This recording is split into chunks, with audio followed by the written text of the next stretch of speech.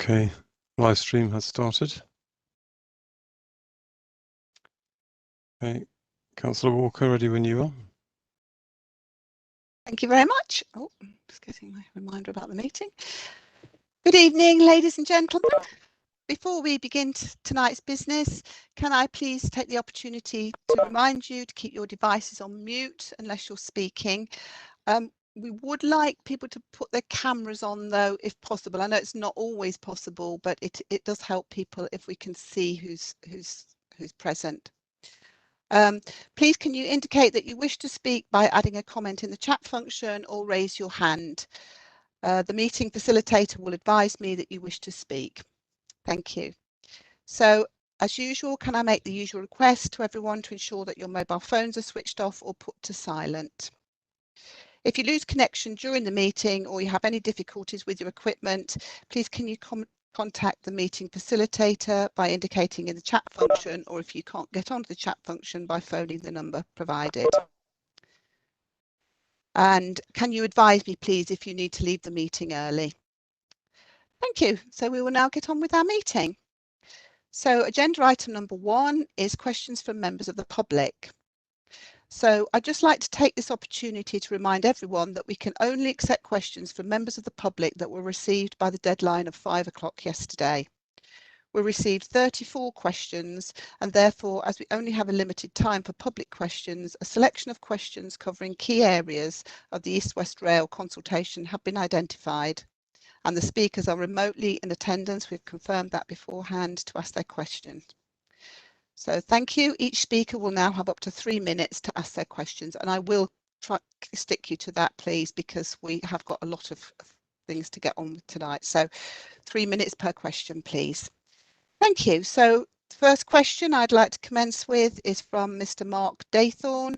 Mr. Daythorne, would you like to present your question, please?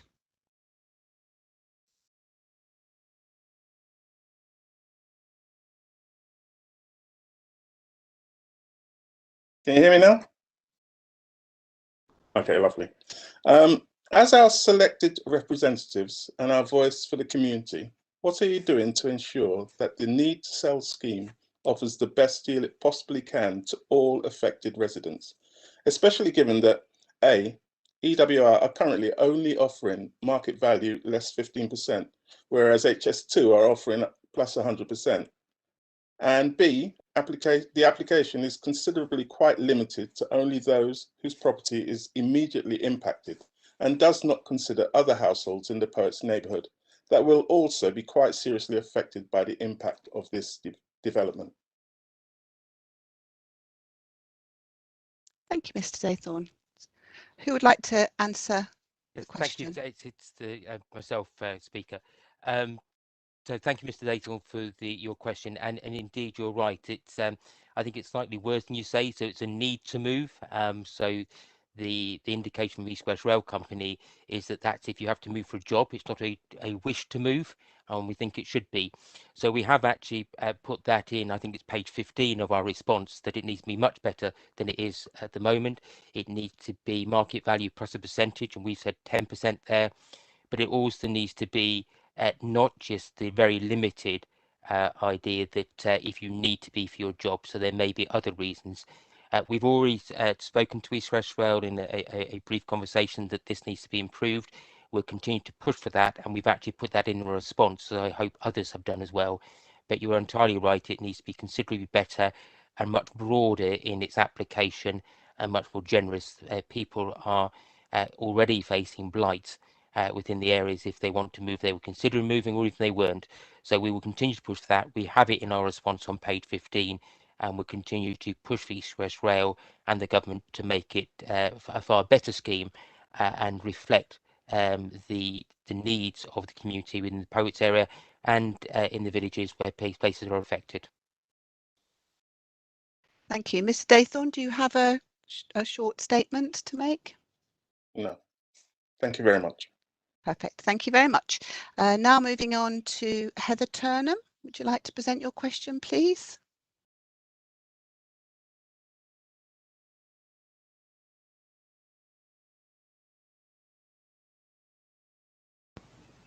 Hello. Hello. Can you hear me?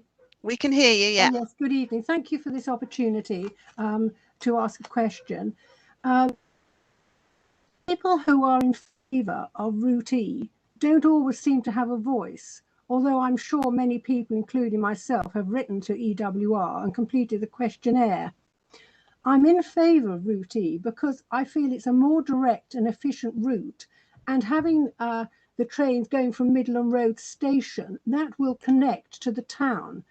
Midland Road Station is more accessible to the majority of residential areas in Bedford. St John's Station is not accessible to a lot of people. The traffic is very bad going down the high street, and I just think that the Route E is the best and most efficient route. And I would also like to say, please do not extend the deadline of the 9th of June. We've waited years for this railway, and I would just like to see it happen. Thank you very much. Okay, that was probably just a short statement rather than a question. Yes. Well, I'd quite like to answer it. Councillor, okay, Councillor Headley. I'd quite like to have the opportunity to answer it if possible. Yep. Okay. Yeah, obviously I want to say thank you for that comment and question. I mean, I think it is understandable that we hear a lot from those most impacted by the route of the railway, but it's helpful to hear from others like yourself who can see the wider benefits. We are passionate about getting the best for our borough and the residents, and the prospect, as you've mentioned, the prospect of this railway has been worked on by councillors before us, year after year, over 25 years from all parties, probably longer than 25 years actually. And this is a project that's been going on for a long time that people have worked on to bring to fruition. The benefits of stronger links between our economy and those at Oxford and Cambridge is something people have been striving for, and we're now this is an important step in that process. There are impacts, there always would be, and that's not to dismiss them, but to recognise them and reduce them. And we need to get the best railway we can for the borough and its residents. I mean, as you suggest, I would encourage everyone in the borough to respond to the consultation. It's important that the whole range of voices are heard, including those with concerns, as well as those welcoming the investment in our infrastructure. Thank you. Thank you, Councillor Headley. So I'm now going to move on to our next speaker, Mr. Barlow. Mike Barlow, would you like to present your question, please? I would, and there ends a party political broadcast from Councillor Headley. Lovely. He must be getting bored of me, I suspect. But I hope he did read my letter.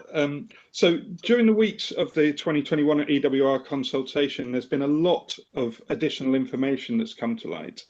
And so Councillor Headley, knowing about the 6-track proposal in August 2019 and then hiding it, then reissuing the same SLC report that he commissioned back then on the 10th of May and proclaiming that to be a great victory for the residents of Poets and others, despite EWR ignoring it the first time around. There was also the revelations that Route E was selected on the basis of 15 criteria with no objective measurement, rather a subjective judgment and on, inverted commas, a balance of factors. The admission that there was no comparative environmental assessment performed during the 2019 decision process, and clearly the best way of mitigating environmental impact is to choose the right route with the right purpose in mind. And there's still no transparency on costs. The costs for the Bedford section have not been released, so how can a like-for-like comparison be made? Whenever questions are asked about the selection of Route E, the same marketing rhetoric, and we just heard some of it, comes back, much of which I hope you saw was debunked in the letter I sent. The attitude of councillors has been callous and patronising, basically telling people that they've missed their opportunity. I do feel a lot like Arthur Dent. So I'm going to ask a question in a minute, and here are a list of unacceptable answers because they're simply wrong. So southern routes will mean 150 demolitions at Wixham's. We all know that that was only one option of all the possibilities, in the same way that there are 9 route selections within the Route E corridor. So Councillor Edwards plucked that out to support his argument and willfully neglected the other opportunities.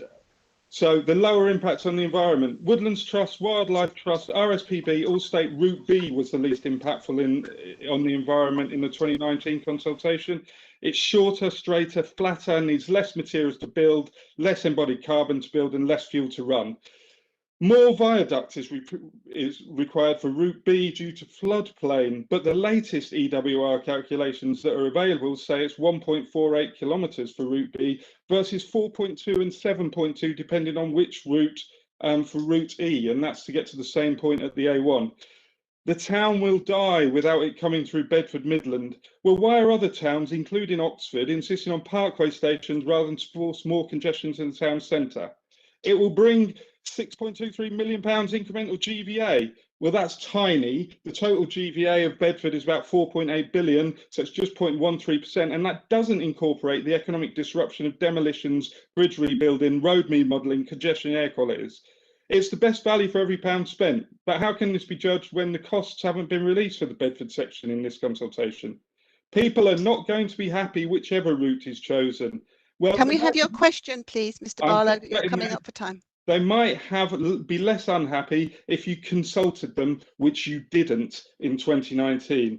It's not Bedford Borough Council, it's EWR, but it's clear that Bedford Borough Council offered a particularly expedient solution to EWR and have had massive influence. So my question, in the light of all that new information, but most importantly, the clear objection from a lot of Bedford Borough residents, including the 477 public opinions and the 2 online events last week, why does the council continue to sell, yes, sell Route E, and will it demand EWR reconsults on the basis of an open, transparent and even-handed process, taking into account the environmental impact, the destruction of homes, the remodelling of the town, the full transparency on freight? Thank you. Councillor Headley, is that you to answer? Yeah, thank you very much. Yeah, I mean, obviously you took time there to read out your letter that we've all received already, and obviously overrun your time, so I'm not going to intend to overrun my time, and a lot of those points you make I'll refer to later in the debate. So I actually want to answer the actual question you asked at the end there, which is about reconsultation. So obviously the consultation process is one being run by East West Rail Company. You referred to that on behalf of the government. It's not our consultation process. We as a council have a duty to our residents to deal with a consultation process that is in front of us. We did that in 2019 and we're going to do so again now. You want a reconsultation to go back and do the previous stages again? You obviously have every right to express that view. But we know that the East West Rail Company have seen nothing new in what has come out since the 2020 decision that will change the outcome of that decision.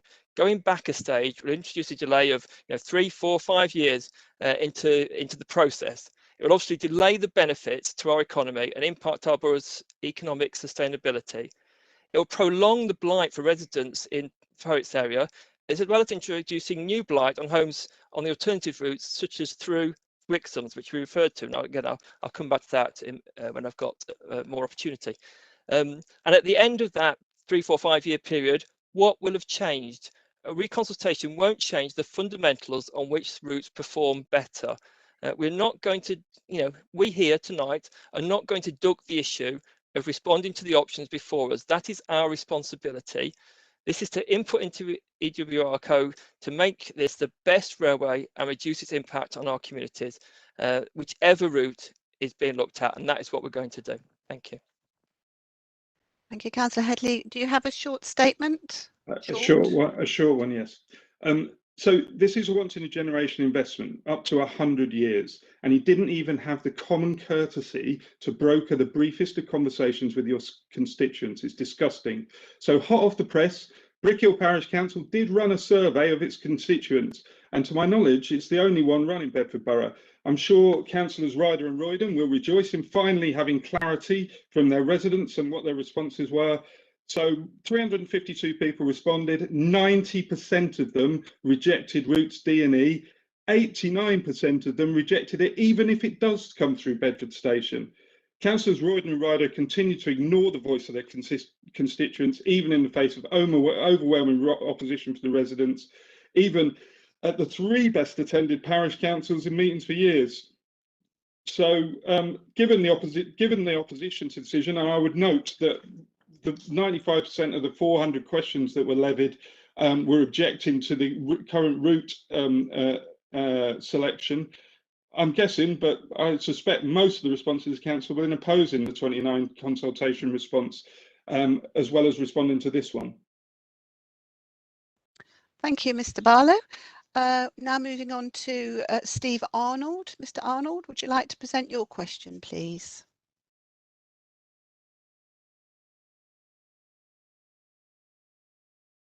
Thank you, Madam Speaker. Can you hear me? We can hear you. Else, thank you. Go ahead. Everybody else can hear me as well. Good. Okay. Thank you. Yeah, thumbs up from everyone. Good. Thank you for the opportunity of putting my question to the Council. One of the objectives, no, not one of them, the first objective stated in the Council's draft response to East West Rail is to act as a voice for the residents of the borough. In paragraph 5.6 of your report, you refer to meetings held with parish councils and residents and that 477 opinions have been received from the public. In relation to the section between Bedford and the East Coast Main Line, and to inform discussion and debate at this meeting, will the Council disclose the nature of the feedback it has received in relation to this section? Specifically, first, how many meetings were held with parish councils on this section of the route? 2, what was the response of these parish councils relating to the principle of a route through North Bedfordshire and to each of the alignments? 3, what is the latest total number of opinions the Borough Council and its councillors have received from members of the public, both to the principle of a route through North Bedfordshire and to each of the alignments? Why was this crucial feedback not reflected in your report or in the submission? The failure to disclose the nature and extent of opposition is, I fear, symptomatic of a wider problem in the Council relating to East West Rail. There appears to be a culture of ignoring or covering up inconvenient evidence, belittling conflicting opinions, and promoting inconsistent and even false narratives. Another example of serious shortcomings. Where is there a proper analysis of the visual and landscape impacts between Clapham and the East Coast Main Line? See paragraph 5.9, for example, which is totally silent on this incredibly important issue. Where is there any reference to the Council's own landscape character assessment, which highlights the sensitivities of this treasured and tranquil landscape?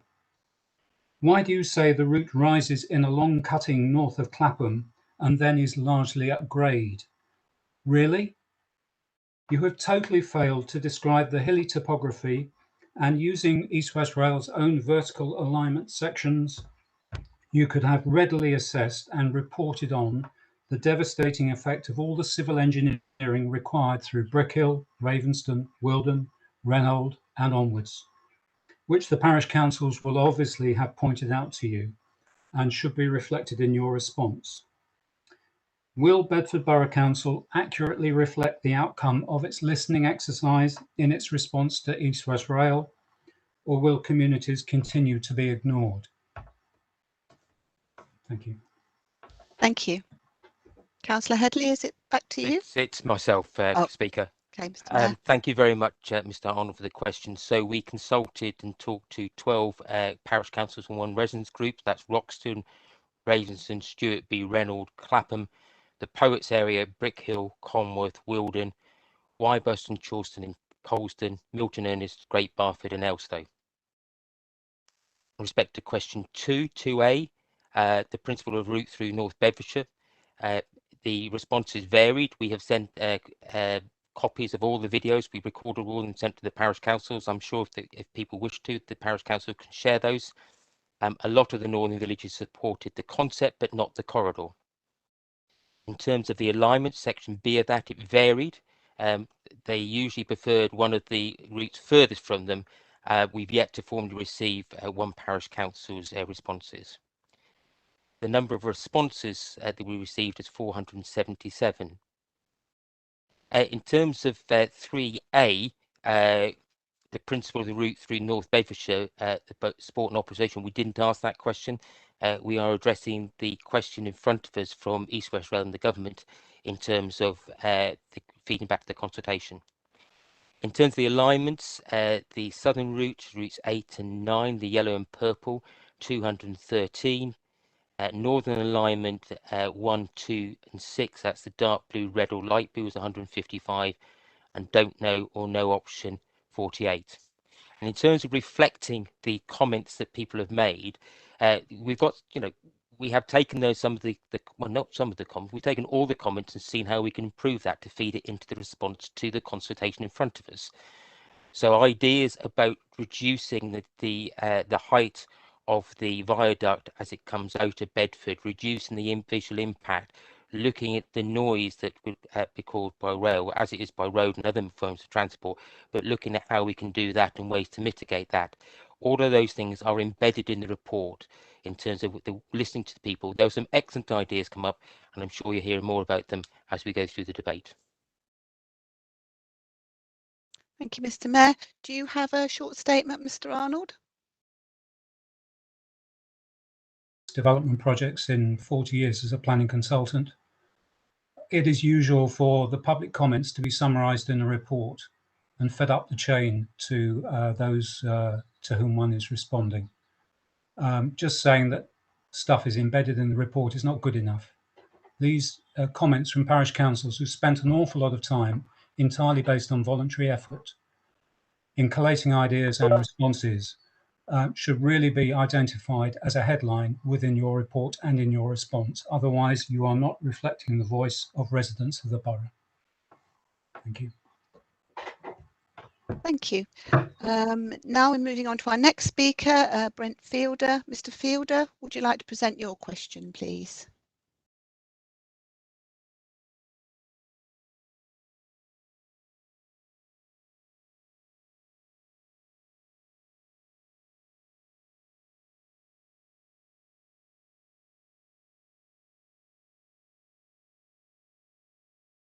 He was with us earlier. Is he still Hello, with us? can you Hello? hear me? Yeah, we can hear you Yeah. now. Thank you. Go ahead. Thanks for unmuting. Okay, thank you very much. This is a proper question, not like the second setup question by the very well-spoken lady. Bedsborough Council did not consult or communicate with their residents in 2019 before responding to East West Rail and choosing Route E. The Mayor and Councillor Headley recommended that the railway lines run straight through the middle of Bedford and out through the North Bedfordshire villages, but did not consult or even inform the people of Bedsborough, especially those that could lose their homes. Even many of the people's elected borough councillors weren't aware or given a chance to respond for their residents. My question is, how was that a democratic decision? Councillor Headley? Thank you. I mean, first of all, I think it's outrageous how rude you were to our second questioner. Just because somebody disagrees with you, there's no need to be rude to a member of the public asking a genuine question. And I apologise on your behalf to her. Turning to your question, let's be clear about 2019. And we've made these points before, but you keep raising the same issues. The Mayor and the Council made a lot of effort to direct people to the East West Rail consultation, and we made it clear that we'd be supporting routes via Bedford Midland. There's absolutely nothing was hidden there, quite the opposite. We wanted people to know, and we went to great efforts to inform people. It was included as a commitment in the Mayor's election manifesto, and was covered in a news report during the consultation period. That also included, actually, that news report included a comment from the Conservative Mayor candidate who also supported the northern routes. In replying to the consultation, all the council did was respond in a way consistent with the existing council policy. That was policy that's consulted upon and voted upon. There was no change of policy involved in what we did. It's based on the council's local plan 2030, which gave explicit support to East West Rail going through Bedford Station. The local plan 2030 was subject to 6 separate rounds of public consultation between 2014 and 2018. I'm sure the parish councils would have been involved and looked at it during that period. But let's be clear, this is a democratic organisation, and we have things like scrutiny committees, and we have accountability through full council. It was open to any councillor at any time to raise this or bring it to a debate. No one was stopping that debate. No one was stopping that debate. That's how democracy works, and this is a democratic organisation. If any councillor wanted to change that existing policy, they could get it debated, you know, for scrutiny, for instance. And I would highlight particularly Conservative councillors in particular, who are now trying to detract attention from themselves. They could have used any of these democratic processes and opportunities any time through this period.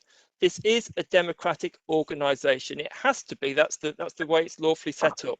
The mayor is elected and made his position clear publicly. Councillors are elected and have had the opportunities through the council's democratic structures to debate and try to change this policy if they so wished. Thank you. Do you have a short statement, Mr. Fielder? Certainly do. I've never heard such a load of old rubbish in my life. I don't know how Councillor Headley dare even say those words. He says they went to a great deal of trouble to inform people. What they didn't bother informing people was that they knew full well that this could well be a 6-line track coming through the middle of Bedford, and that 100 households, 100 families in Bedford Borough could be made homeless. But they didn't say anything. Until 2021, there was no public consultation, there was no public debate, and there was no full council vote on where the railway should go. This involves demolishing over 100 houses and negatively affecting thousands of other people's daily lives. And yet the mayor and Councillor Headley kept this to themselves, not a whisper to those about to be made homeless or badly affected.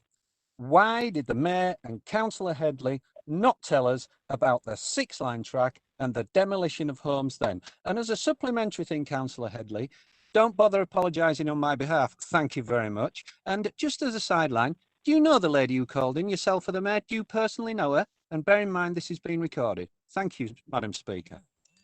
Thank you, Mr. Fielder. I'm now going to move on to Dr. Martin Christopher. Would you like to ask your question, please?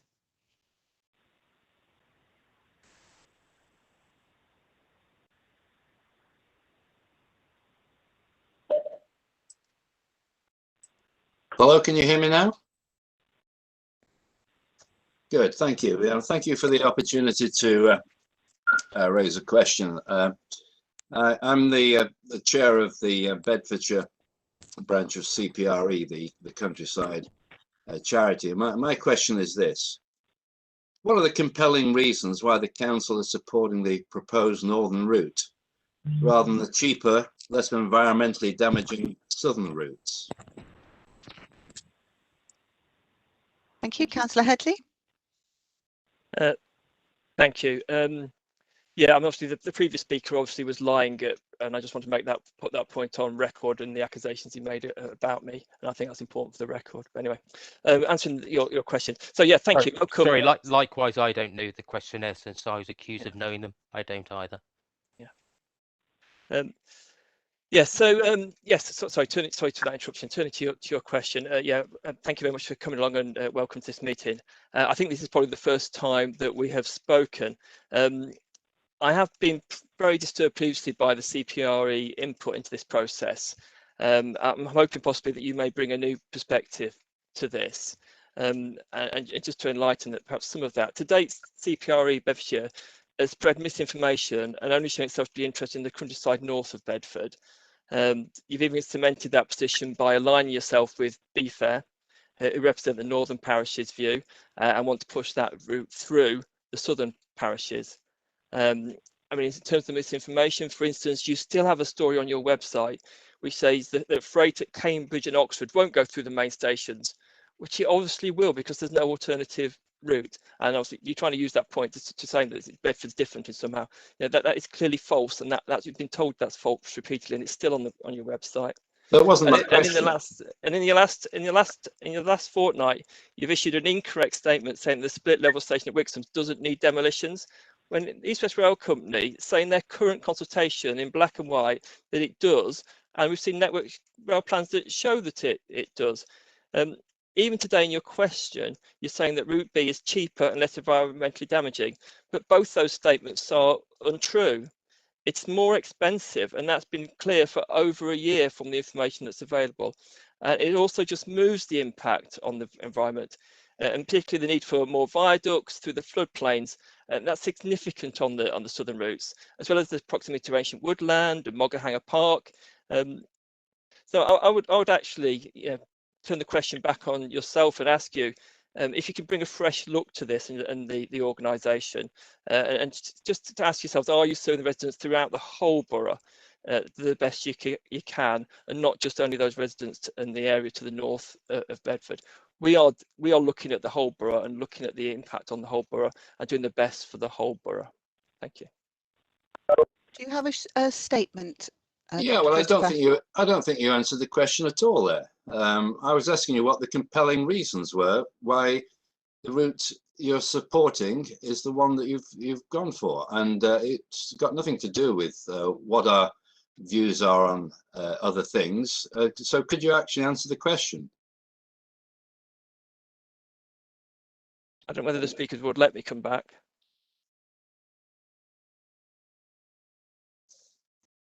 Very briefly, please. Yeah, I mean, your question was, why were we not supporting a route that's cheaper and less environmentally damaging? My answer was, it's dearer and at least equally, if not more, environmentally damaging. Okay, Dr. Christopher, could you now give us a short statement, please, if you wish? You vanished off my screen. What alarms me is the obvious lack of evidence in supporting the council's view, and you know, it's not about opinion. It's simply about saying where is the evidence? Where's the actual hard facts, if you like? And this is a significant decision that's about to be made. And I think, like all decisions, they have to be based upon real hard evidence and facts, and we've yet to see that. Okay, thank you very much for that. Now moving on to Miss Amanda Quince. Would you like to present your question, please, Miss Quince?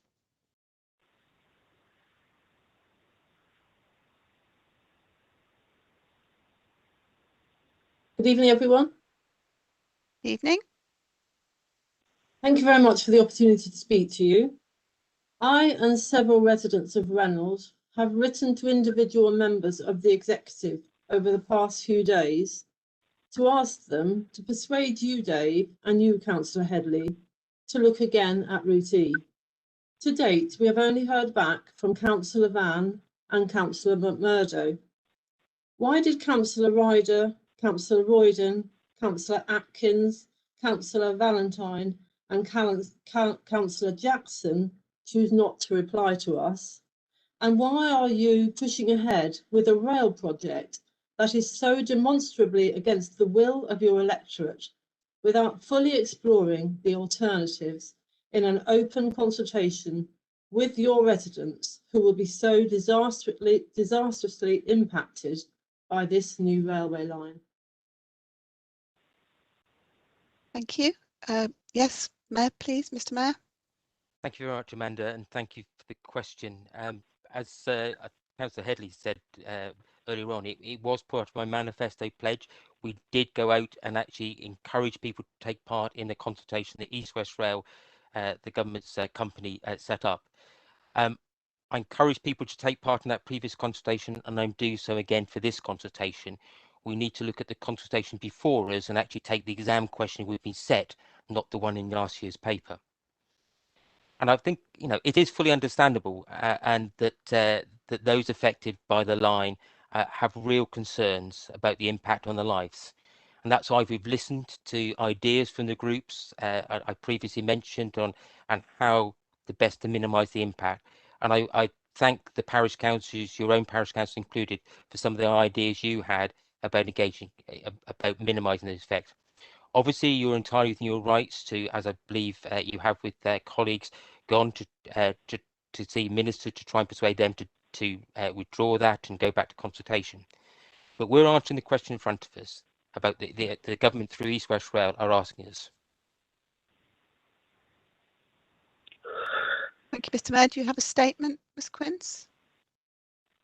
I would like to say that you're encouraging us, Dave, to take part in the East West Rail consultation, which we are doing.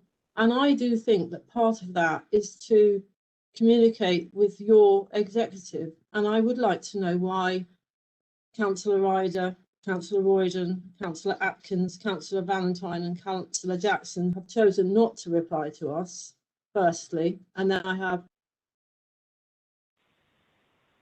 one final I'm thing. I'm not about to answer that question. I can't answer for them, and I don't expect them to answer now. Okay, could I Okay, ask that they do respond to Ms Quince? Speaker, thank you I'm very more than much. happy. I'll be more than happy to make a statement this evening, which will be answering the questions of those people who have written to me. More than happy to do that, and I hope that Amanda Quince will be able to stay on and listen to what I've got to say. And I'm sure that Councillor Ryder will also be making a statement. So we will be replying tonight to the questions which have been asked. Okay, thank you, Councillor Royden. So would you like to make a statement, Ms Quince, please? I would just like to say, what more will it take for you to press for reconsultation? What more do we need to do? That's another question. You need to just make a statement, please. We just got one question and a statement. Have you got a statement that you'd just like to say? No, but as I don't Councillor? think my question was fully answered, I thought that would be a reasonable something for me to close the conversation with. Does anybody have any idea what more we can do? Would somebody just like to answer that, and then we'll finish, because that. I'm quite happy to do that. Thank you. As I said before, I mean, it's been previously an all-party position to go through the Bedford Borough, and it was in my manifesto to clearly go through that. So I stand by this. We need it to go through, not to, but through Bedford Midland Station, and to make Bedford a rail hub to actually have those economic benefits, as opposed to bypassing Bedford when the rail line needs to go through that. So within those remits, that's what we've always pressed for. So the key thing that you need to do is say, how can we go through Bedford, not bypass it, not come in and go out, but through Bedford to make us a real rail hub. Okay, thank you, Mr. Mayor. So I think if you have a statement, Ms Quince, then if you would say it now, otherwise we'll move on. Do you have a statement? Thank you, that's fine. Thank you very much, Jane. Okay, thank you. Okay, so that concludes agenda item 1. I'd like to thank all the speakers and the people who've answered the questions. That was, everybody stuck to their times, and that was really well done. Thank you very much. So now we're going to move on to agenda item 2, and let's hope this goes, everybody is as polite in this one as the first. So do we have any apologies for absence? I can't see any. No. Okay. So we'll move on to now agenda item 3, which is disclosures of local and/or disclosable pecuniary interests. As I know members appreciate, it's important that we observe the provisions in the Code of Conduct relating to the disclosure of interests. So can I ask members to disclose the existence and nature of any local and/or disclosable pecuniary interest in tonight's business, or when it becomes apparent? Now, I know I had Councillor Wootton and Councillor Atkins. So Councillor Wootton. As the train line comes out of Bedford, just about, well, both routes come through part of the farm, and I live very close to one of the proposed routes. Thank you. Councillor Atkins. Thank you. I'd like to declare a local interest because I live in the Poets area. Thank you. Councillor Foley.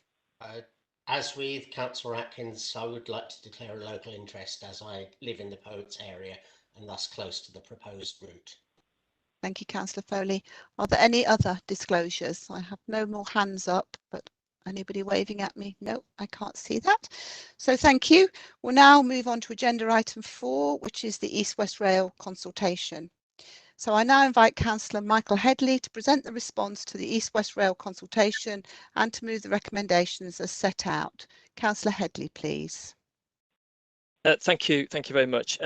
For transparency, as I did the previous time, just to make people aware that I am a member of the East West Rail Consortium appointed by the council, but I'm obviously advised that's not a disclosable interest, but I'm mentioning it for transparency. And again, just to emphasise, that's the consortium, not the company, very different organisations. I want to cover a few things in this speech. Firstly, address the concern that some people have had that there's supposed to be a better route on the table, before moving on to addressing the content of the consultation that is before us from the East West Rail Company. We've all seen the claims, and we've heard them tonight, that about a Route B that's been circulating. Let me start with a quote from a director of the BFAir company. This is promoting Route B. In describing this option, he said it was essentially, and this is a published quote, essentially using existing urbanized route rather than creating a new one out of our green and pleasant land. You can see the attitude right there. The villages and the countryside south of Bedford, for them, is just an existing urbanised route, whilst north of Bedfordshire is a green and pleasant land. I hope the residents in all the communities to the south of Bedford can see just what these people are saying here and saying about them and their communities and their countryside. Well, for us, we don't have such a prejudiced view. We value all the communities and all the countryside. We want a route that minimises the impact wherever it is within Bedford Borough.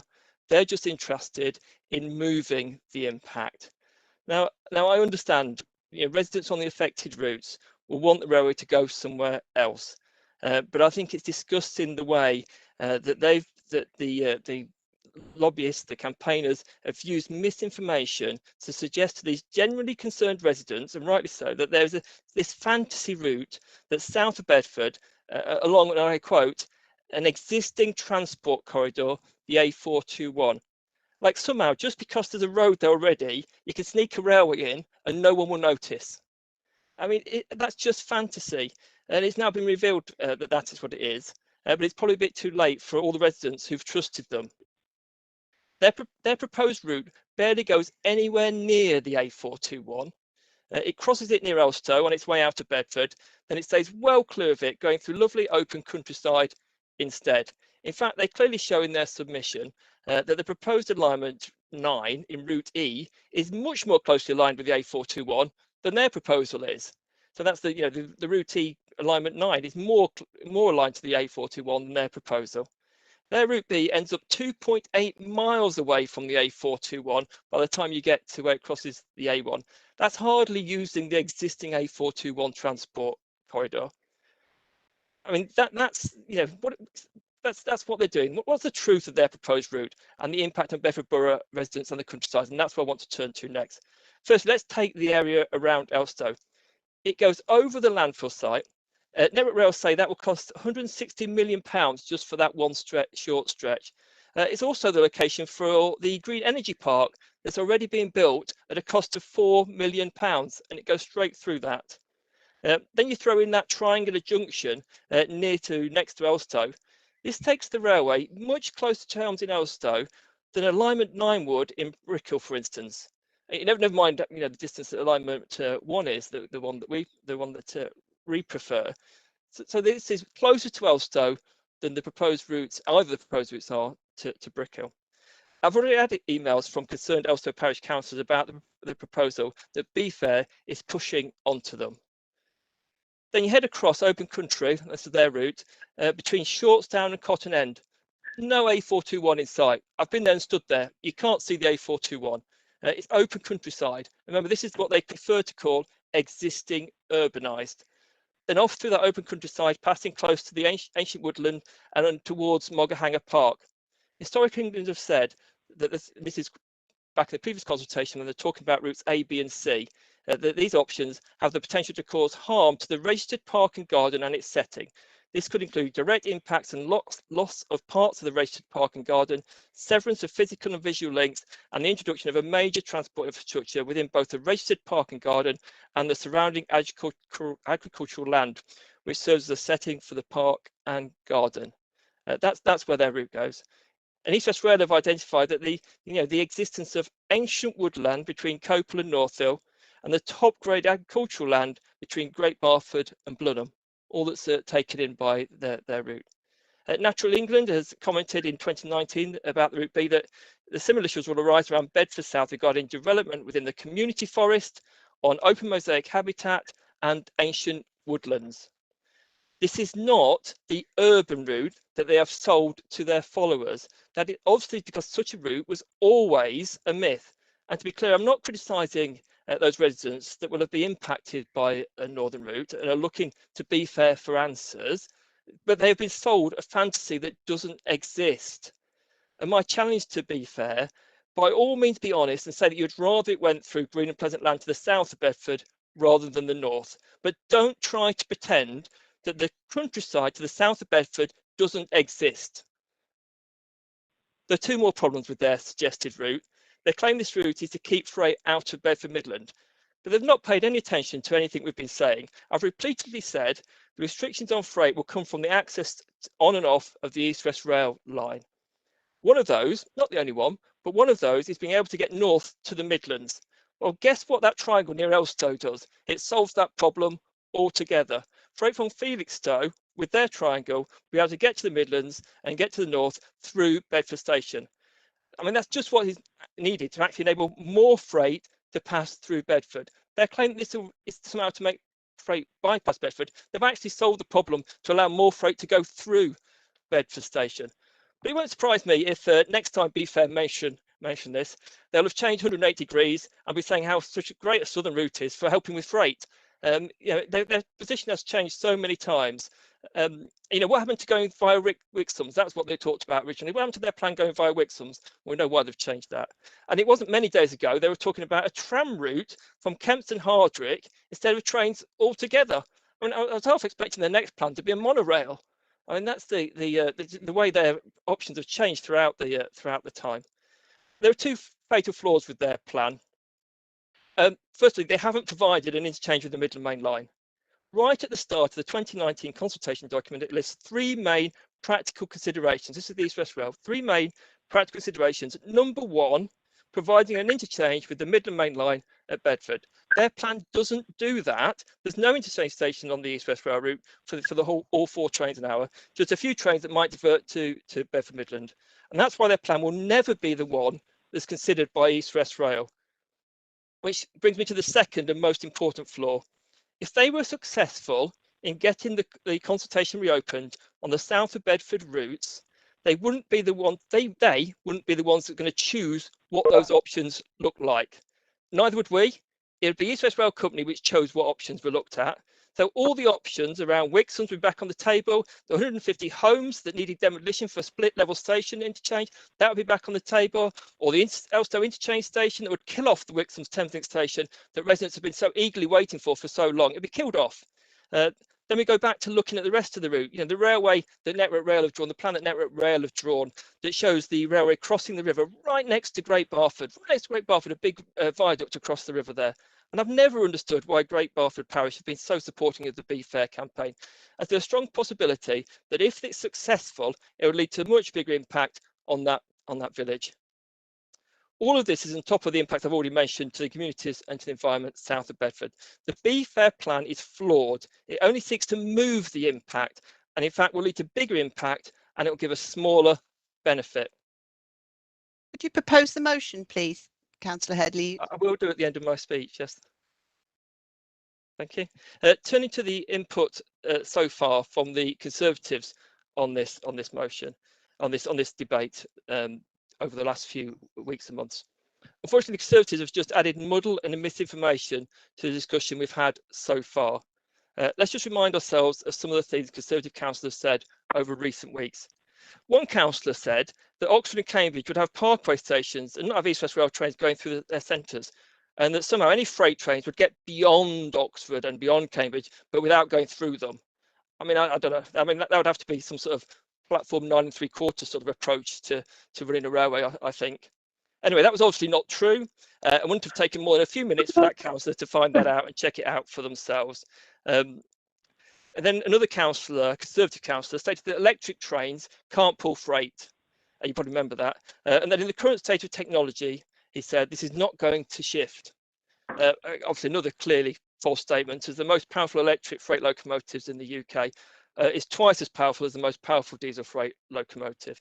And electric freight locomotives have been around since the 1950s, if not before. Hardly groundbreaking technology. More recently, Conservative councillors have been on social media and publicising, making a big thing about the government's code of practice for consultation, how it's not being followed by East West Rail Company. Yeah, unfortunately, they failed to notice it was the 2008 new Labour Code of Practice that was abolished in 2012, so just 9 years out of date in their understanding on the code of practice for consultation. And the Conservative group on their website are now stating that we remain opposed to the route chosen. I'm not quite sure how they remain opposed when the current group leader has openly supported Route E and has said that the group have had a free vote. As far as I can see, the Conservative group has never been opposed to Route E, or maybe not until now. In fact, many of them have given it support. And I think this is just another attempt to give the impression of doing one thing to hide the reality of what has gone before. So far, the Conservative input to this vital issue for local residents has been Madam Speaker, can I ill-informed. ask when we're going to get to item 4 on the agenda, please? Yeah. Okay, can you start getting to presenting the motion, please, Councillor Headley? The way the full council works is you introduce the motion. I'm introducing the motion with a speech. All you're doing, Councillor Headley, at the moment is belittling everybody who has an opposing view to you. So can you move on, please, and get on to item 4? Thank you, Councillor. I will make my speech as is the right of somebody introducing a motion. Thank you. So far, the Conservative input into this vital issue for local residents has been ill-informed, misleading and confused. And I think residents have had enough of the Conservatives shifting their positions and their ignorance of the basic facts. Now I want to turn to the actual consultation before us. There is an important next stage in the process of delivering this massive government investment in our local infrastructure. So I think somebody's not on mute. This meeting,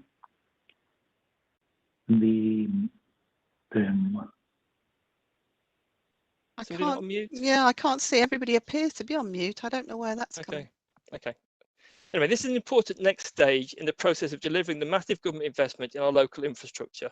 It's very important to recognise the impact this project will have on people in particular communities. I can't imagine what it must be like to have your home threatened with demolition. That's why our response makes a priority to addressing those most devastating proposed impacts. We need to be clear, though, that there will be impacts for any of the current or previously consulted route options.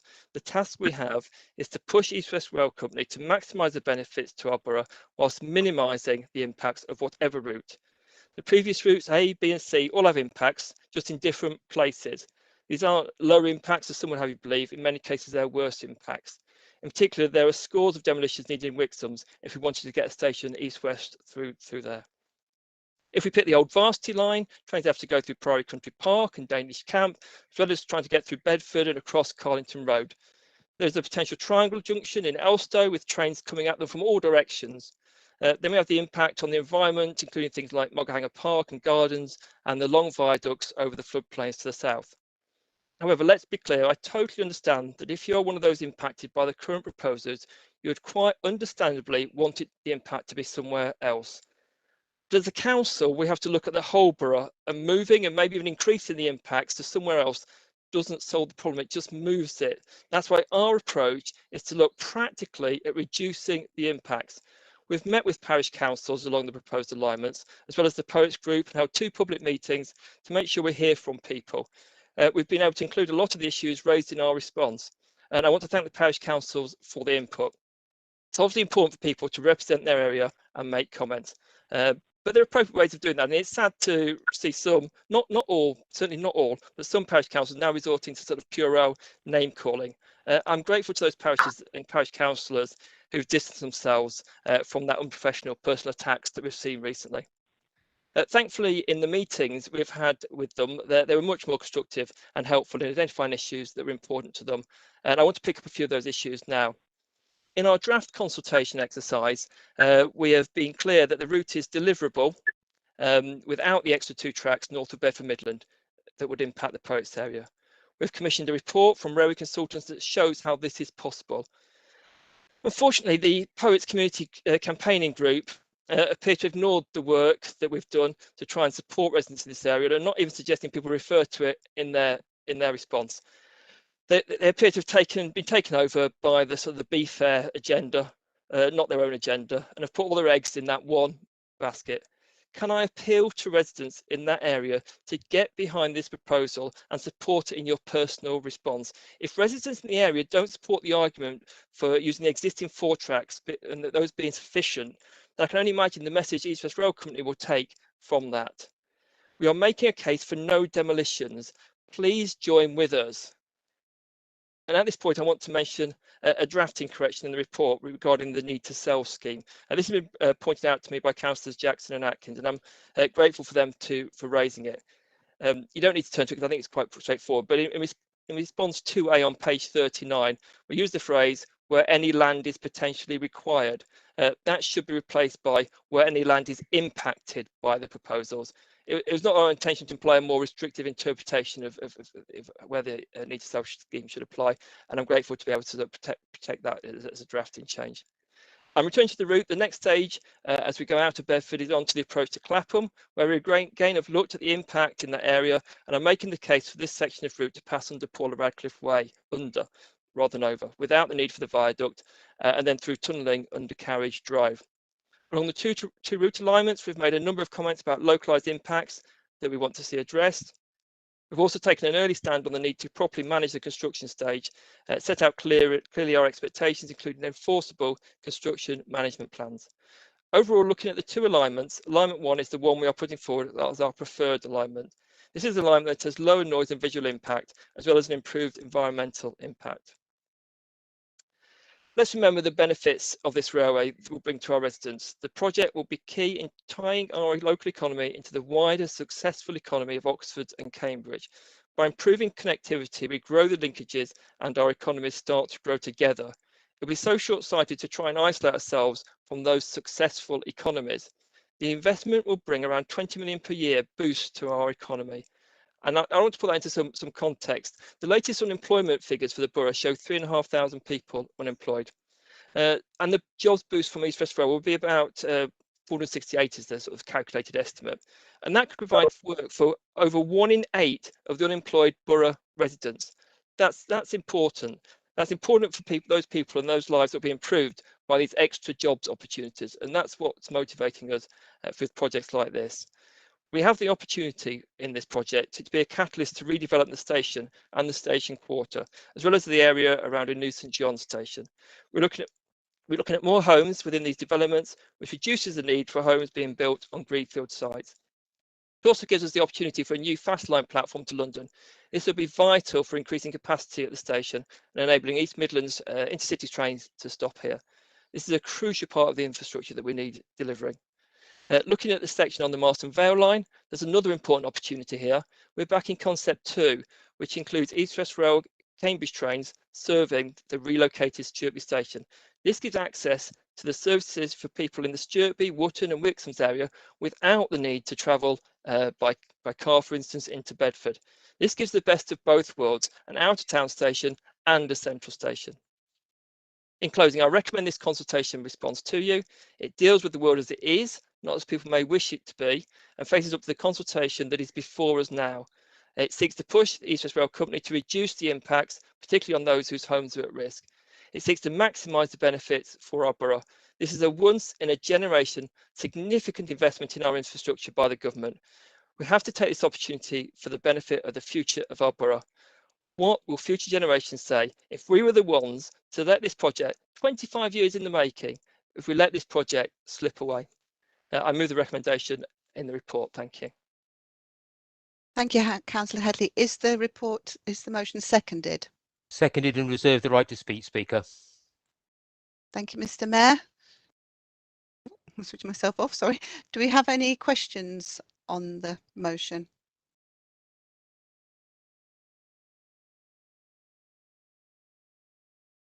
Councillor Foley?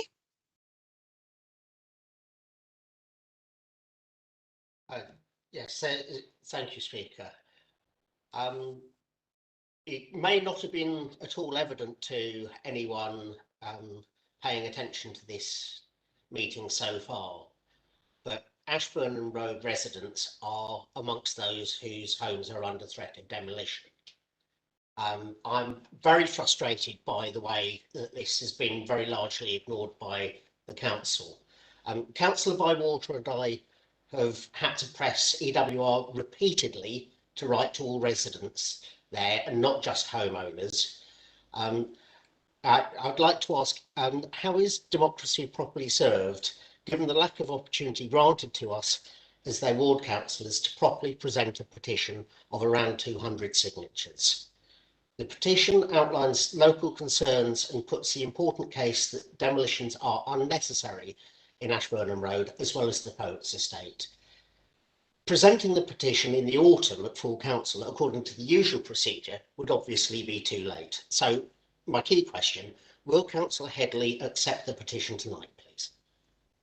Yes, and thank you for raising that. Clearly, it's an important issue. Obviously, we do reference Ashburnham Road in our response, but I appreciate they're in a slightly different situation, which and I appreciate your proper role in representing them in their particular position, and I absolutely willing to accept that petition. I assume you might be sending it into East West Rail as well, but if you can send it to us, we will certainly take account of that, and I appreciate the work you've done to raise the concerns of those residents. Thank you.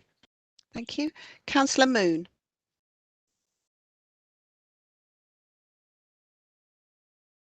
Thank you, Madam Speaker. I have an amendment to the motion, an alternative. But can I first say I don't intend to respond today to Councillor Headley's malignant flights of fancy or his extraordinary misrepresentations of various positions. Sufficient to say that it's up to his usual standard of integrity. The purpose of this motion is not to argue for. Oh, firstly, can I confirm that people have received it? It has been sent out to all members. Has everybody received the amendment? Everyone's nodding. Yep. Do we have a seconder for the amendment? Thank you, Councillor Coombs. Okay, so now we will debate the amendment before we go. Can I speak to it? Yes, you may speak to it now, Councillor Moon. The purpose is not to argue for or against any given East West Rail route, to ensure, however belatedly, for the first time, there is the basis for fully informed choice by residents and those elected to represent them. There's no doubt that a major project such as this, no matter how beneficial, inevitably has a detrimental impact on a minority. It would be absurd, and we're not trying to suggest otherwise, that there is an easy option that will not harm somebody's home or community. There is, however, now a better informed debate where exactly the East West Rail should run, and it's however a pity it should only be happening now. The fact it didn't happen before is a result of a grossly inadequate consultation exercise by East West Rail, and also the decision by Bedford Borough not to engage with those they claim to represent. It was not just the initial consultation that was missing information essential for full public participation. The current one is little better, and at every turn East West Rail has been slow to respond to requests for information, much of which is still outstanding. The initial failure was by East West Rail. The consultation was fatally undermined by the wholly misleading estimates for the cost of each option. And there is little doubt that many, if not most, of those in the path of the potential route options reached the reasonable conclusion that the costings made the choice self-evident. The fact that the widely differing costs, and we're talking billions, not hundreds, billions, were included in the consultation information suggests that East West Rail saw them as material to the eventual choice. But that, however, assumed everyone was aware of the consultation. East West Rail have belatedly released details of the postcodes to which cards advising residents of the 2019 consultation were sent. One parish council chairman yesterday, whose parish is directly in the path of one of the existing options, told me that only 20% of their postcodes were included. That's a huge a number missing. And if that extended to other areas, that's because that poses real problems for the credibility of the responses. And there is further evidence of inadequate public engagement, apart from there being no consultation meetings within the Bedford villages, and that is the pathetically low level of public response. East West Rail claims 7,000, but almost exactly half of those were from a national charity member and were route neutral. 3,500 responses to a consultation covering most of Bedford and Cambridgeshire is a failure. At a meeting of the East West Consortium Strategic Board on the 13th of March 2019, Councillor Headley criticised the consultation website himself, saying it may not have promoted proper engagement. So it has proved. Then we come to the council's role. The mayor has consistently wanted a line passing through Bedford. The alleged and weirdly specific benefits, 468 jobs sometime in 10 years' time, may well be true, but they are only compared with the line bypassing Bedford. They are not compared with it coming into a Parkway station or coming into but not through Bedford. And that single-minded approach has precluded any consideration of the alternatives and meant the inevitable disbenefits have never been considered openly, if at all, while the public kept informed. The possible demolition of houses in Poets was known in 2019, months before the decision was taken. But rather than be open or even advise the relevant ward councillors, the council suppressed that information. It did commission a report to the effect that 4 lines was sufficient and wrote to East West Rail asking that the report be taken into account, but going on to stress the council's enthusiastic support for a route that goes through Bedford Midland. So it was hardly a robust challenge. The 6-line option remains, and this year the council repackaged the previous report, pretending it was a bold new initiative. But if they'd been seriously opposed to the 6-line option, they would have kept the pressure on, not waited until the last minute. We must now all hope that the demolition threat is withdrawn, and to that extent we support that part of the proposed consultation response that's in front of us. There has not been sufficient information for any of us on this council to make an informed choice, so we are not advocating a particular route option. We do not pretend to know which possible route affects the fewest people, has the least impact on the environment, or costs the least. For our residents to have confidence in this council and the policy adopted, they need to know that we have had full information about, for example, the economic benefits and disbenefits of the various options, the numbers of households likely to be adversely affected, environmental impact assessments, and similar matters. That is essential work which should have underpinned the council's policy, but quite simply has not been done. The council has, without even a pretence of public scrutiny, adopted a detailed policy that, because it affects so many people, should at all times have been open. As stated, we're not arguing for any particular route, and I certainly never have done, and except in the fevered imagination of Councillor Headley and others. And if he has any evidence that I ever supported Route B, I would like to hear it, because I don't. We're arguing against the making of decisions or recommendations that affect many without the necessary information being held.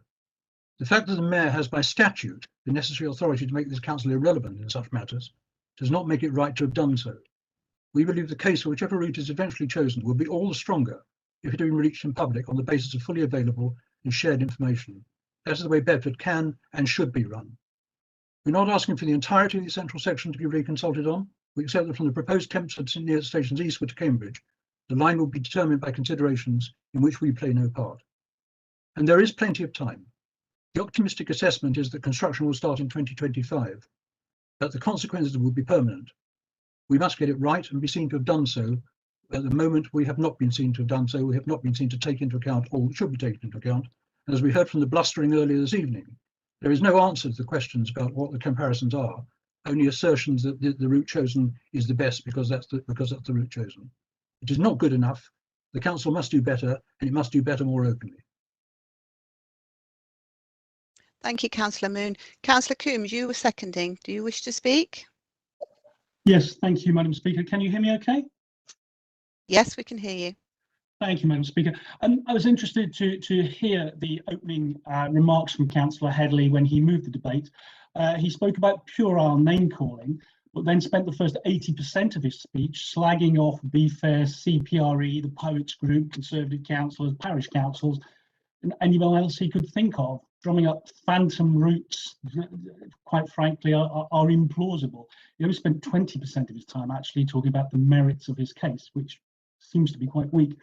So I'm pleased to second the motion that we're having this debate tonight. It's the very first opportunity that members of council have had to debate the borough position on East West Rail. To date, the position of the mayor, council he leads, and their submissions to East West Rail consultation have been shrouded in secrecy, unable to be scrutinised and discussed by elected members of this council. In short, there has been a consistent lack of transparency. We in the Conservative group are pleased the mayor has been forced into a climb down and heeded our calls for more scrutiny, which is thanks to the concerted pressure from the people of Bedford, concerned that these matters should be properly scrutinised and the mayor should be accountable, not issuing decrees by diktat. The journey to this place has been a troubled one, full of half-truths, misinformation and implied threats, and you've heard some of them already from the mayor and Councillor Headley this evening. The mayor called me to a meeting back in 2019 where he stated to me clearly that Wixham Station would be under threat. And I should, sorry, Madam Speaker, as a declaration of interest, I attend the meetings of the Wixham Station Board, and therefore, in the context of what I'm discussing, Wixham Station, I probably should mention that. So he stated clearly, Wixham Station would be under threat and delayed for years if we didn't get a northern route for East West Rail. Although the mayor provided no real hard evidence for this allegation, I took him at his word, and I have consistently supported a northern route on that basis.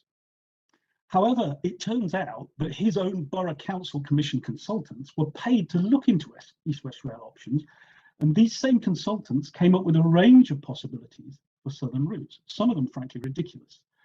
One of these options considered a route through the landfill aggregate site north of Wixham's, exiting the roundabout immediately by the landfill. A second, the appalling option that is being discussed involving the house demolition, will have come through Wixham's and cut along the causeway. And a third was more or less parallel with the A421 and would have gone straight through the centre of Elstow. Presumably, the people that the mayor paid to do this didn't actually look at a map and notice Elstow Abbey was there. These were options put forward by the borough's own consultants. This report, though, was then shelved, presumably because it didn't suit the mayor's agenda for the town centre option with a northern exit route. There was no debate, no discussion, just the mayor pulling the strings behind the scenes. However, now that a groundswell of opposition to the mayor's plans has arisen, he's taken the worst of these three options, the one that would have resulted in properties being demolished, which no one is actually pushing for, and is, according to his own Lib Dem Party website, holding it up as a scare tactic to try and get his own way on the northern route. Well, let it be abundantly clear. The people who came up with the option involving demolition of houses at Wixham's are the mayor's own paid consultants. He paid them to come up with these options. And let me also make it clear that we, the people of Wixham's, will not be used as pawns by the mayor to fight his battles in other parts of the borough. You, Dave Hodgson, paid consultants, and they came up with an option to demolish houses of my residents at Wixham's. Your consultants came up with it. You should own it. Don't use it as a scare tactic to try and bully and frighten Wixham's people to get your own way. I'll be honest, Madam Speaker, I no longer trust the mayor. It seems that his case for dragging Wixham into the East-West Rail discussion has more to do with his gutter-style politics than even real, genuine concern that Wixham station might be lost or Wixham's houses demolished. The mayor knows it will never happen, and frankly, he is a charlatan and a fraud, disingenuous, dishonest, and being deceitful to the people of Wixham. But the people of Wixham are cleverer than you, Mr. Mayor, and they can see through your shabby, cynical tricks. No doubt we will hear endless fawning sycophancy from other Lib Dem councillors during this discussion, extolling the virtues of Mayor's genius, but people should see in their context and remember that those people supporting the Mayor's options owe their jobs and their salaries to him. My Conservative group includes members who represent wards in the north of the borough, and as you would expect, they will defend their wards as I will defend mine, which means they are fundamentally opposed to the chosen route E. As a result, as I have stated before, my party does not have a whip, and members are free to support whatever they think is in the best interests of their own ward. I feel all councillors should do that and not be towing party lines. To the residents of Wixham's, let me be clear. I will always put Wixham Station first, not East-West Rail. It is Wixham's that matters to me, as it has done since my election in 2011. The mayor seems to play fast and loose with Wixham's as it suits him. I no longer believe the mayor has been truthful with me with his comments on Wixham Station being under threat from East-West Rail taking the southern route. The mayor's own rail consultants said options existed that were compatible with no negative effects on Wixham's. The mayor chose to ignore the conclusions of his own consultants and has now clearly changed his tune from suggesting the station may not happen to the more extreme and outrageous position of stating that houses might be demolished in the process. I really hope residents can see through this tactic. Remember, the people who came up with this option are the mayor's own paid consultants. Nobody from any political party is advocating a route through Wixham's that would demolish houses. Nobody. The only people you hear talking about this are the mayor, Councillor Headley, and his Lib Dem acolytes. Ask yourself why the mayor's party would put up a petition on their Lib Dem website against something he is advocating, and when he runs the council and is in charge of the process regarding the borough's position on East-West Rail. It's a clear case of a diversionary tactic designed to take heat off him in the north, in Brick Hill, and around the Poets. Madam Speaker, the people of Wixham's deserve better than to have as their elected mayor a man who would threaten demolition of their homes, having himself paid the people who came up with this proposition, this appalling proposition. I'm afraid this alleged threat to Wixham's is nothing more than a disgraceful scare tactic from the mayor, and you will not use Wixham's people as pawns. The people of the wider borough deserve better than to be represented by a man who would take one of the most important projects ever to face Bedford and to use all manner of tactics to steamroll through unpopular proposals in the teeth of strong opposition from local residents. In a nutshell, the mayor is prepared to throw a grenade at Wixham's in order to distract from the pressures he's under in Poets, Brickhill and the northern villages. I will never believe a word he says ever again. Councillors, the Bedford public, the people of Wixham's deserve to have proper scrutiny of these decisions. That is what this is about. And they deserve consultation based on material facts, not mayoral fabrications. The people of Bedford deserve openness and transparency, and most importantly, a council and mayor that listen and take their concerns on board. Thank you, Madam Speaker. I second the motion. Thank you. Now I have some hands up, but first of all, we're going to questions. So are these people who have their hands up, that's Councillor Vans, Abbott and Headley, are they questions or are they comments? Mine's a comment, Madam Speaker. Yours is okay. Councillor Abbott, is yours a question? It's a question, yes. Okay, I'll take you first then. I'd like to know why, having obviously heard Councillor Moon spout on tonight about democracy and scrutiny, that this motion was sent out at 6:29. This amendment to the motion was set out at 6:29 when full council started at 6:30, which meant we as councillors didn't actually have had the opportunity to look at this amendment yet properly. Our motion, the motion put forward by Councillor Headley, has been circulating and been able to be seen for a while. And I do wonder if Councillor Moon and his Conservative colleagues are actually serious or if they're just grandstanding at this point. They're trying to make a point because they've been caught out. They've been asleep for over 2 years now. There was a consultation in 2019. Councillor Moon chose not to speak to the residents of Ravensden, Wrenhold, those parishes he claims to represent. We've seen, Councillor Moon, we've seen Councillor Coombs, beautiful piece in the Bedford Bulletin. He stood there beaming next to a picture of the East West Rail sign, almost giving it the thumbs up of how good it is that East West Rail has selected Route E, and yet he flip-flops like a fish who's been taken out of water now. But my question to Councillor Moon and to Councillor Coombs as the leader of the Conservative group is, why did you feel 6:29 was an appropriate time to send this amendment out so councillors did not have a chance to scrutinise it and look at it properly? And actually, we're sat here now trying to read it, trying to listen to, quite frankly, a lot of guff which is coming out, and you're going to ask us to vote on it. You know, I would have liked the opportunity to have looked at this properly to see whether it's something worth considering. But unfortunately, because you've chosen to leave it to the last minute, as in fact, in fairness, you have through the whole of this campaign about East West Rail, then, you know, tonight, actually, you are perpetrating exactly the thing you claim the Borough Council has been doing for the last couple of years and the Mayor has been doing. Frankly, though, the Mayor, Councillor Headley, and the Council as a whole have been a lot more transparent than you are. So why did you send it at 6:29?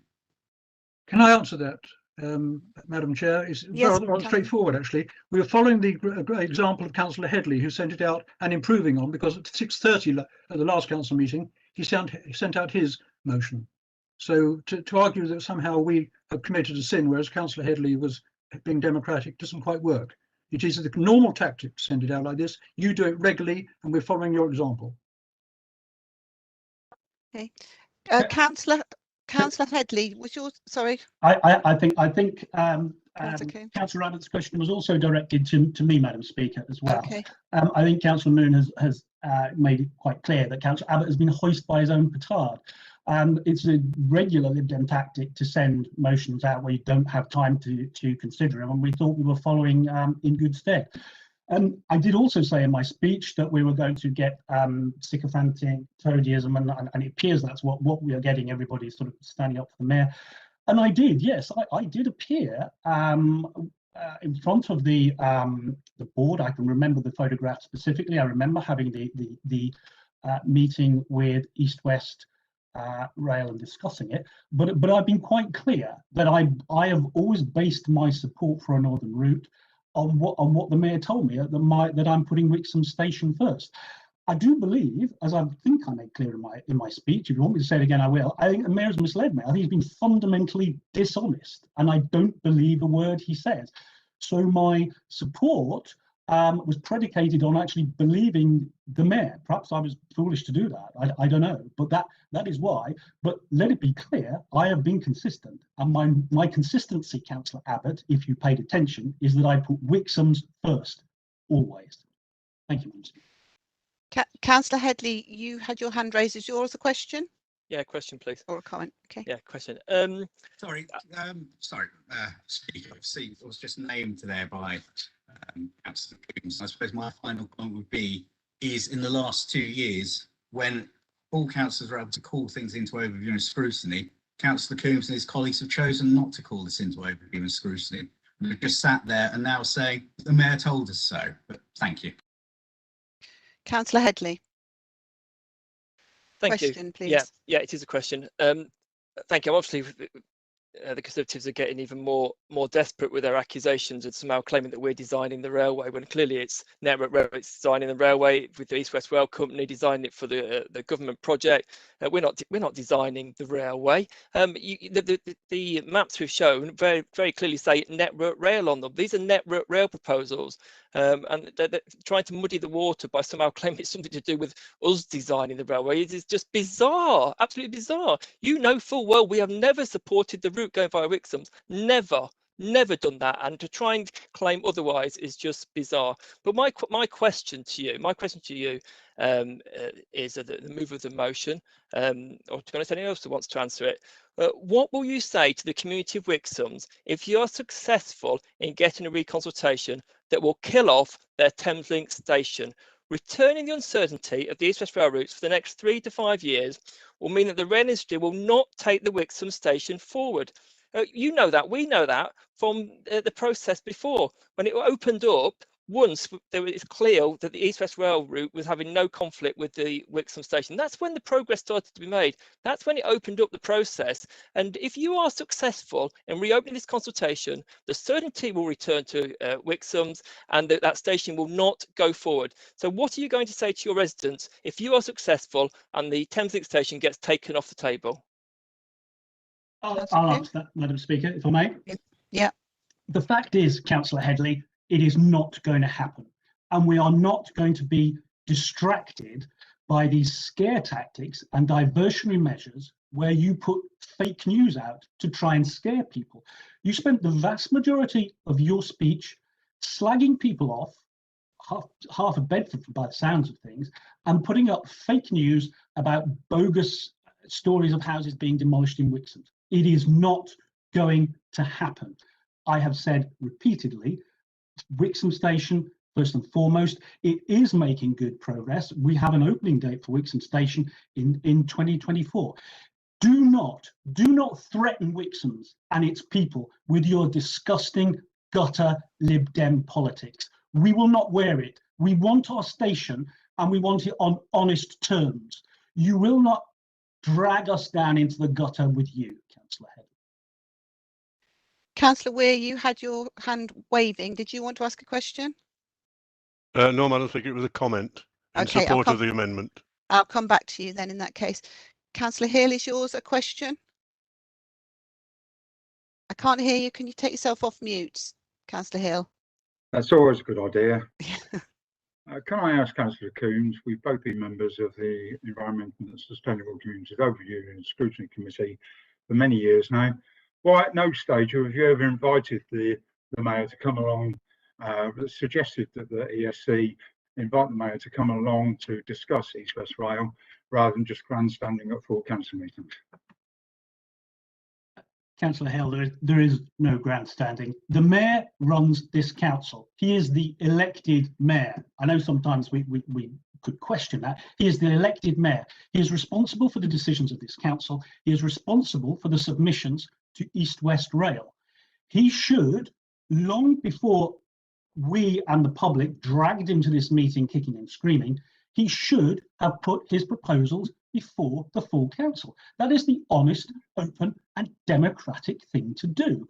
But he tries to hide. He always tries to hide. He ducks the tough decisions. He doesn't stand up for what he believes in.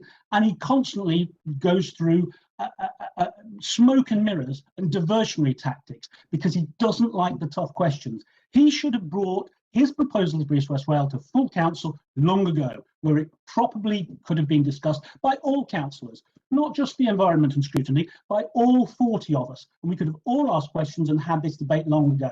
The Mayor ducked the decision, as he always ducks the tough decisions. Why don't you put your question to the Mayor instead? Councillor, carry on. Like a follow-up, Madam Speaker, please. Yeah, question, please, though, not comment. Yeah, I'd like to thank you for grandstanding yet again. And you didn't answer my question. Why haven't you invited the Mayor to the ENSC Scrutiny Committee, where you have the power to do so?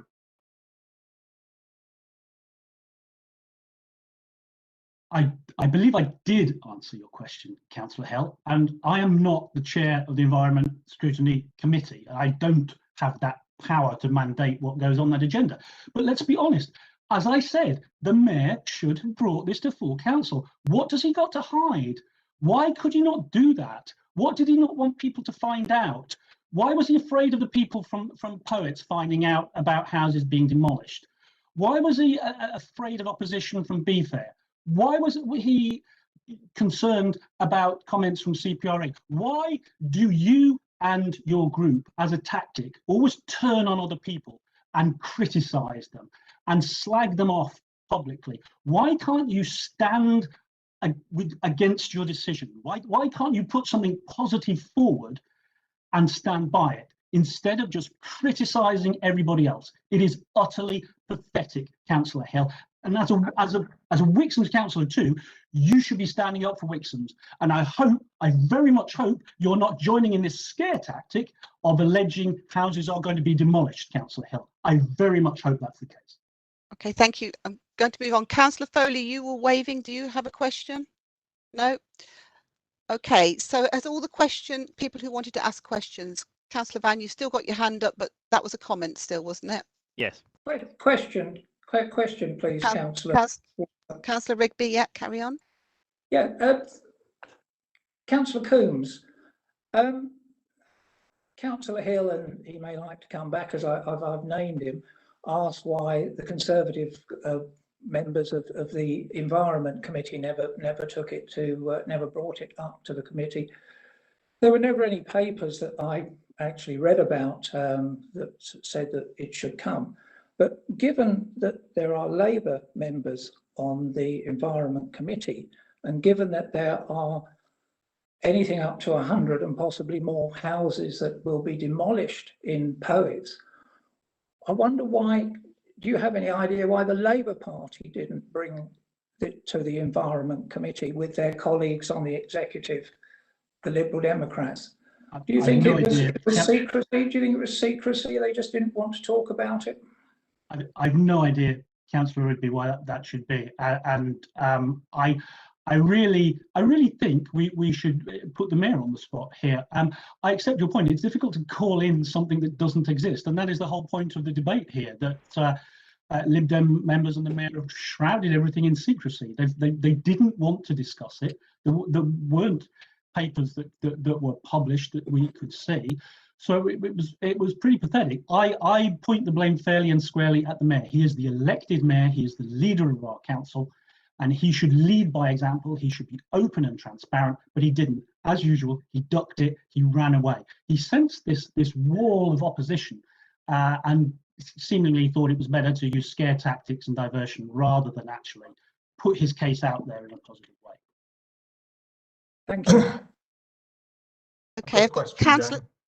Madam Speaker, I've been named several times. Yes. Okay, Mr. Mayor, I've also got Councillor McHugh. Is yours a question as well?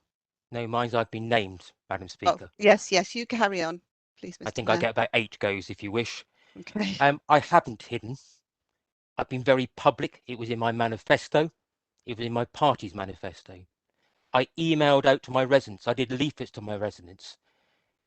maybe other parties should ask, did they do the same for their residents? If East West Rail didn't tell them, did you tell your residents? Did you do a leaflet to every household? Did you let them know what was going on? You have to ask yourself those questions. I didn't hide. It was clearly in the manifesto that I read. It was clearly in the emails. It was in the articles that we wrote to Bedford Independent, to the other newspapers, to the other media. We have not hidden from this. We do not hide from this. It is an outrageous statement. I'm really sorry that I am no longer believed by some councillors, and I find that upsetting because I thought the working relationship was good. Thank you, Madam Speaker. Thank you, Mr. Mayor. Councillor McHugh, do you have a question? Yes, so I guess it's a question to the mover of the amendment, which was Councillor Moon. Is that right? That's correct.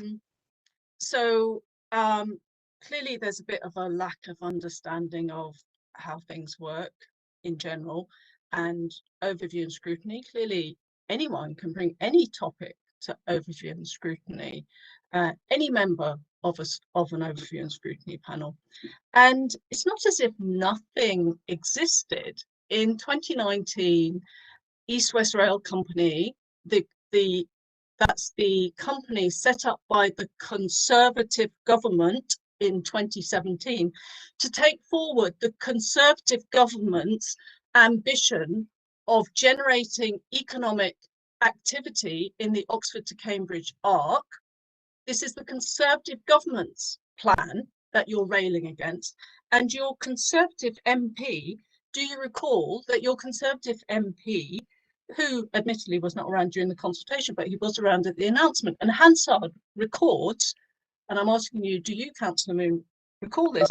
It records that he welcomed the announcement of Route E as beneficial for his residents. Do you recall that?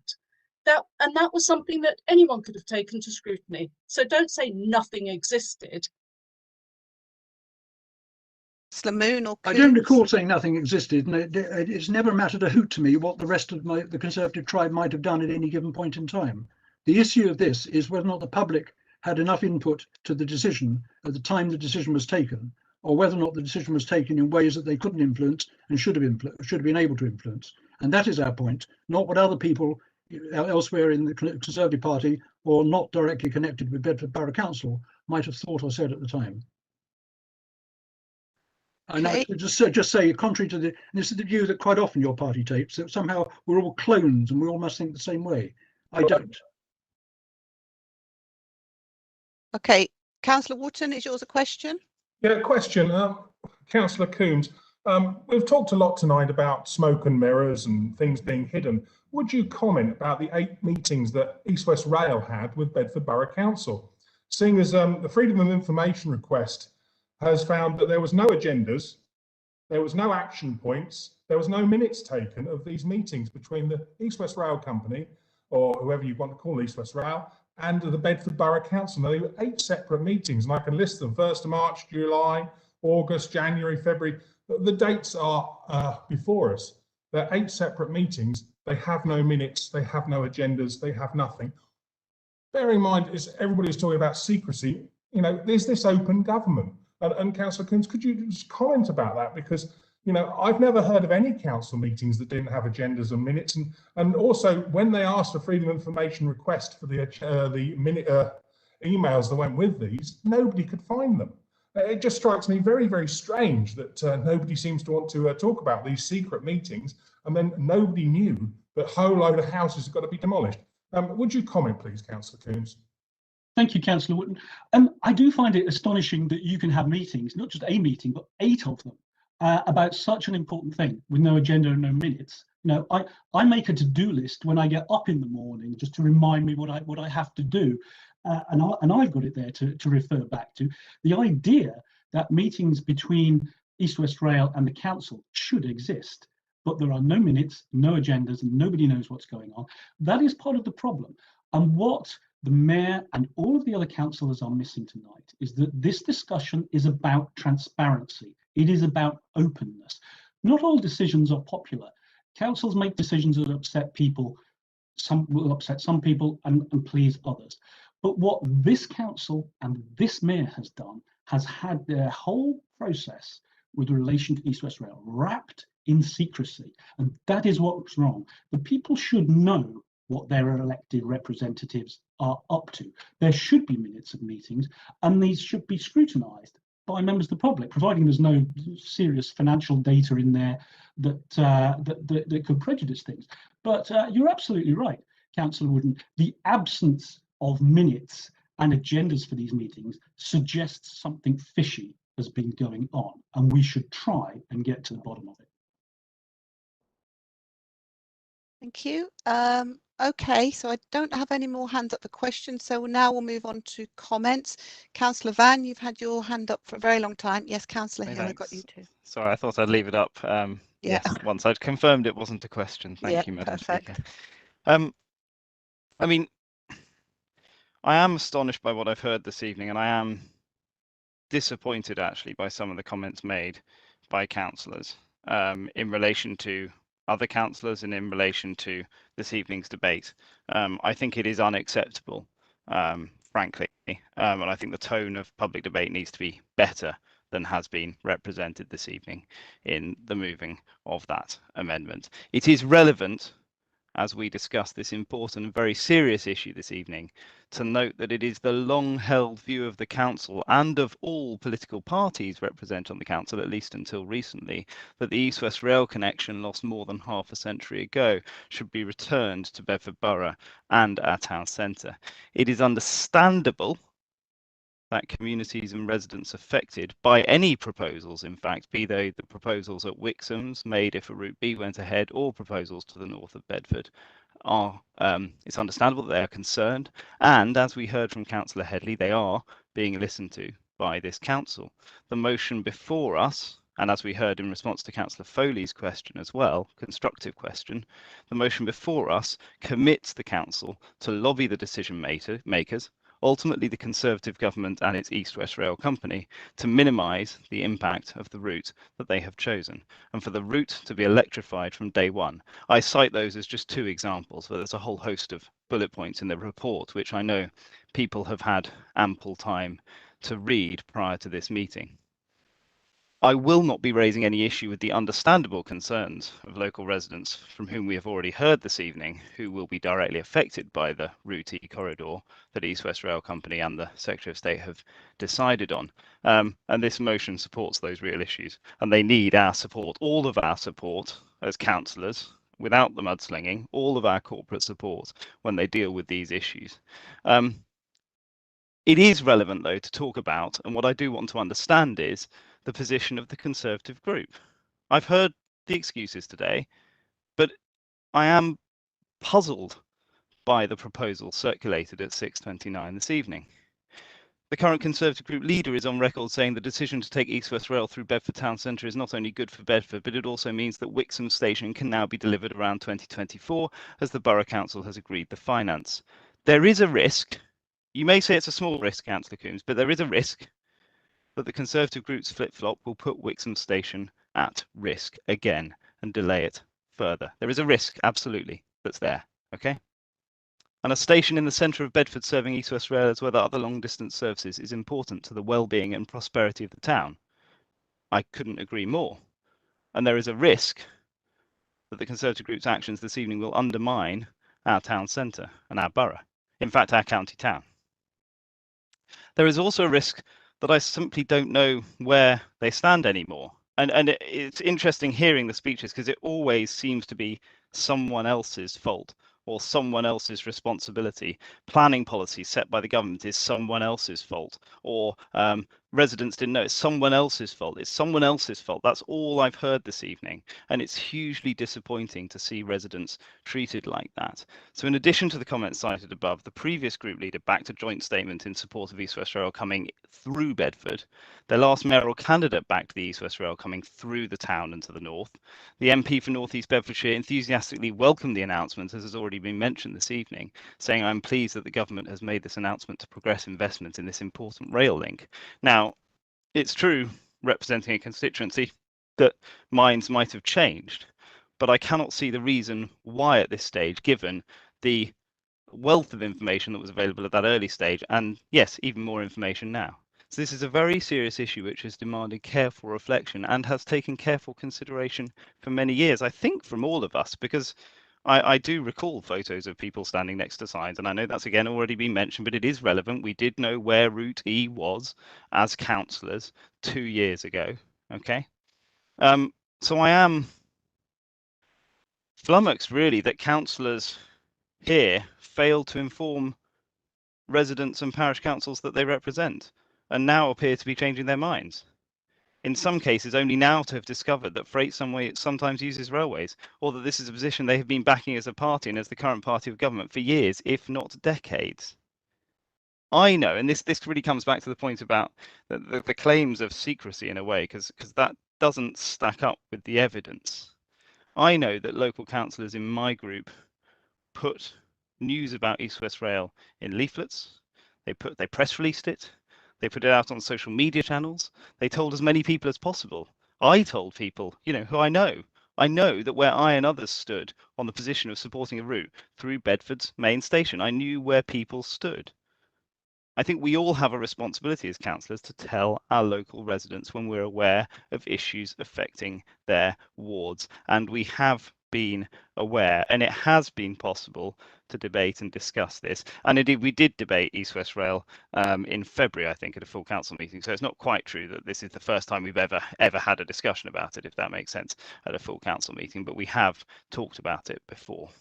So councillors have a responsibility to inform residents of their position, and we should not cheat residents of Bedford Borough out of this investment in Bedford Town Centre and put Wixham Station at risk just because Conservative councillors failed to inform residents of what was going on. As has been said already, residents must demand better, and I think that is a statement I can agree with. They also failed to carry out any scrutiny for the last 2 years or more. Again, residents can demand better from the Conservative group. It's not... This isn't to be party political, but it has become that way, unfortunately, with the constant references to Lib Dem this and Labour this and that, and it's disappointing in a way, because I really think we all have responsibility as councillors to inform residents, and I am disappointed that, if you recall, there was a vote in February where the Conservative group split 3 ways. So I really don't know where the borough as a whole, the corporate borough, what is in the best interest of Bedford Borough, is really going to find from the Conservative group. So it is disappointing that the interests of the borough as a whole seem to have gone out of the window for short-term political gain, with inaccurate information circulating, for example, about who will be paying for a new station and regarding the environmental impact. And we all have a responsibility to challenge that sort of misinformation. So residents deserve better. And this motion unamended, so I will be voting against the motion, I'm afraid, the amendment, I'm afraid. I'll say that carefully. I will be voting against the amendment.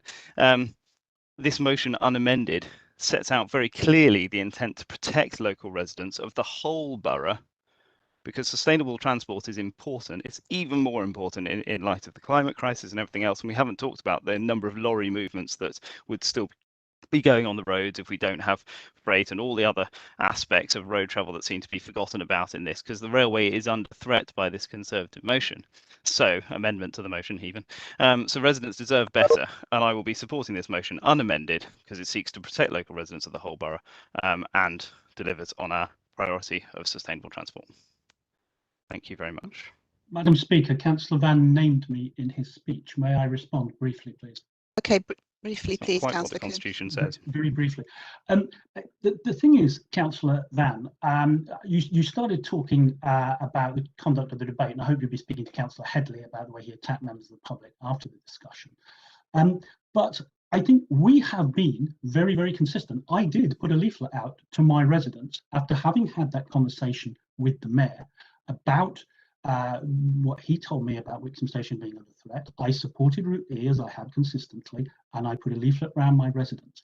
What I'm saying to you is, I believe I have been misled, because whilst I supported that, the mayor, in fact, the Liberal Democrats, you said you don't want to mention it, but you can't avoid what is there. The Liberal Democrats are threatening my residents. And if I'm angry, absolutely not, it's because I have consistently supported the line and I accepted the mayor's word. And now I have been let down, and my people have been let down at Wixham. And I've said consistently, you cannot You cannot avoid this. I will put my residents first. So if the mayor talks about breakdown of relationships, then he shouldn't threaten my residents with demolished houses. Finally, as Councillor Moon made quite clear, the Conservative group has been consistent. We have consistently stood up for our own wards.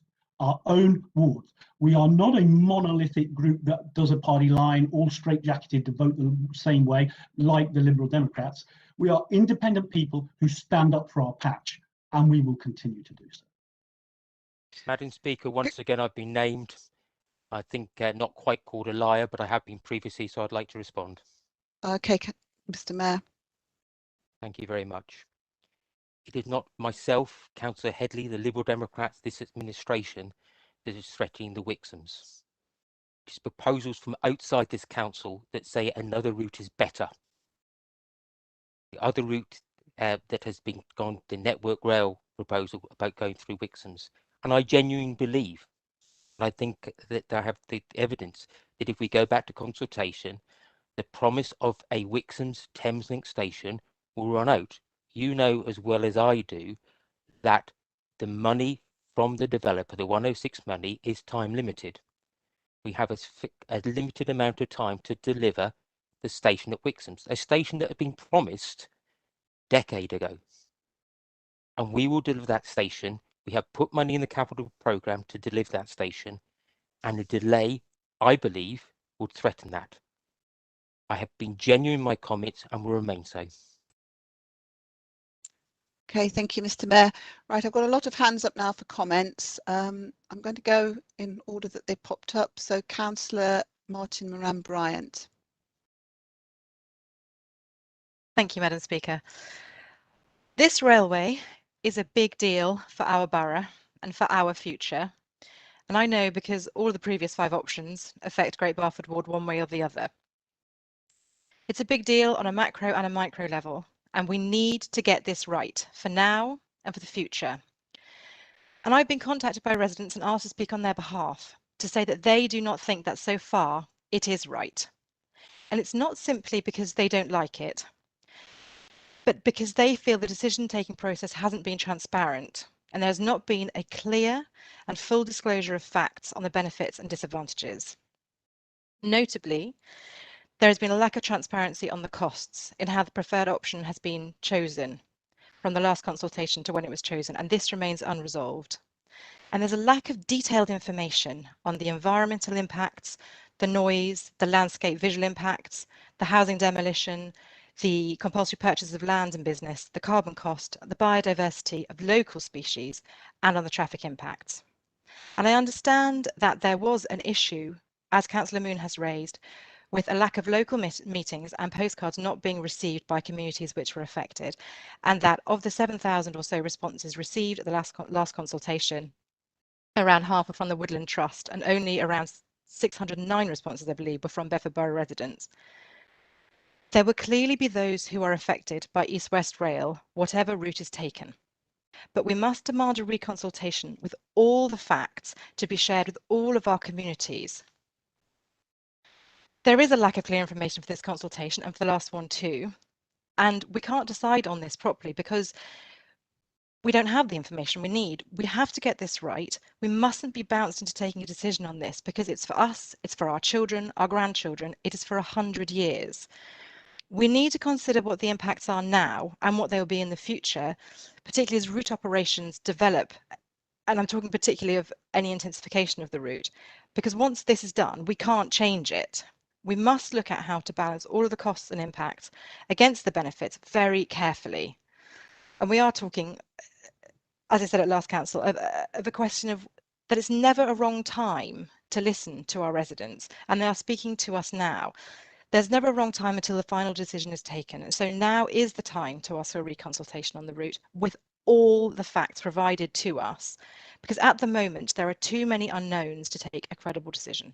Thank you. Thank you, Councillor Martin Moran-Bryant. Councillor Crofts.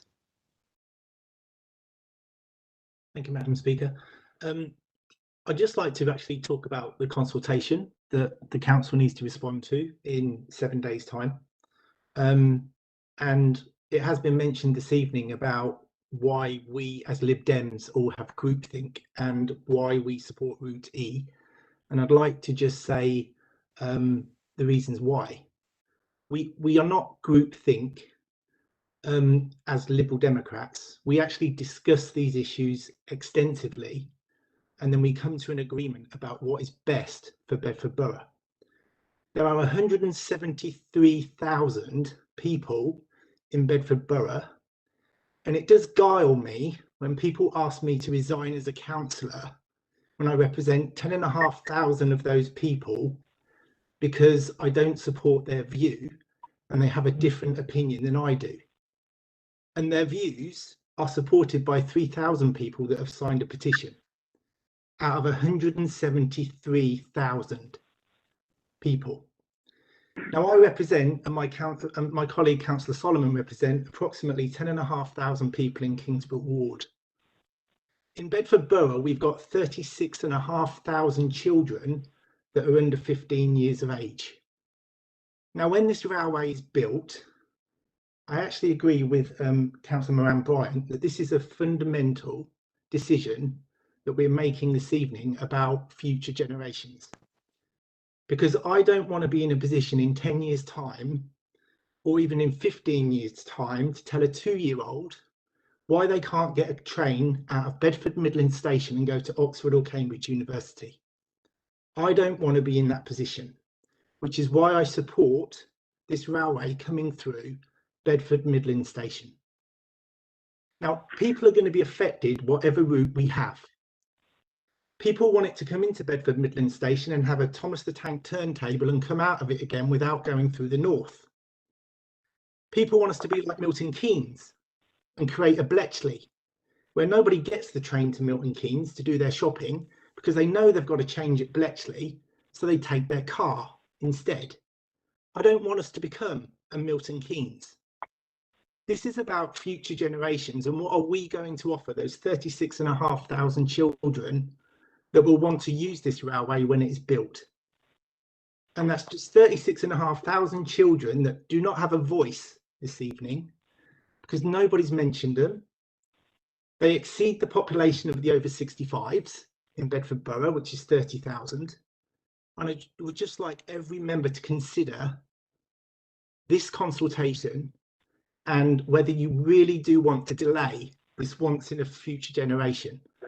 And this is actually something we support the Conservative government on in relation to building an East-West rail link. And I'm not afraid to say that as a Lib Dem, that I actually support some kind of government policy that's coming out, but we do have to mitigate the impact of whatever route has been chosen, and Route E has been chosen. I was not elected in 2019.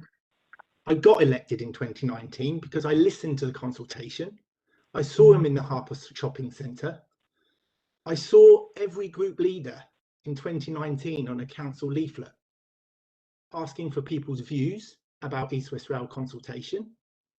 And I've seen councillors in photos supporting Route E, and yes, you are allowed to change your mind, not a problem.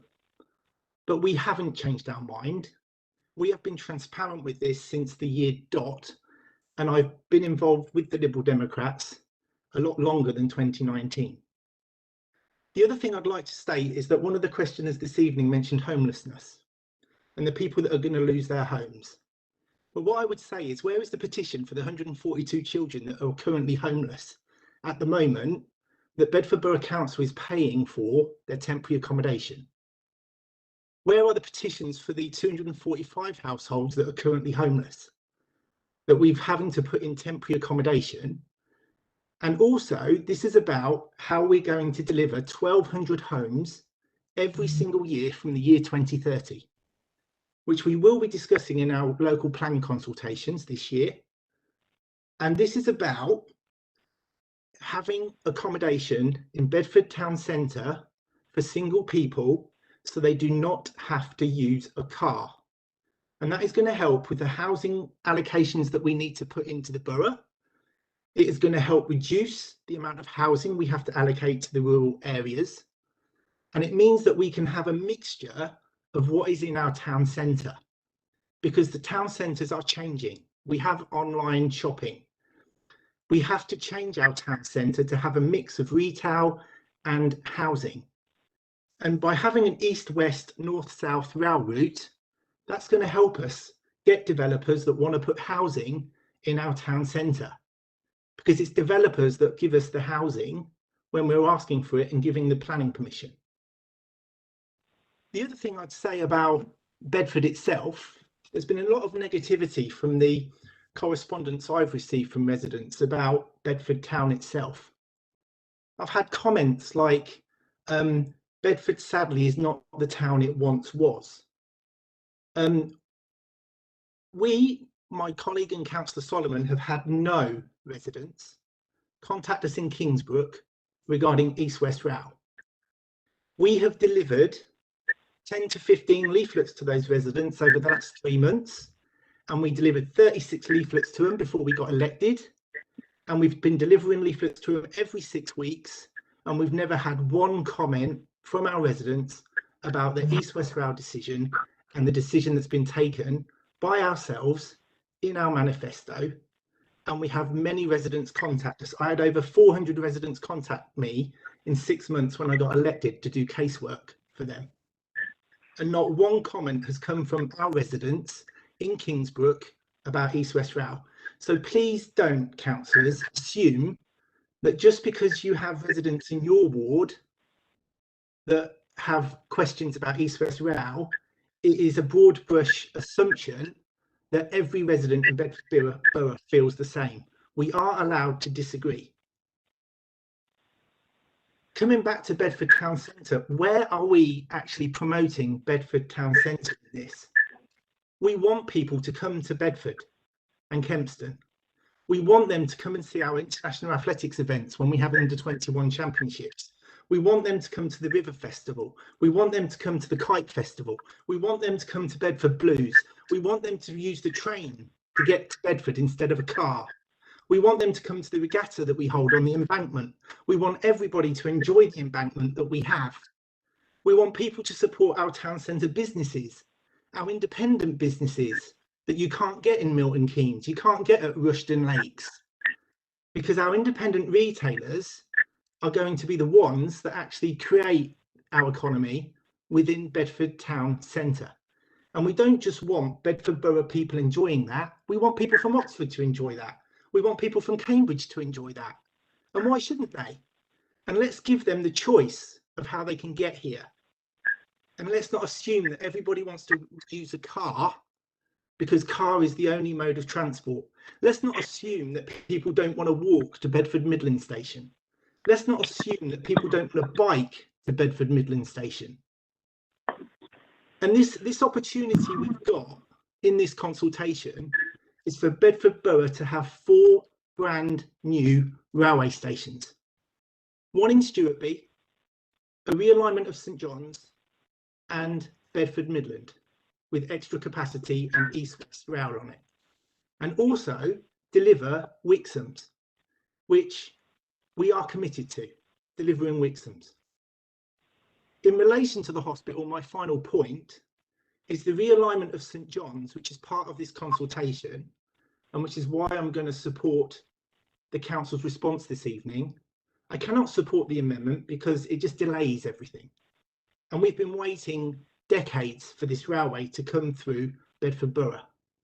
But in relation to the realignment of St John's, that is going to give us a link from Bedford Hospital to Addenbrooke's Hospital.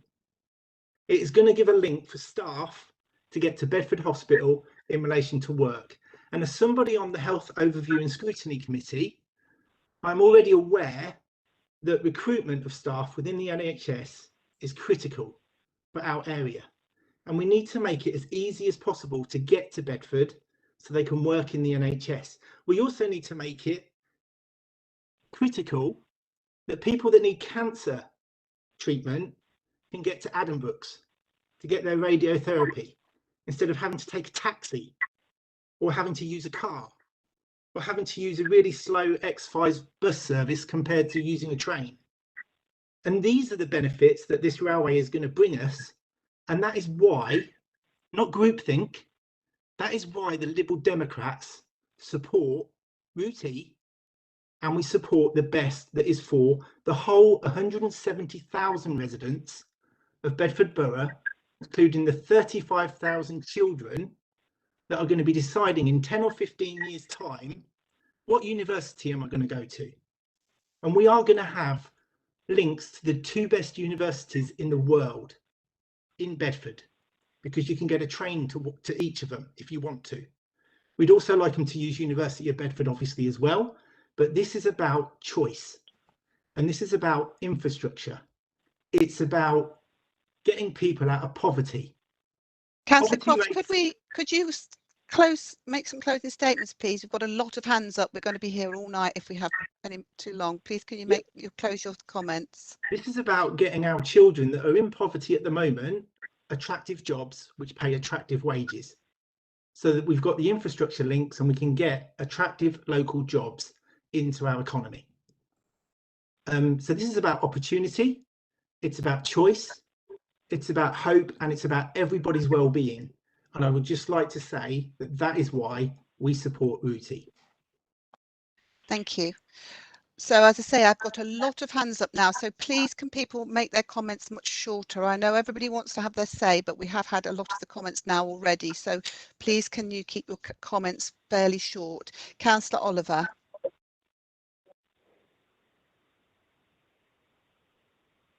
Thank you, Madam Speaker.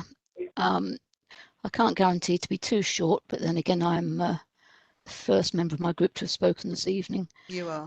As the outgoing chair of Environment, I think the Conservative Vice Chair and spoke of that committee has been somewhat disingenuous, as he knows that any member can add to an item to the work programme at any time. But let's not open that can of worms again. The Labour group prides itself on discussing issues, coming to a consensus, and acting as a disciplined and unified group.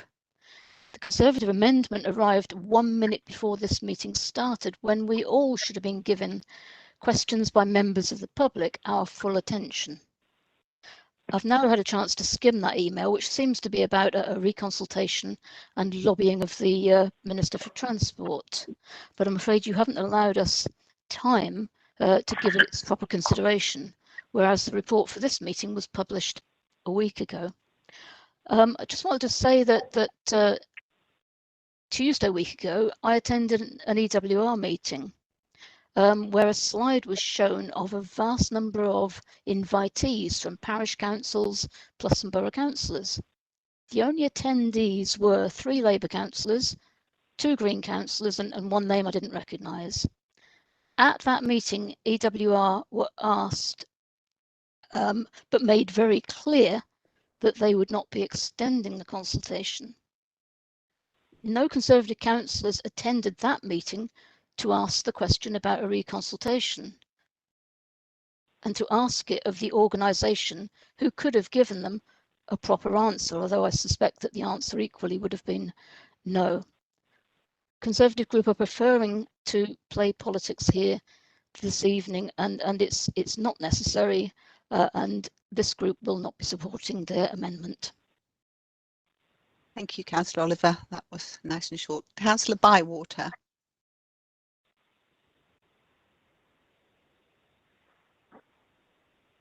Thank you. First of all, I would say a genuinely constructive Conservative motion would have been sent out earlier, or I'm afraid it really does look like grandstanding. I know other parties do it. Greens, we do not do it. We believe people need some time. Send it out a week before. People can give it proper consideration. Secondly, I would say, I think we do need to be more collaborative to do the best for local residents and stop personal insults. There's so much of that on social media. It really leads to exaggeration and misinformation about what this East West Rail project is and what isn't. So I'd really like to say thank you to Councillor Crofts in particular for being a reasonable voice. He's made some good points which save me from taking up too much time. I would say that I was elected in May 2019. I was fully aware of the East West Rail consultation before being a councillor. And as Greens, we tried to share that information as much as possible. We wanted people to be able to know what was going on and to have their voice. I was really surprised that the Conservative councillors raised the issue of the rail link at full council for the first time since I was elected this spring, and they seem shocked that the railway might carry freight, not knowing that it already carries freight. I do understand residents' fears. I'm absolutely not belittling that. And I do think some are particularly justified, especially those whose homes are at risk of demolition, especially also because they are not necessary for this project to go ahead.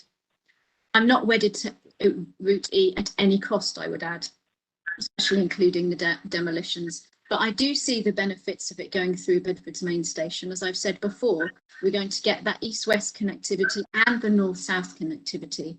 I don't support a rerun of this non-statutory consultation because I really fear damaging delays and ongoing conflict, while all this while the government obsesses with road building more roads, widening roads. There's a saying, if you're obese, you can just loosen your belt. And that's what road building does. We desperately need for our vital climate emission goals to be realised for us to get that vital shift away from road domination and onto rail. It's so essential. Decades have been wasted. East-West Rail, we've waited for it so long. I support Councillor Croft's points about Bedford's very many good assets, and which people who don't come into Bedford won't know about. We've already waited so long for this. This is not about rushing anything through. There has been a consultation. There continues to be now, and I really urge people to take it seriously and to answer the consultation, not to waste endless time asking for a rerun of a consultation, because there's a danger that just the loudest voices will have their say, and that people will try and push the route away from where they are, regardless of the damage. And if we're realistic, we will know that any route has potential for damage, and we have to work really hard to push East-West Rail to minimise that damage and to maximise the benefits for as many people in Bedford as possible. Thank you, Councillor Bywater. Councillor Weir. Thank you, Madam Speaker. Before I offer my support for the amendment, I'd just like to pick up on a couple of points, and I'll be very brief. Councillor Headley said that a delay in this consultation will put 3, 4, 5 years onto the project. I think all we're asking for is 8 weeks. If all the information is out there that's not been shared or has been identified as not being shared, then it won't take more than 8 weeks to share that information. Then the consultation can then move on better informed. That's one point. The other point is that the last debate in February, where we talked about EWR, Councillor Headley introduced his motion at 8:03 in the middle of debate. I was so incensed, I wrote in the private chat box to Philip Simpkins to ask if this was something that could be done, because I had no time to read the motion and we were in the middle of a debate. I had to vote without knowledge, and that made me very angry. So to be fair, I take your point about the 6:30 introduction, but at least it was an hour and a half before Councillor Headley's.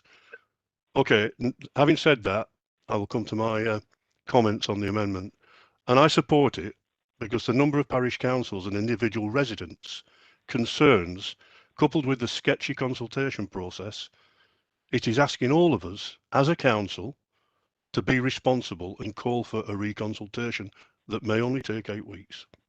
That we lobby the Minister and EWR, and in doing so better serve our residents, who after all elected us, by making sure their voices are heard. If we don't, we can be sure that they will sing loud and clear at the next election. And I'd also like to say that I have received letters which border on threatening if we don't fight against Route E, and I don't like that. I don't believe that's the way to go about things. Better informed debate, and a lot of the points that Councillor Croft made were very positive, and I support a lot of them.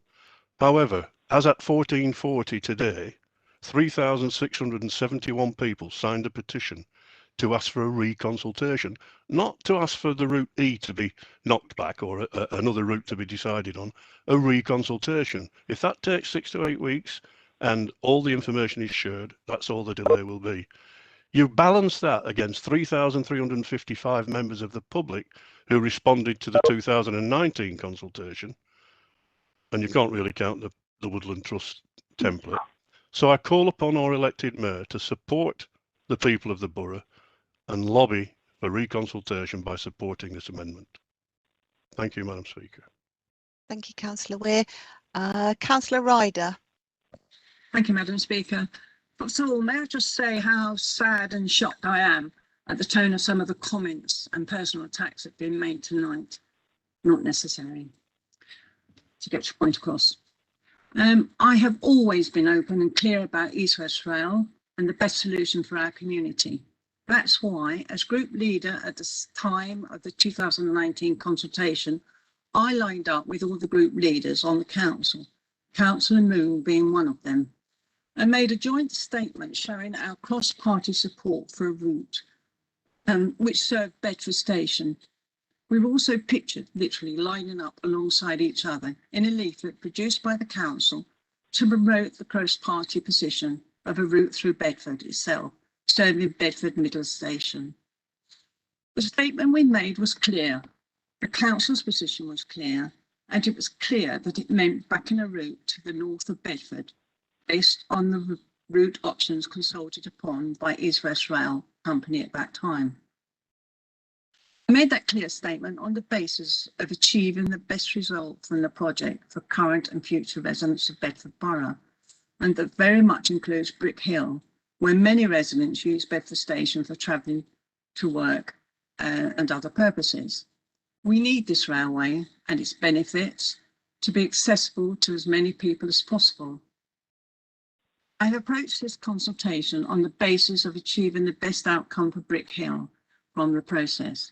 In particular, we need government to choose an alignment further away from residents and public open spaces, while also seeking an extension of the country park and the protection of rights of way. If the government and East West Rail Company listen to this very strong response and shape their plans accordingly, we will have achieved the right result from the consultation for Brick Hill and Bedford Borough.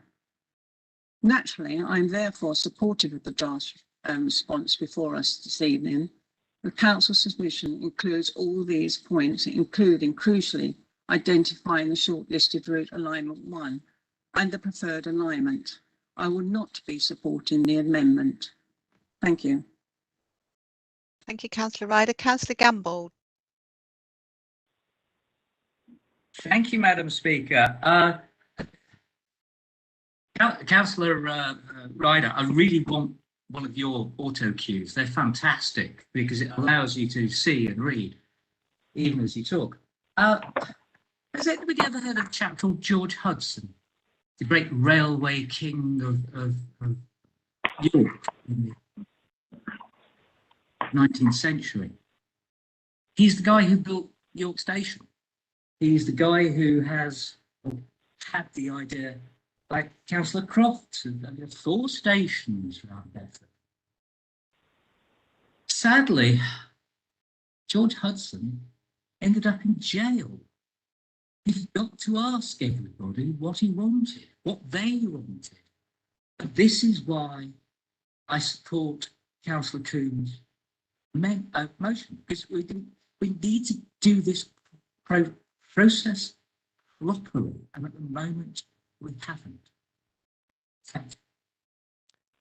Thank you, Councillor Gamble. Councillor Foley. I don't know whether other councillors are aware, but in the Green Party, we do not whip our councillors. We each make up our minds independently.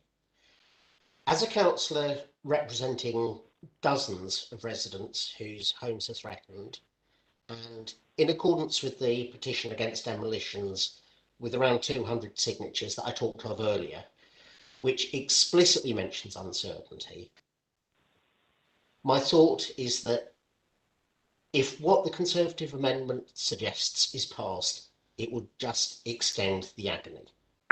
The idea that it takes just 8 weeks to reconsult is utterly, utterly absurd. Documents need to be prepared in advance, meetings set up, websites designed. Then, when it has happened, it takes time to analyse the responses. I know how long it can take to analyse many, many responses to something. From an academic career, I have had situations of having large data sets to analyse. It is not quick and easy. And while all that happens, those with properties that are already utterly, unreasonably blighted will be blighted even longer. I must vote against this amendment for the sake of those whose properties are threatened with demolition. Councillor Hill. Thank you, Madam Speaker.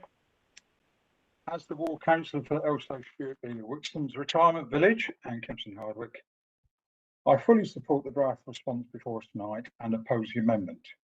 The draft response because it represents the best outcome for residents of my ward and for the whole borough. The draft response endorses concept 2 for the Marston Vale line, creating a new Stewart Hardwick station on the east-west main line. That would mean 2 trains an hour to and from Cambridge from Stewart Village in a new location serving Stewart and Kempston Hardwick. It also calls on the East West Rail Company to additionally stop one of the Oxford Cambridge express trains per hour at Stewart Hardwick. This would be a really excellent outcome for local residents, and I hope we'll all give the response the resounding backing it deserves. However, it seems many people, including the Conservative group and a groupthink U-turn, want to revisit the 2019 consultation and the subsequent 2020 government decision to select Route E. As a councillor who has been a long-time supporter of the much-needed Wixham station, with services to and from London, it seems I need to remind some members that the southern route for East West Rail would almost certainly have been fatal to the prospects of Wixham station, as indeed we in the Conservatives made clear at the time in 2019, when supposedly no one knew about it in some cases. The Wixham Station project, led by this council, has made considerable progress, none of which would have been possible had a southern route been chosen. Indeed, there is a real likelihood it would have been killed off for 2 reasons. One, it would have delayed any progress due to the longer timescales involved.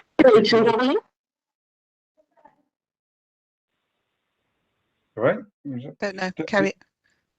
Beyond 2024, when the significant developer financial contribution to Wixham Station expires. By contrast, the Bedford Borough Council-led project to deliver Wixham Station has the rail industry and key partners all pulling in the same direction and engaged in the project. And 2, the second reason, as was proposed as an option for the south of Bedford Station under a southern route, it could have chosen to put the station in the field in Elstow instead of Wixham's, which could have meant no Wixham Station at all, as the government and the rail industry would not have sanctioned 2 new stations in relatively close proximity. Previously, this was acknowledged and agreed by all parties as self-evident. One councillor who had encouraged residents to respond to the consultation in 2019 that the route must go through Bedford to the north said this in response to the government's selection of Route E last year, and I quote, "The decision to take East West Rail through Bedford Town Centre is not only good for Bedford, but it also means that Wixham Station can now be delivered around 2024, as the Borough Council has agreed to finance. East West Rail was the one thing that could have thrown a spanner in the works." Councillors in that councillor's party now say they are opposed to the route through Bedford. They want to turn back the clock and for the government to revisit its decision, despite knowing that a southern route would likely kill Wixham Station. Not only that, but it would risk, and this is fact, this is a risk of the demolition of 150 homes in Wixham's. This is according to official Network Rail plans produced as part of the 2019 consultation. A southern route really would be nothing less than a total disaster for Wixham's. It's therefore absolutely extraordinary that the Conservative group now seem to want a southern route, and they have to answer for that. For my part, I will keep fighting for the best for my residents in Elstow, Stewart, the Wixham's Retirement Village and Kempston Hardwick. I will keep fighting for the sorely needed Wixham Station to be delivered, and I will keep fighting for what is the best option for all of our borough. In each of these regards, the council's response before us tonight is the right and best one. And that's why I oppose the amendment and support the Councillor's response. Thank you very much. Thank you, Councillor Rigby. Thank you, Madam Speaker. I support the amendment that the Conservative group has put forward. I was deeply disappointed to hear Councillor Oliver for the Labour Party saying they would not support it. I represent Bromham and Bidnam, and I've got issues about Bromham and Bidnam's residents, the impact if this does not have a reconsultation. But let me come out and support the residents of Harper Ward. There's 2 Labour councillors there. They should be trying to say, look, do we need to demolish 100 homes? What's the evidence that this is the best route through? And that evidence has not been justified. Within this, what the Mayor is trying to put forward tonight is an issue that we can do this on 4 tracks only. And yet Michael Barker from East West Rail said that isn't going to happen. That's not part of the business case that drives it forward. So it's a myth that you can exist on 4 lines. That means that in the Poets, it's not just 100 houses that will be devastated. It will be the Poets community, and there will be many other properties that will be blighted by it. So I do hope that Labour, despite the Labour leader, I hope some of the Labour group will come and vote with us, because it's a consultation. We must look at all the evidence again. It was never ever properly put out there. It must be put out now. Let's see whether demolishing 100 homes is justifiable. Now, the concerns I've got for Bromham and Bidnam, we've just gone through a rebuild of the railway bridge, Bromham Road Railway Bridge. And now it's going to, as we know from East West Rail, 4 tracks is not viable for their business model. It's got to be rebuilt again.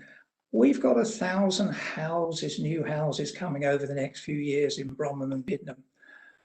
When Bromham Road Bridge shut last time, the Great Ouseway became a car park. The traffic on the A6 and Milton Keynes was a lot worse. It's going to be even worse if this route goes forward. And it may go forward, but what we are saying is you've got to show the evidence. You've got to look at all the routes. You've got to let people see all the evidence and make a contribution to it. And that's what's not happened here. I mean, Councillor Van talked about everybody should all councillors consult with their residents. I don't think the residents in Harper knew that 100 homes were going to come down. What happened to the consultation there?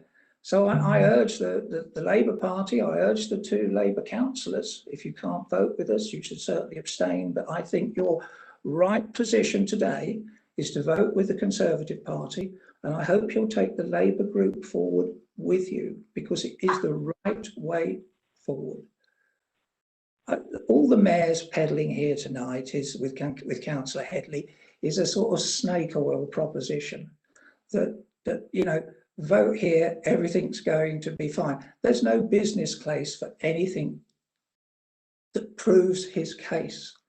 We don't want snake oil tonight. We want a reconsultation that's open, transparent, honest, that the residents will have had all the facts and had a strong voice.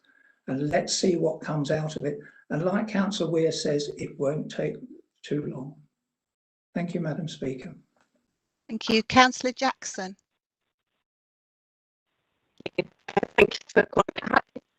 Oh, she's got bad internet. You can turn your camera off if it helps, Councillor Jackson.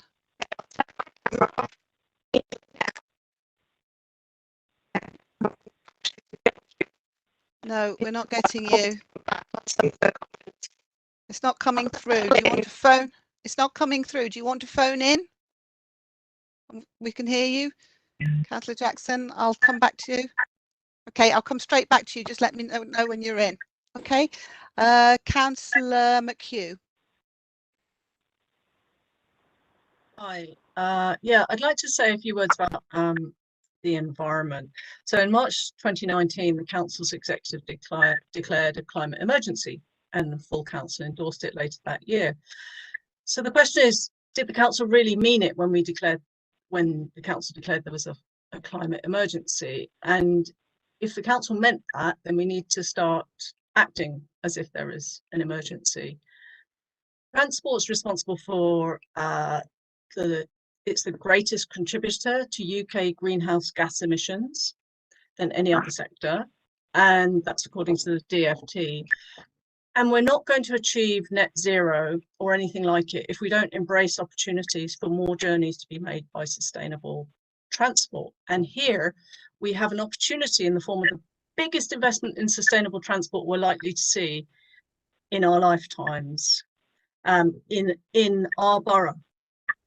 And I think people need to understand that tackling climate change is not getting to net zero. It's not going to be achieved simply by buying product B instead of product A. It's not an entirely easy road or route, I should say route.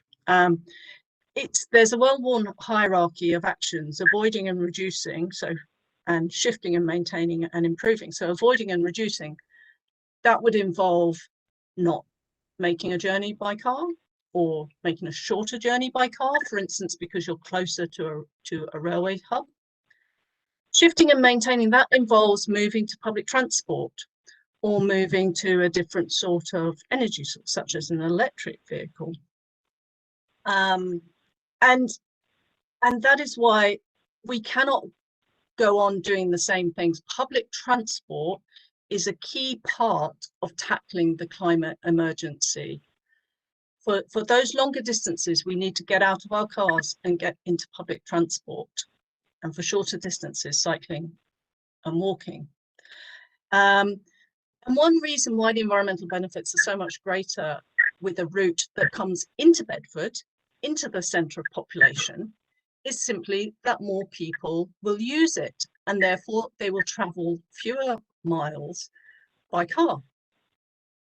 This would, we've heard there would be 4 new stations in the borough, 5 if you include Wixham's. It means more stations that are more accessible, better connectivity for local residents and those travelling to Bedford, and via Bedford to destinations right across the country. And if we want to get people out of their cars and onto sustainable transport, we have to make it easy, convenient and attractive for them to do so. Asking the government to reopen its decision to reject the southern routes means more harm to the local environment in terms of the route and the landscape, and much reduced climate change benefit. East West Rail Company have shown that the greater negative environmental impact of constructing the southern route, that was one of the reasons for the government's decision to reject the southern route. And that included the fact that a southern route would travel through greater stretches of floodplain, require a greater length of viaduct and therefore more concrete, and more climate change harm during construction. As I've said, one of the reasons the economic benefits are so much greater is that a route via Bedford, and why investors will invest more money and create more jobs in our area, Bedford route, is that more people will use East West Rail and be able to connect quick and easily. So for instance, going into London, going north and up the East Coast Main Line. Between the Bedford Midland Station and a new Bedford St John Station will be accessible via walking and cycling for tens of thousands of residents. And the Bedford Borough bus network in urban and rural areas and across the northern villages, it's all designed around services coming in and out of Bedford. It's not designed around going to a field outside Elstow or going into Wixham's. So what message would we be giving somebody in a village in the north of Bedford if we said the government should reverse its decision and that that East West Rail should serve Bedford Borough via a station to the south of Bedford in Wixham's or Elstow Field, we'd be saying, well, we hope you've got a car. When you want to travel from Sharnbrook or Risley or Turvey or Kempston or Great Denham, I hope you've got a car. And that discriminates against particularly the old and the young, and it would discriminate against the residents of new developments on brownfield sites in the town centre, and everyone's keen to make the most use of brownfield sites, not least, as Councillor Croft said, those dwellings are unlikely to have the plentiful parking spaces that many of those objecting to Route E enjoy. An East West Rail service with stations at Stewartby, Bedford St John's and Bedford Midland means less through Bedford commuting via car to access the service. It gives more options for getting on the train and it reduces the traffic coming into town. And that's good news for air quality and good news for emissions. A southern route would be a disaster for the prospects for the crucial Wixham Station project. I think that has been well rehearsed by now. And without that Wixham Station on the Thameslink line, then you have more people from Wixham's and villages in between trying to drive up to Bedford Midland to get the train to London. So the draft response, which is the subject of the main motion, it's a response which would reduce the climate impact of construction via a shorter length of viaduct near Clapham. And we make the call for electrification of the line from day one to maximise these climate benefits. If our declaration of a climate emergency was more than words, then you should support the original motion. I'd just like to say a few other things. It is a shame that some parishes felt uninformed about the 2019 consultation. And that is something that they should take up with their councillors. They should ask them where they were and why they weren't better informed about what was going on, despite maybe appearing in pictures and publications.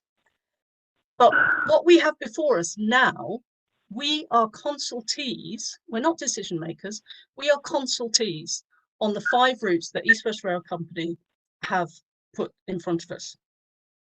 And it's a great shame that those very same parishes in the north of Bedford who felt uninformed first time round have this time been misled into chasing a JR, judicial review, and calling for a reconsultation.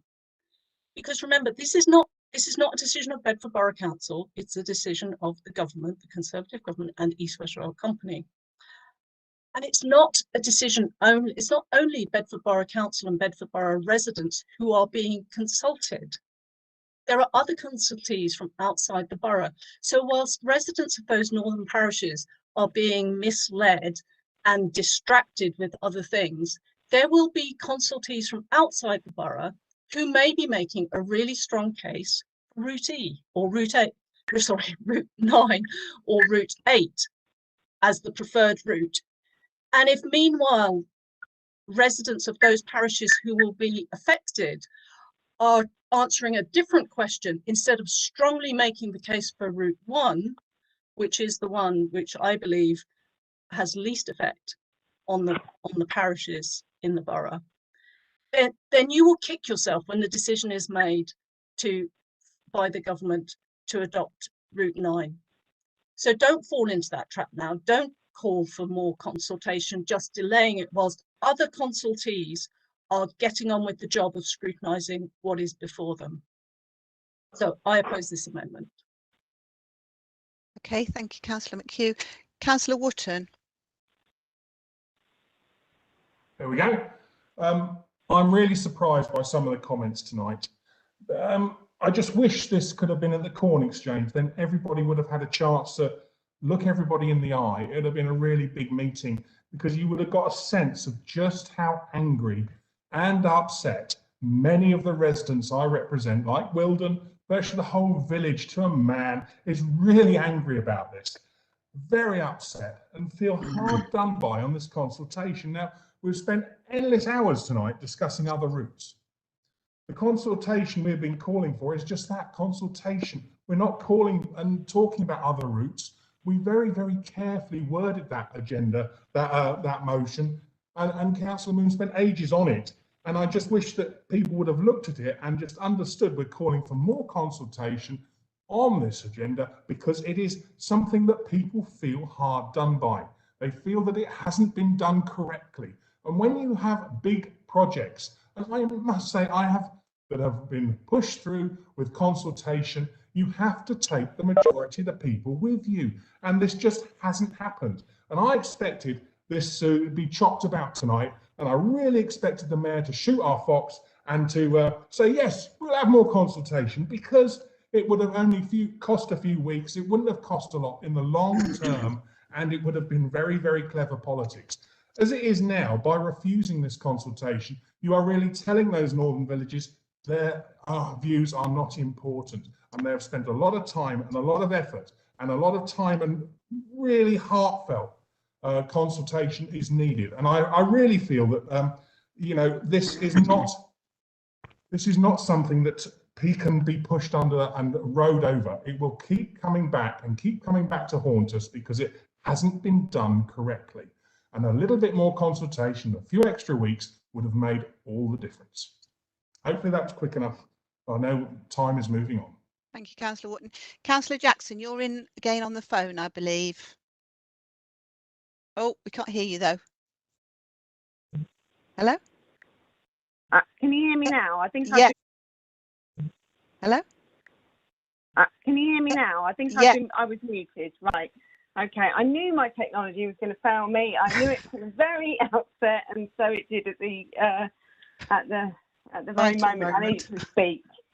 I had intended actually to do what is proper and come in and address the motion, the substantive motion, rather than the amended motion. But since others have come in and made their points at different points, I will have to say what I have to say now, and particularly given some of the comments that Councillor Rigby has made, and I feel like there needs to be a correction to that, because and myself are supporting our residents in the way that we consider is best likely to achieve what they need out of this.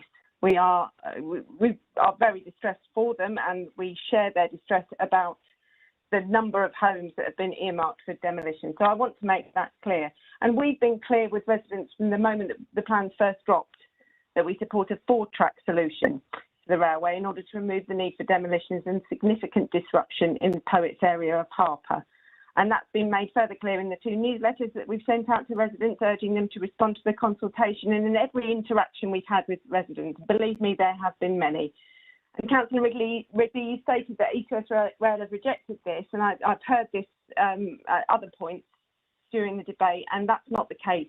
They have committed to look at the SLC report and the Council's response, and they're certainly looking at all options to remove the need for demolitions, because it's absolutely in their interest to do so, because compulsory purchases are extremely costly. So I think those assertions are incorrect, and that we don't know at all that East West Rail have rejected this. In fact, they've confirmed to me that they have not. Can I still be heard? Yeah. Because I heard a beep, so I didn't know what that meant. No, I don't know, okay. But you still heard. Right, good. So whatever the decision of the Secretary of State, and it will be the Secretary of State that makes this decision, measures must be taken to reduce noise and pollution, because living by a railway can be extremely noisy, and works for the railway to electrify the line were very disruptive to those living nearby, and we heard a lot from them at the time. There was inconsiderate work at times that on exams and all sorts. That cannot happen this time. There must be adequate mitigation and compensation and proper notice of work. So whatever happens, whether it's 4-track, 6-track or whatever, and I believe that is what is on the table at the moment, there must be mitigation. And I will say this, in my decade as a councillor, I've learned with any controversial decision, and that's whether it's a council decision, an NHS decision, I've seen my fair share of those attempts usually, or government, there will be someone who questions the validity of the consultation process, and usually when they don't like the response. Now, infrastructure projects are hugely disruptive. This is immensely disruptive, particularly to mine and Colleen's ward. And it's not at all surprising that some people are unhappy with the outcome, and many have got very, very good reasons. And I have listened to them, and I understand entirely why they are upset. And they have sought to question the validity of the process. And this is what this amended motion does. But I don't believe there is a chance that this consultation will be rerun, and I believe that it wastes the time of the people who do have a chance to do something with this if they are led down that path. What is surprising is a lack of understanding of who owns that consultation process at the moment as well. We've spent an awful lot of time here talking about what the council have allegedly done wrong. What we haven't done is talked about East West Rail's consultation in as much detail as we should have done, and that decision will then be taken by the government. And I believe also that the council's support for an East West Rail link has been very, very clear. It's been clear to me for many years that this was the position. It was clear to me when I worked for the local MP up until the start of 2020. It has been clear all along. And it's interesting that the majority of emails that I've received in recent weeks hail from outside of my ward and seem to be focusing on this issue of rerunning the consultations in 2019. And as I said, I don't think that's remotely likely to succeed, that campaign. And it's been quite distressing, actually, to watch people in Poets who do stand to lose out here, and they stand to lose out a great deal, being steered away from what I think are achievable objectives that address this consultation document that is before us now. I really hope that people will respond to the consultation. I just want to quickly pick up on the point that Ms Quince, I believe it was, made earlier. I have received a number of similarly worded emails from residents, and I will respond to that email in due course, but it was along those lines. I was actually copied in rather than to that email, I believe, having looked at it now, but last week in particular was an extremely busy one for lots of reasons. So we have a plan before us, and we need to seek to influence this in a way that protects homes. And now that we've seen these plans and minimises environmental damage, which is what the last full council vote was all about. And I think it's right, therefore, that we focus on achievable objectives, and those are set out in the SLC report, which I endorse. And we, Colleen and I as councillors, will be using the council's SLC report to prepare our submission to East West Wales consultation, and we strongly recommend that all those who want to save homes, trees and the community garden do the same. The need to address the lead to sell scheme is also, which is extremely inadequate, should also be covered. Thank you, Michael, for the amendment and the acknowledgement of that. I've had several conversations with East West Rail about this too. I know Councillor Atkins has, and I will continue to push for a better package that acknowledges all of the issues, and my fellow councillor will. The Bedford and Kempston MP has already written to East West Rail with his significant concerns about that. And East West Rail have been keen to stress whenever they've spoken to us that they want to hear from affected residents about the need to sell scheme too. This is part of the consultation. I will say it's very important that those who've received letters, in particular those in those houses that are at risk, do begin to have conversations with East West Rail, and they tell them how it can be improved and tell us what representations they would like us to make on this particular issue. We want them to be fairly compensated, and that includes people beyond those houses that have been earmarked. Much of what I've seen over the last few weeks, and particularly the arguments against Route E, have felt quite a bit like a blame game, and some of it's been quite unpleasant. And I think it's extremely unhelpful, and it won't achieve anything for all of those who stand to lose their homes. Worse still, it could actually lose those people the best opportunity they have to influence this process. And in delaying this consultation, that's exactly what we will do, and that's why I will not support this amendment. In our view, the only opportunity that residents have to influence this is through the consultation process. Should East West Rail reject that plea for a 4-track scheme and should proceed with a 6-track solution, it is hoped that they will seek to reduce the land requirements. Councillor Atkins and I have received verbal assurances from East West Rail that they will be seriously considering the SLC report, as I mentioned earlier, with its argument for a 4-track scheme, and will be looking to reduce their land requirements. It makes perfect sense for them to do this because the costs of delivering this scheme under their reasonable worst-case scenario are quite likely to be enormous. So I do think they will consider it very seriously. I think they will want to. Although we have asked for an extension to the consultation, East West Rail have not formally responded to date, and as such we must assume that the closing date will be the 9th of June this year, which is very soon. This is a central government scheme and a high priority one for this government too. So if residents are unhappy about that, then they should now direct their concerns to East West Rail, and they need to do so quickly. They can also address their concerns to the government, as it will be the government who are making the decision, but they really must respond to the consultation.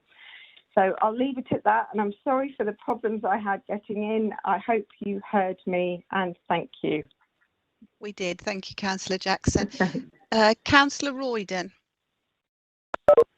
Thank you, Speaker. The people of Brickhill, Speaker, have been lied to.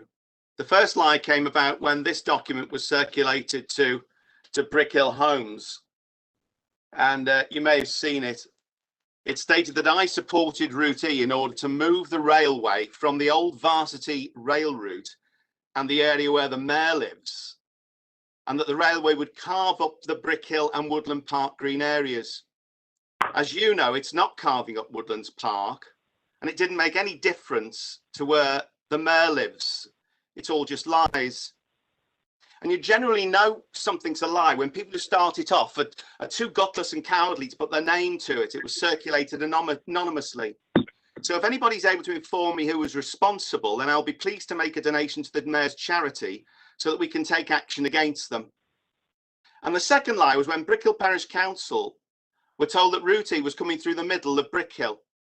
Now, this is utter nonsense, and moreover, one of the key people who campaigned to warn Brickhill of the dangers of Route E being too close to Brickhill is now campaigning against line 1 and wants the railway to come closer, saying that actually it won't be too bad after all. Now, to the campaigners of Be Fair, I would say, be honest. Tell people the truth and no scaremongering. Understandably, people have been concerned, and that's why we've taken the time to make contact with every home in our ward, and they've resoundingly supported our petition for Route 1. And I know that there are people who say that East West Rail didn't consult enough. I've written to East West Rail to inform them of how residents feel. However, what I know for sure is that in the first consultation in 2019, Liberal Democrats in Brickhill contacted every home in our ward to ensure that everybody was encouraged to take part and let East West Rail know their views. We used our Focus magazine. This is the copy, and you can see East West Rail, make sure your views are heard. It's right next to the column about the failing Northampton Conservative Council. That was in March 2019. We used Focus, we used deliveries, we used social media. And it's a good thing for councillors to have on your to-do list when you get up in the morning, must communicate with my residents. And we said in that communication, the route chosen will have a big impact on the areas it passes through and potentially on Bedford as a whole. And we asked them to get in touch and to make sure their views were heard. And we also have the pictures from media of the time on Bedford Liberal Democrat website, where you can see Councillor Ryder leading the way and joining all the other political leaders in campaigning for the railway to come to Bedford Station. And everybody knew that routes D and E going north were the only routes which delivered this. I wonder why Conservative councillors are attacking the mayor about the need for more consultation and not their own government, which has chosen this route. Possibly because only one Tory councillor voted against the local plan, which had a clear statement supporting East West Rail coming through Bedford. So it's just party politics. And if you're concerned as Conservative councillors, you should go to your MPs who support this and your government who's building it and paying for it. But the debate now is not about whether we like Route E. This is the only route Mr. Shapps, the Conservative Government Minister for Transport, has actually offered us. The consultation is now about which alignment the railway takes in Route E. And we have to get to the best alignment. And as far as I'm concerned, I will vote for alignment 1. Because in Brickhill, we've always campaigned for the railway going north, away from Brickhill in the urban area of Bedford, which affects most people. Now, I understand that some people will find that objectionable, but we are elected to take tough decisions, and we have to be honest and be prepared to do what we believe to be the right thing, and then have the courage to stand by it. And it's been extremely disappointing to see that some people feel that if we as politicians vote in a way that they disagree with, then they can insult us, threaten us, and the behaviour of some campaigners, thankfully a minority, has produced a toxic environment. an environment in which debate has been devalued in favour of insult. I am shocked that I've been forced to involve the police because of unacceptable threatening comments on social media. Now, I'm sure that's something which all councillors will agree is intolerable, because it's not something which we should be doing to one another. And I hope that no matter how vehemently we may disagree over deeply held views, we can still remember our manners and learn to be a bit more kind to people. So why is it important for this railway to come to Bedford, and why will I be voting against this amendment? Well, why have our political leaders from across all the parties campaigned for it for so many years, including the ones who are now pretending that they didn't?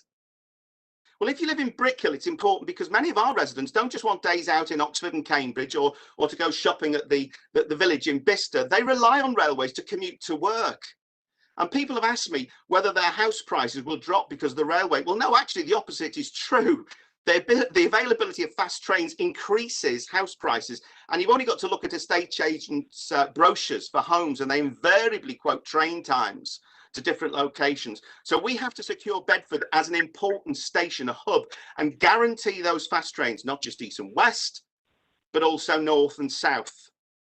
And moreover, fast trains to two of the best places in the world for science, engineering, discovery, education at Oxford and Cambridge will locate Bedford at the centre of an arc of fortune. Now, there are people with too little vision for Bedford. Thankfully, there are too few to hold us back and to hold back the prosperity of this town and the hopes and dreams of its people. But we have a vision for this town. Under Mayor Dave Hodgson's leadership, this is an aspiring council, and negative voices must not be allowed to prevail. I've been a director of BID, the Bedford Improvement District, for many years, and I've seen the enthusiasm which our businesses and our business leaders have for Bedford. But one of the things that they've always said to me is that when national business leaders come to Bedford, they believe that the beauty of our town is let down by the railway station area and the walk into town when they arrive. Now, East West Rail offers us the opportunity to have a once-in-a-lifetime regeneration of our station quarter. It'll bring investment to enable us to transform this part of our town, and don't doubt the ability for us to get that investment which we need. In Bedford, over the last decade, we've a proven track record of getting investment and delivering projects on time and on budget. The bus station, the rebuilding of our car parks, the replacement of all of our street lamps with environmentally friendly low energy LED lamps, the £27 million transforming Bedford project, which is the largest ever investment in our town centre roads, the transformation of the dirty toilet block into the amazing Riverside development with its town centre cinema, the restaurants, including what everybody recognises now as a brilliant bridge. Interestingly, Riverside was opposed by CPRE, the same group opposing the railway. Don't be deceived, anybody. CPRE is no longer an innocent charity campaigning to protect rural England. In Bedford, it has become a political group which frequently makes false statements campaigning against the mayor. And they pretend to be concerned about rural England, but they should be renamed the Campaign for the Protection of Some of Rural England. Because if you happen to live in Cardington or Great Barford or Shortstown or anywhere south of the river, they just don't seem to care about what impact this railway is going to have. They seem quite happy for the railway to go through Priory Country Park or to demolish 150 homes in Wixham or all of the other things that have been mentioned tonight. And another responsibility which I have is as a governor of our hospitals trust, and I'm really pleased to hear what Councillor Croft said, because the railway isn't just about people commuting out of Bedford, it's about people commuting into Bedford. And I know somebody who's currently commuting to Adam Brooks Hospital for treatment each day. They haven't got the energy or the strength to drive, and so a fast link to Adam Brooks will mean that this isn't just a railway line, it's actually going to be a lifeline for many of our residents. So I have absolutely no doubt in my mind that this is in the very best interests of all of our residents that this railway comes to Bedford Station. And I will be voting against the amendment and for Alignment 1. Now, I know there are people who want to play party politics and to try and gain political advantage, but it's because it's such an obvious fact that the railway must come to Bedford Station, that it's been supported over so many years by the leaders of all of our major party groups. And the mayor and all the representatives from the parties who wanted to be mayor. So we mustn't turn away from Bedford, a railway which is going to provide employment, and prosperity for our residents and future generations of residents to come. And finally, Speaker, I'd like to thank all of those responsible in the council for helping to assist in this consultation process in very difficult times over COVID. And that includes officers who've assisted with meetings and the technology which has been required, but also Mr. Shortland, Mayor Dave Hodgson and Councillor Headley, who was ever... Yeah, thank you. Just put yourself on mute. I don't know where, I don't know who that... Everyone is on mute, so I'm not sure where that's coming from. Thank you, Speaker. Finally, Speaker, I'd like to thank all of those responsible in the council for helping to make this consultation process proceed, and that includes officers who have assisted with meetings and the technology, but especially Mr. Shortland, Mayor Dave Hodgson and Councillor Michael Headley, who, whatever views people may hold, nobody can deny their dedication, the work and the time that they've put into over the last few weeks to ensure the questions are answered and residents' views are heard. Thank you, Speaker. Thank you. We now come to, sorry, I've lost all my people, Councillor Foster. Thank you, Madam Speaker. I would just like to say that I support Councillor Moon's motion as seconded by Councillor Coombs. I am surprised at the criticism of the timing of this motion, particularly given Councillor Headley's motion put at a very, very late stage at our council meeting on the 24th of February, when residents' petition was being debated. I think that there is a lot of information that has come to light during the course of the last few months that wasn't freely available before, and I think that that information that has now come to light does call for a reconsultation in fairness to all those residents that are affected by the choice of the route. You should note that they are not asking for an alternate route, they are asking for a reconsultation. I, for one, would like to see, for example, the minutes of the meetings that were held behind closed doors with senior Bedford Borough people, whoever they might be, and East West Rail. There's a list of 8 of them back in 2019. I think that it's also important to point out that the borough's response to the East West Rail consultation in March 2019 carried significant weight in the decision-making process, significant weight.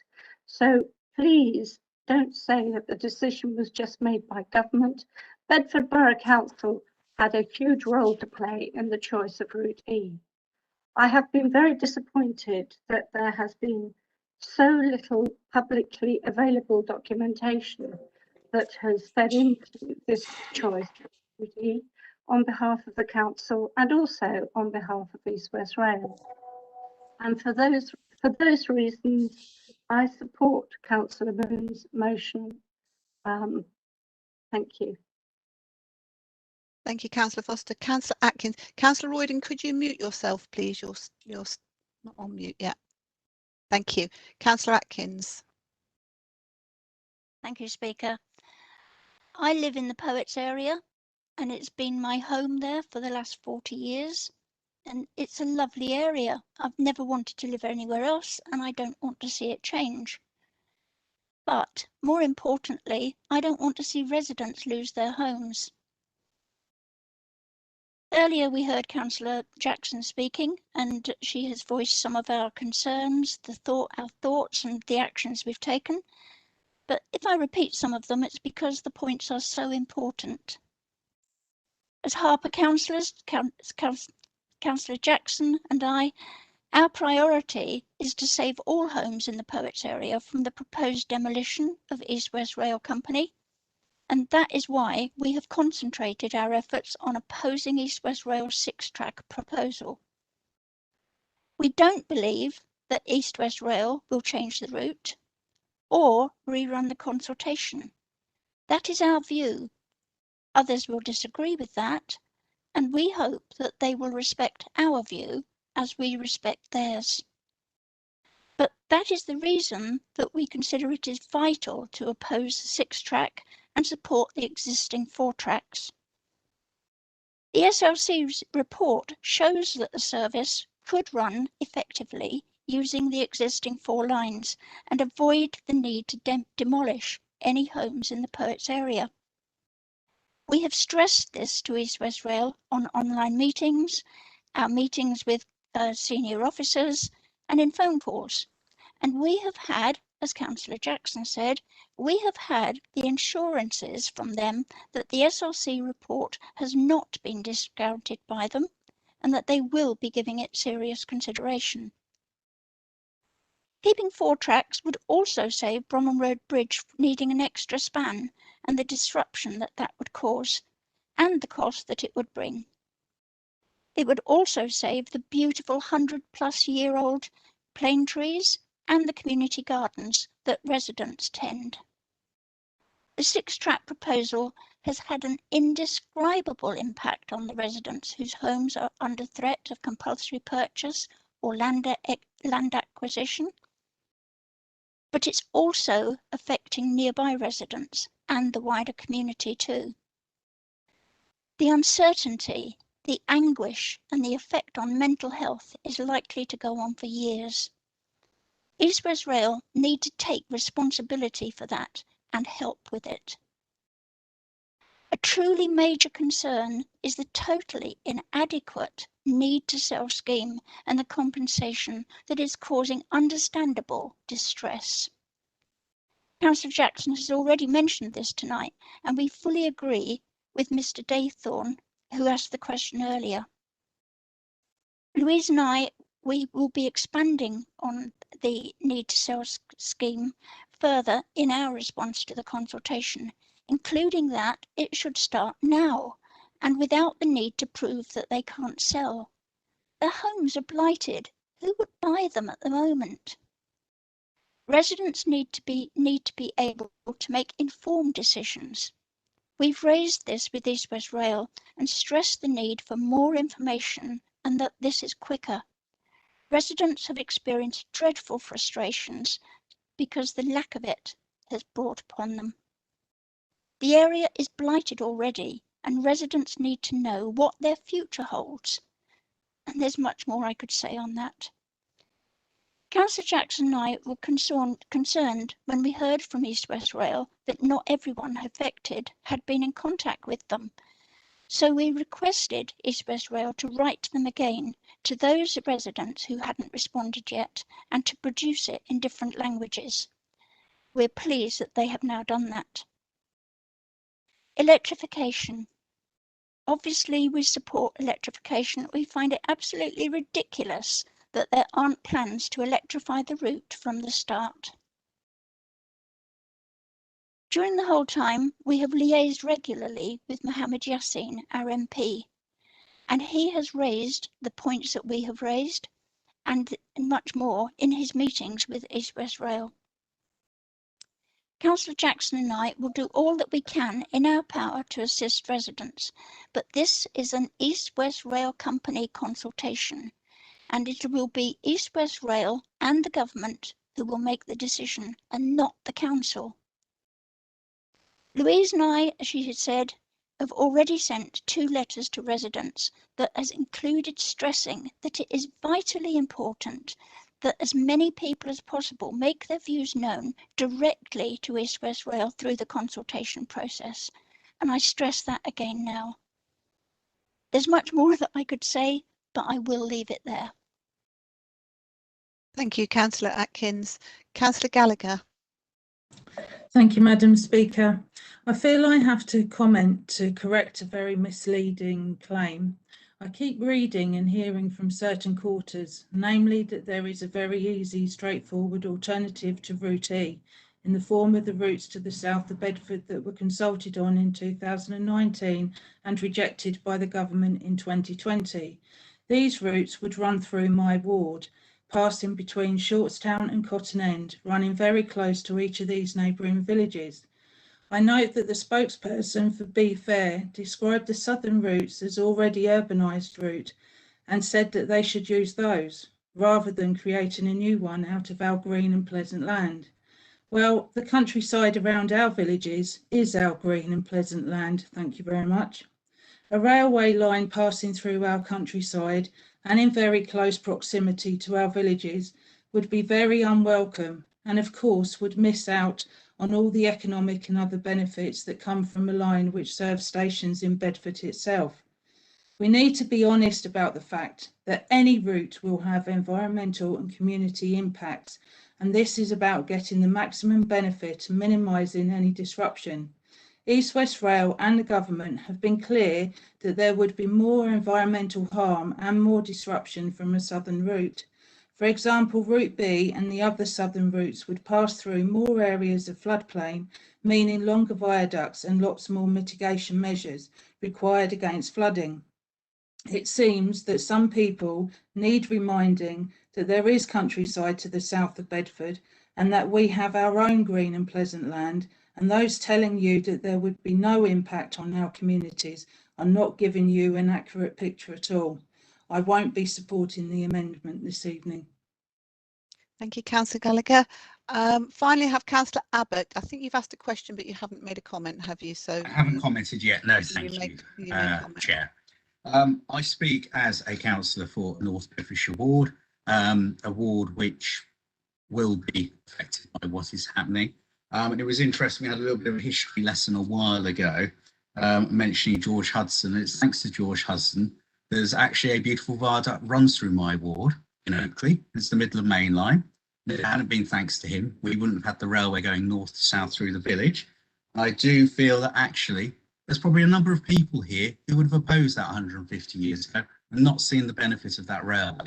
A railway which we now enjoy the benefits of 150 years later. I certainly oppose the amendment which has been put forward in terms of trying to extend the consultation and to create, I think, the only way I can describe it is create more fear amongst people.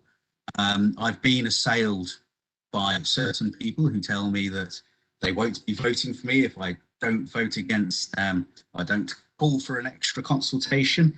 I'm asked to put forward the views of my parish council. I'm very happy to. Certainly the parish council in Oakley don't support Route E.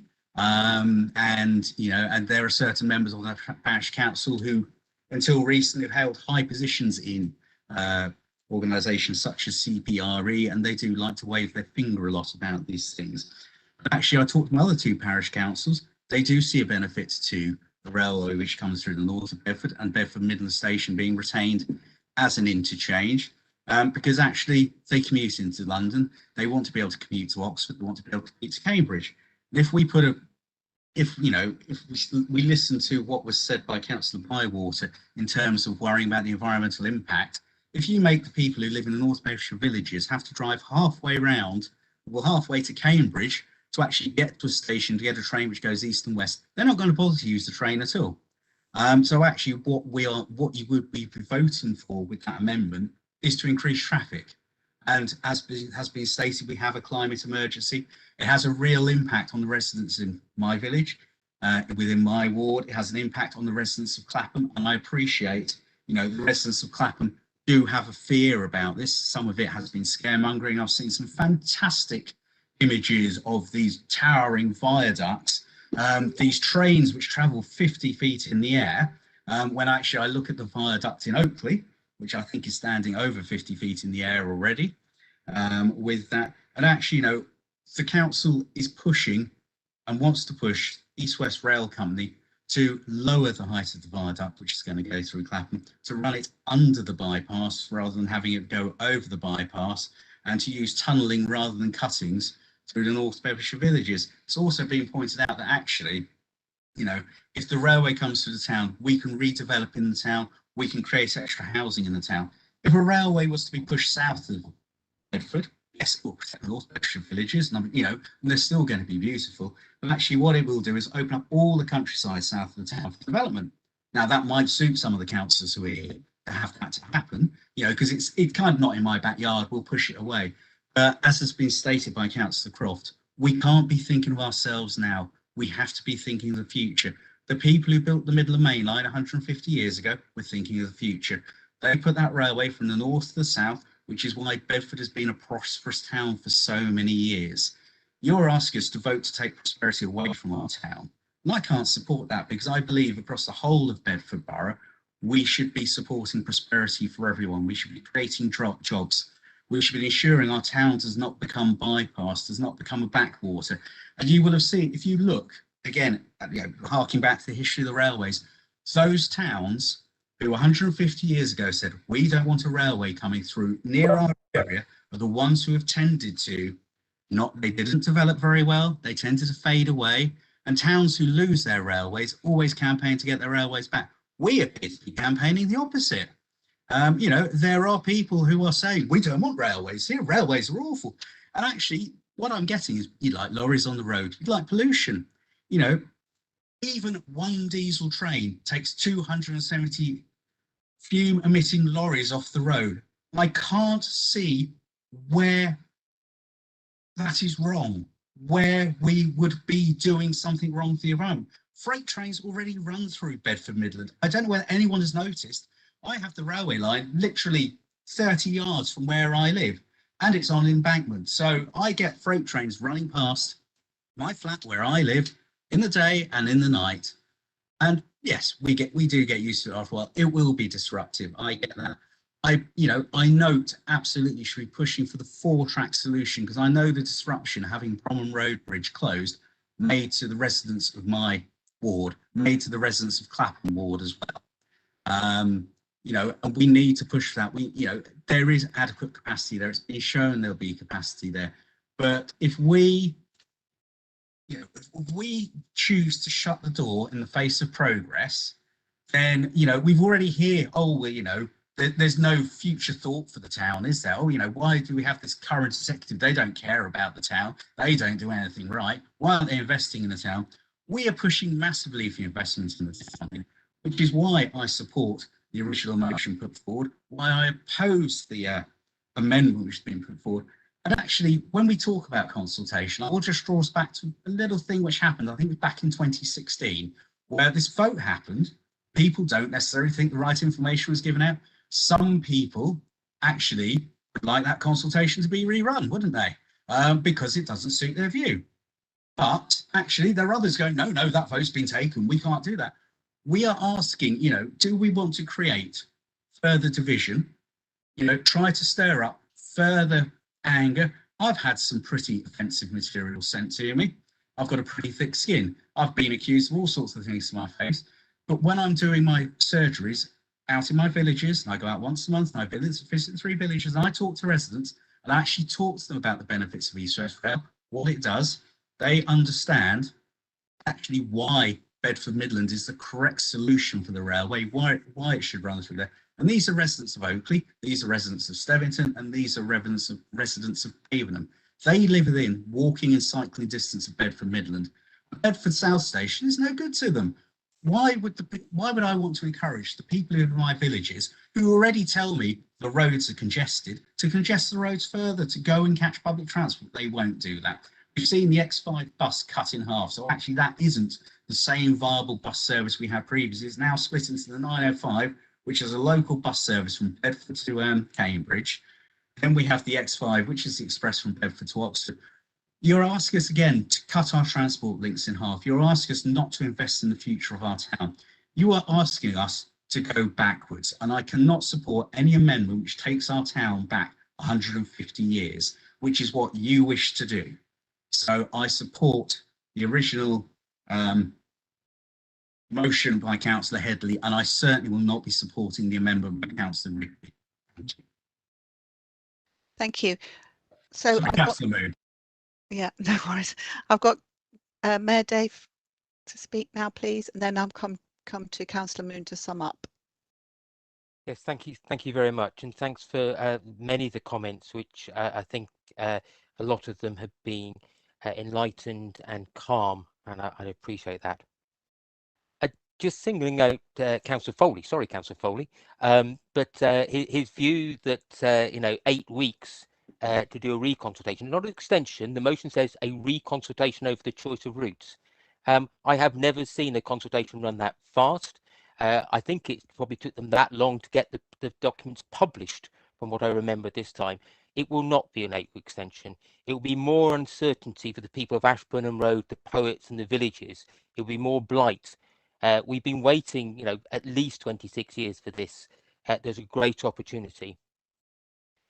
So I won't be supporting the amendment. But in the spring of 2019, East West Rail Company consulted on route options, which coincided with the run-up to the mayoral and council elections that year. Now, in the mayoral election, I stood on a manifesto which include the following very clear statement.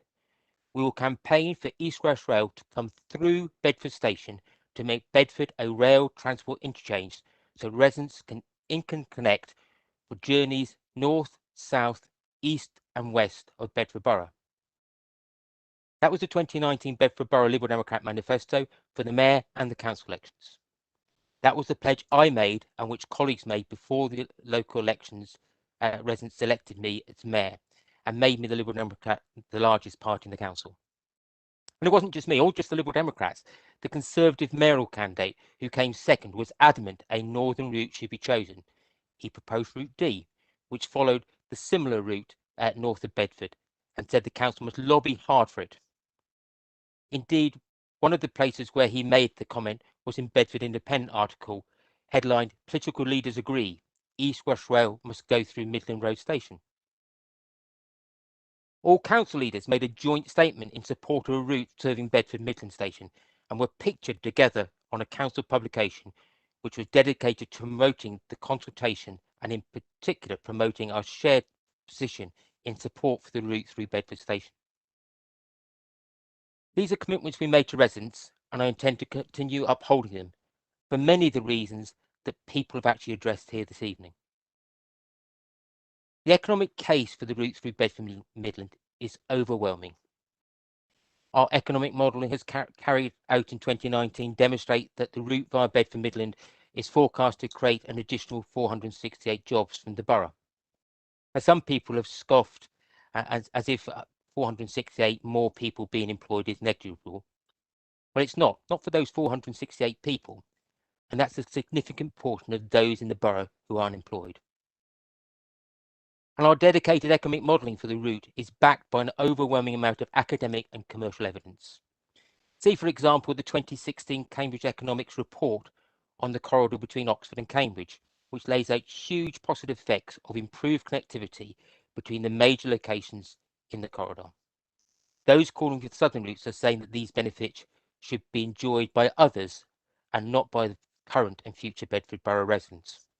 Or at least they should be considerably reduced, because we simply wouldn't achieve the connectivity for our borough on the route that serves Bedford itself. As the OECD states, efficient transport infrastructure provides economic and social benefits by improving market accessibility and productivity, ensuring balanced regional economic development, creating employment, promoting labour mobility, and connecting communities. And back in the southern route, which does not serve the main population centre and those who can get to it, and which does not deliver a direct link to Midland Main Line and other transport, reduces market accessibility and productivity, reduces additional employment, reduces labour mobility, and fails to connect communities directly. This is a passenger railway designed to connect people and places. That's what excites potential new employers in the borough, whom I talk to frequently as mayor and economic development portfolio holder. They tell me that fast direct links from the centre of Bedford to the centres of Cambridge in one direction, Oxford in the other, and destinations in between make Bedford Borough much more attractive as a location to invest in and create new jobs. It widens the pool of staff and customers, giving new flexibilities to connect not only to those thriving economies elsewhere, but on the line also to destinations across the region and the country through fast links to the East Coast Main Line, West Coast Main Line, and more. All of that is hugely reduced by an inferior connectivity of a southern route, which the government rejected last year, and which previously all political groups on this council rejected very clearly. We also need a Wixham station to unlock further economic growth and deliver a station with services to and from London, which residents need, deserve, and were promised. And a southern route would be a disaster in that respect, very likely killing off that project. This really is a once-in-a-generation government investment in our infrastructure, and if we would turn our back on it and refuse to seek to maximise the ongoing economic benefit, future generations would look back in disbelief, as Councillor Abbott said. This draft council response deals with the situation as it is, with Route E having been chosen and impacts to be reduced and removed where possible, while maximising the benefit. Minimising those impacts, including 4-track rather than 6-track north of Bedford Midland to avoid the need for demolition of the Poets area and Ashburnham Road. Electrification from day one to reduce the noise and the environmental impact. Less impact on the landscape near Clapham and through our proposed adjustment route. Anybody who wants to achieve these outcomes, in addition to maximising the economic benefit and new jobs, should back this consultation response, but also clearly make sure you put your own response in to East West Rail and the government, who will make the final decision. Thank you, Speaker. Thank you, Mr. Mayor. Right, I'm now going to come to the mover of the amendment, Councillor Moon, to sum up, and then I'll go back to the mover of the original motion. Chair, bereaved, no, it won't take me more than half an hour or more to sum up, because there's been rather a lot of comments, but I shall keep it. I'll try and summarise it better. Yes, please. Yes. Could you, sorry, Councillor, would you mind just clarifying what the actual amendment is for people who are watching online who won't have seen? Yeah, the amendment, well, give me a bit extra time for that. The amendment accepts that, well, difficulty. Essentially, the amendment is about, to summarise, that the initial consultation was flawed, that people were not fully involved, fully engaged, it was very low response, and that it is not indicative of what people's views are if they were faced with full choices, whether it's poets' residents, whether it's even in villages. The initial indicative maps were not not particularly clear, but above all, it was that error in the costing, or variation in the costing of the original consultation proposals, where routes A to E almost reversed in cost terms, and we're talking billions. So I've got the precise figures, I've got them somewhere piled on my desk, but things that were a billion or more, were options that cost $1 billion or more than one option. Next time round, it turns out they cost $1 billion less. It was just extraordinary, the differences. And that undoubtedly affected the way some people responded, particularly in the north, because it didn't seem plausible that the route would go anywhere other than the south. So this it doesn't suggest an alternative route, it's not seeking any particular alternative, not arguing for any particular alternative. And it may well be at the closure of this, if there is a reconsultation, that Route E will again be chosen. If that's the case, if it's done on full information, then so be it, and one can support it. It is not trying to suggest anything other than reconsultation of the existing options or any other options that might be thrown into the mix during a consultation period. So that is the basis of it. So we're not looking to rule out or eliminate any particular option of the original 5, but to go back, engage more people. 7,000 people or 3,500 people responding out of what, 250,000 is just ludicrous for something this important. This will impact on us for generations, more than lifetimes, and it's a one-off thing. There's plenty of time, as it would fit in another consultation. So that's the basis of it. Going to the comments that we've had, let me make it quite clear that we have never questioned the benefit of East West Rail coming into Bedford. Whether going through Bedford is the optimum solution is what is at issue, but coming in is accepted by all of us, and all of the routes that we're talking about, I think would come into Bedford. So on that basis, the Aunt Sally's and sanctimony we've heard from variously from Councillor Abbott, the Mayor, Councillor Royd and Councillor McHugh, not from Councillor Crofts, although again I think he missed the point, that we're not arguing or challenging that the railway should come into the centre of Bedford. The question is it right that it should go through, with the impacts that then poses on people living to the north, starting from Poets, moving upwards? The amendments, therefore, is about openness and transparency.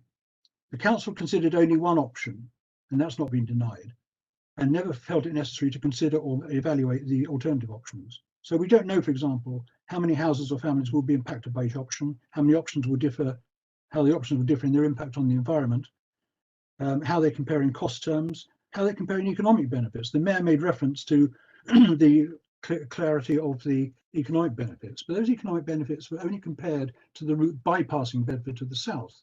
They weren't compared to the routes coming into Bedford and then perhaps going out again or going to a Parkway station.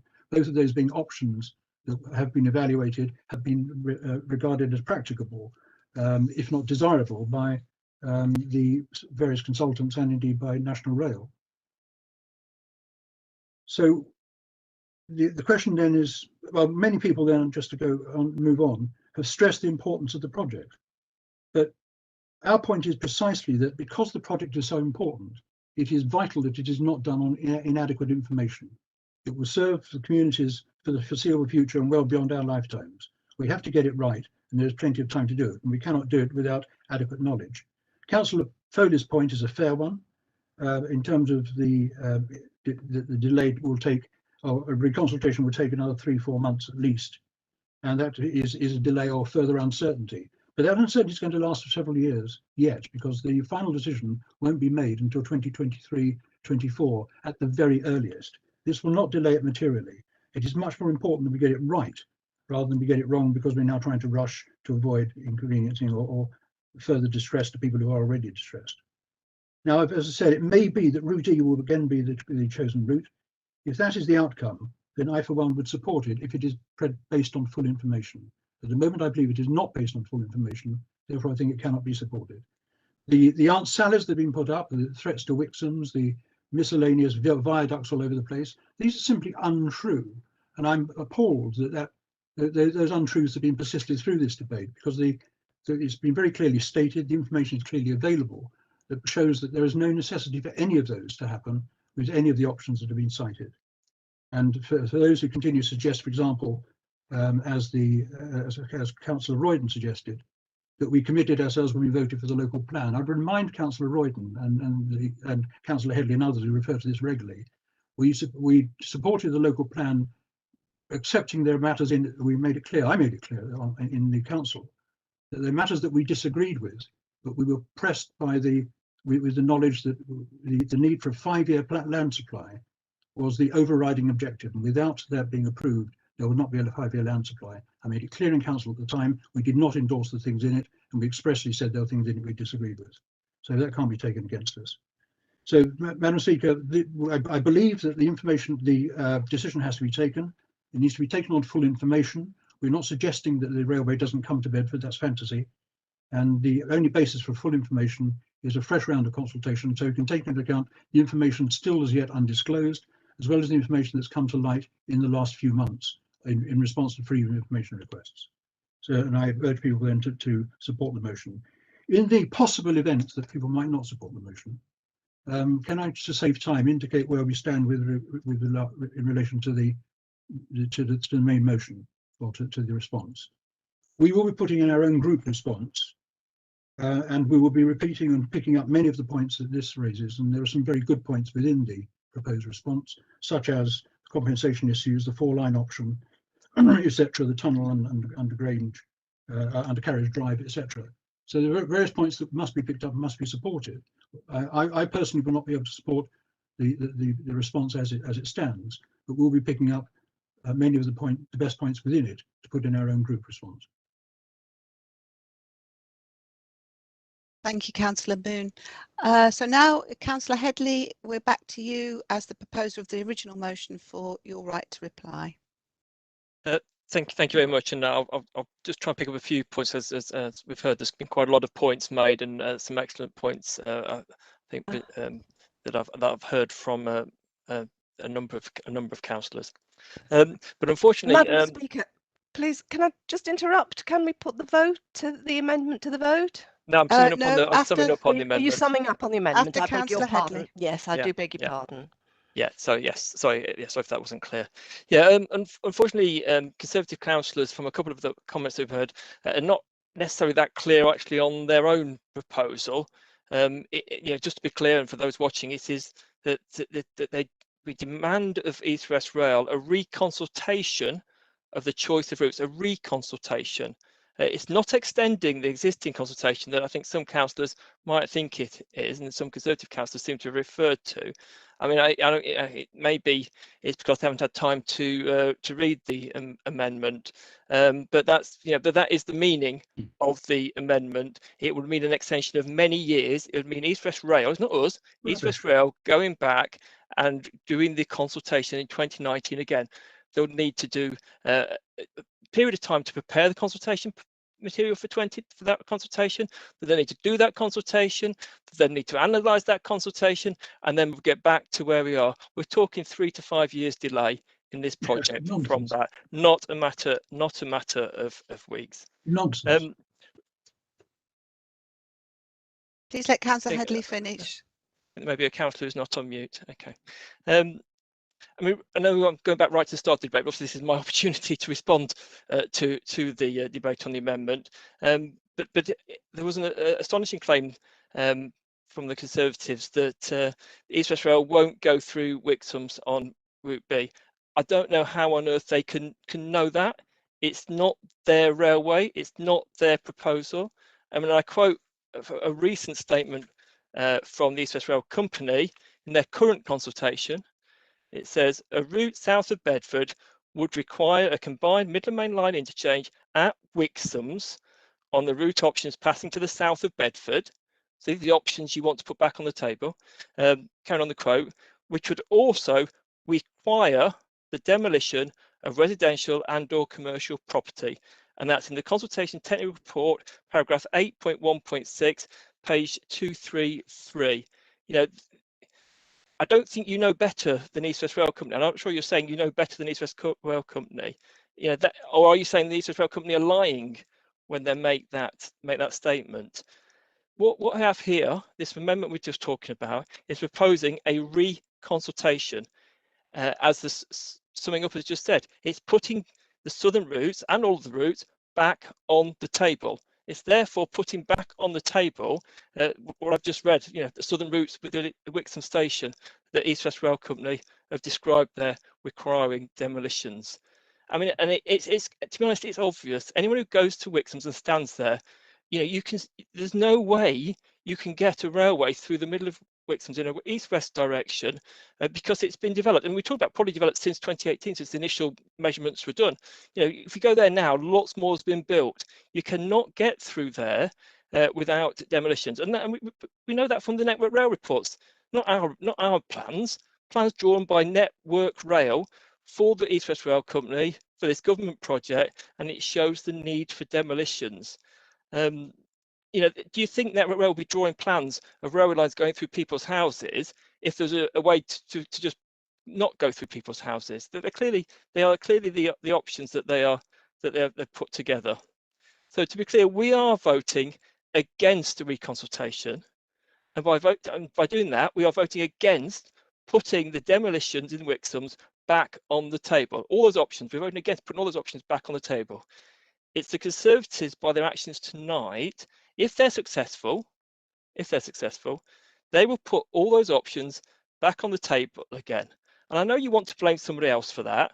And I understand, of course, you want to do that, but it's clear a reconsultation that you're going to be voting for is putting the options back on the table, equals putting the Wixham's routes back on the table. It's putting the risk of demolitions back on the table. It is indisputable logic that is what the train of events will lead to. As much as you might want to hide that, say that is the situation. And I know you don't like us pointing that out to the residents who live in the Wixhams, but we're sharing publicly available information from the East West Rail Company and from Network Rail. This isn't something we've produced. It's information that's publicly available in the public domain. You want to keep that information from residents. We think they deserve to know that if there's a reconsultation with all those routes, all those options go back on the table. They go back in consideration. Just more generally, in summing up, we have a consultation response in front of us. We have a consultation we need to respond to in front of us. We must respond to make sure that the interests of Bedford Borough residents are considered. The Conservatives are clearly suggesting that, that we either try and delay things through this amendment and don't put a response in for that reason, or they're going to vote against the response anyway and obviously don't put a response in. That's not the right way forward. Calling for another consultation shouldn't be used as a way out of facing the decisions that we have before us. We have a responsibility to face up to the choices that are here now. And it would be a dereliction of duty if the Council were not to send in a clear, unequivocal response to this consultation. We have important points to make about the impacts on the Poets area, the viaduct near Clapham, the importance of controlling the construction process, the benefits that can come from the new stations in Sturtby, St John's and Bedford Midland, amongst many others. And you know, people shouldn't walk away from that. We need to make those points to the East West Rail Company and to the government. I know that some of the Conservative group met with the Rail Minister on the 15th of March to ask for a reconsultation then. And then just 16 days later, this next stage of consultation started. You tried to get a reconsultation. You went to the Minister and you went with your MP, I think, as well. And the response from the Minister was in 16 days later to sign off this next stage of consultation. I mean, it's amazing how you sort of come into the council as if we have any power to give a reconsultation. You went to the person who does have the power and you got your answer. And the answer was in the form of moving on to the next stage of consultation. So rather than granting you a reconsultation, it's like press on with the next stage of the consultation that we have before us. If you had your way, you would try and make a political point that it's somehow down to this administration of the council, when in reality, it's a Conservative government-backed project. You should own it and not try to distance yourself from it. I want to ask people to please reject this amendment and give the important feedback we need to in the main motion to the East West Rail Company on behalf of borough residents, and to echo the comments that the Mayor made. I encourage everyone, everybody watching these businesses, to put in their own response to give their views to East West Rail Company direct as well. Thank you. Okay, right. Just to be clear now, we are now going to vote. A named vote, please, Speaker. Named vote. Do I have A second that, please, Speaker. Yeah. We've got Yes, please. Supported. Supported. Okay, we're going to a named vote on the amendment. So this is a vote on the amendment. Okay. Thank you, Madam Speaker. I shall go through the names and call out. Thank you, Sue. Councillor Abbott. Against, opposed. I don't know what you say to that. Thank you. Akhtar. Against. Atkins. Against. Burley. Against. Bywater. Against. Caswell. Against. Coombs. For. Crofts. Against. Foley. Against. Foster. For. Gallagher. Against. Gambold. Councillor Gambold.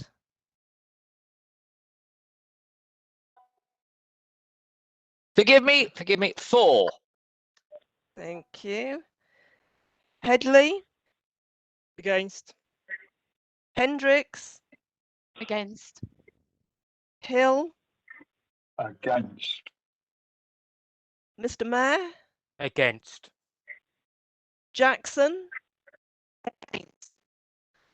Martin Moran Bryant. For. Masood. Against. McHugh. Against. McMurdo. Against. Meader. Against. Moon. For. Nawaz. Against. Oliver. Against. Ryder. Against. Rigby. For. Royden. Sorry, Royden Charles. Against. Max Royden. Against. Sampson. Councillor Sampson. Sorry, I broke up then. Against. Sawyer. Against. Solomon. Against. Sultan. Against. Towler. For. Valentine. Against. Van. Against. Walker. For. Weir. For. Wheeler. For. Wotton. For. Zamir. Against. Thank you.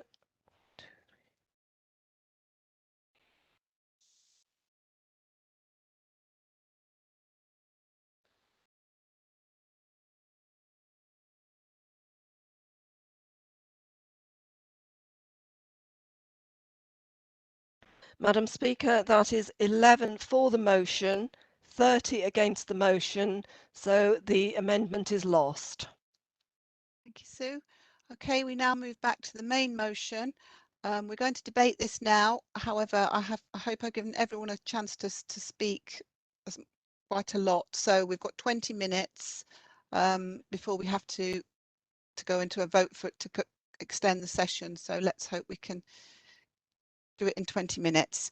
So are there any questions on the response to the consultation? This is Councillor Headley's motion. Questions? Yes, Councillor Martin Moran-Bryant. Thank you.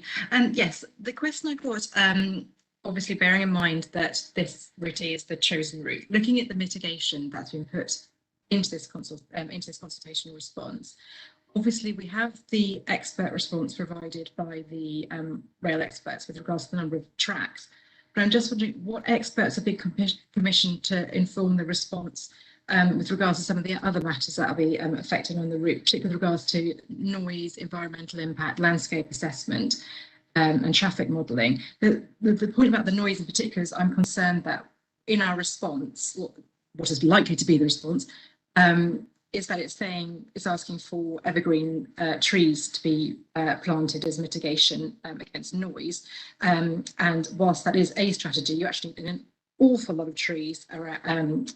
I think it's something like 30 metres just to get a 6 dB reduction, and that's the minimum reduction that you'd be looking at. So just in order to make sure that this mitigation request is as robust as possible, what experts have we commissioned or have been commissioned by the council in order to back up this response, other than obviously the report that's attached that obviously we're all aware of with regards to the rail lines? That's the Councillor Headley, I guess. Thank you. We've used our internal expertise amongst our officers in bringing this response together.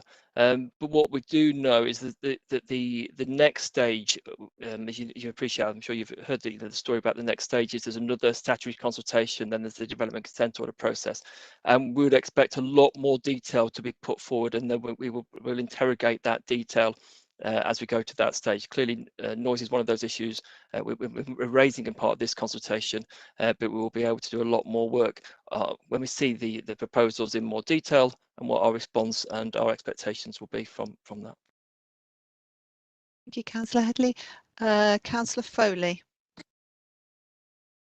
Yes, just a quick question. Would it be possible, please, to actually have in some written form the wording of the minor amendment that Councillor Headley was saying he accepted? Yes, I'll make sure you get that. It's a couple of changed words, but the change in meaning is that it's about impacted rather than just required, as the property is required to be had. Thank you. Councillor McHugh.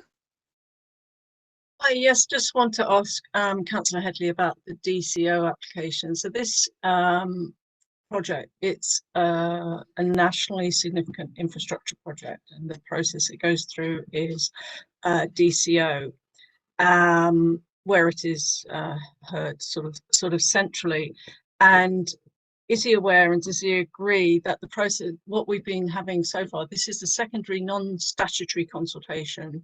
The statutory consultation would be due next year, and that would effectively include all detailed assessments of whatever air quality, carbon, noise and vibration, biodiversity, and economic benefit. That's when we might expect the fully detailed plans. That's the statutory consultation which takes place before the process starts, before the submission of the DCO. And during the DCO process, it's actually a very constructive process, and local authorities and parish councils and other groups are meant to engage, and they can have, you can have a statement of common ground, and you can choose to disagree with other things, but you can discuss the mitigations that would be useful. And some communities, you know, they do find that there can be very constructive engagement with effective mitigation of the impact. So is that the understanding that Councillor Headley has of this process? Yes, thank you. That is my understanding. Actually, as you've highlighted, this is the next stage is a very, very important process, when a lot of the detail, well, the detail will be there to be worked through. So yes, I absolutely agree with the comments you've made. Councillor Foster.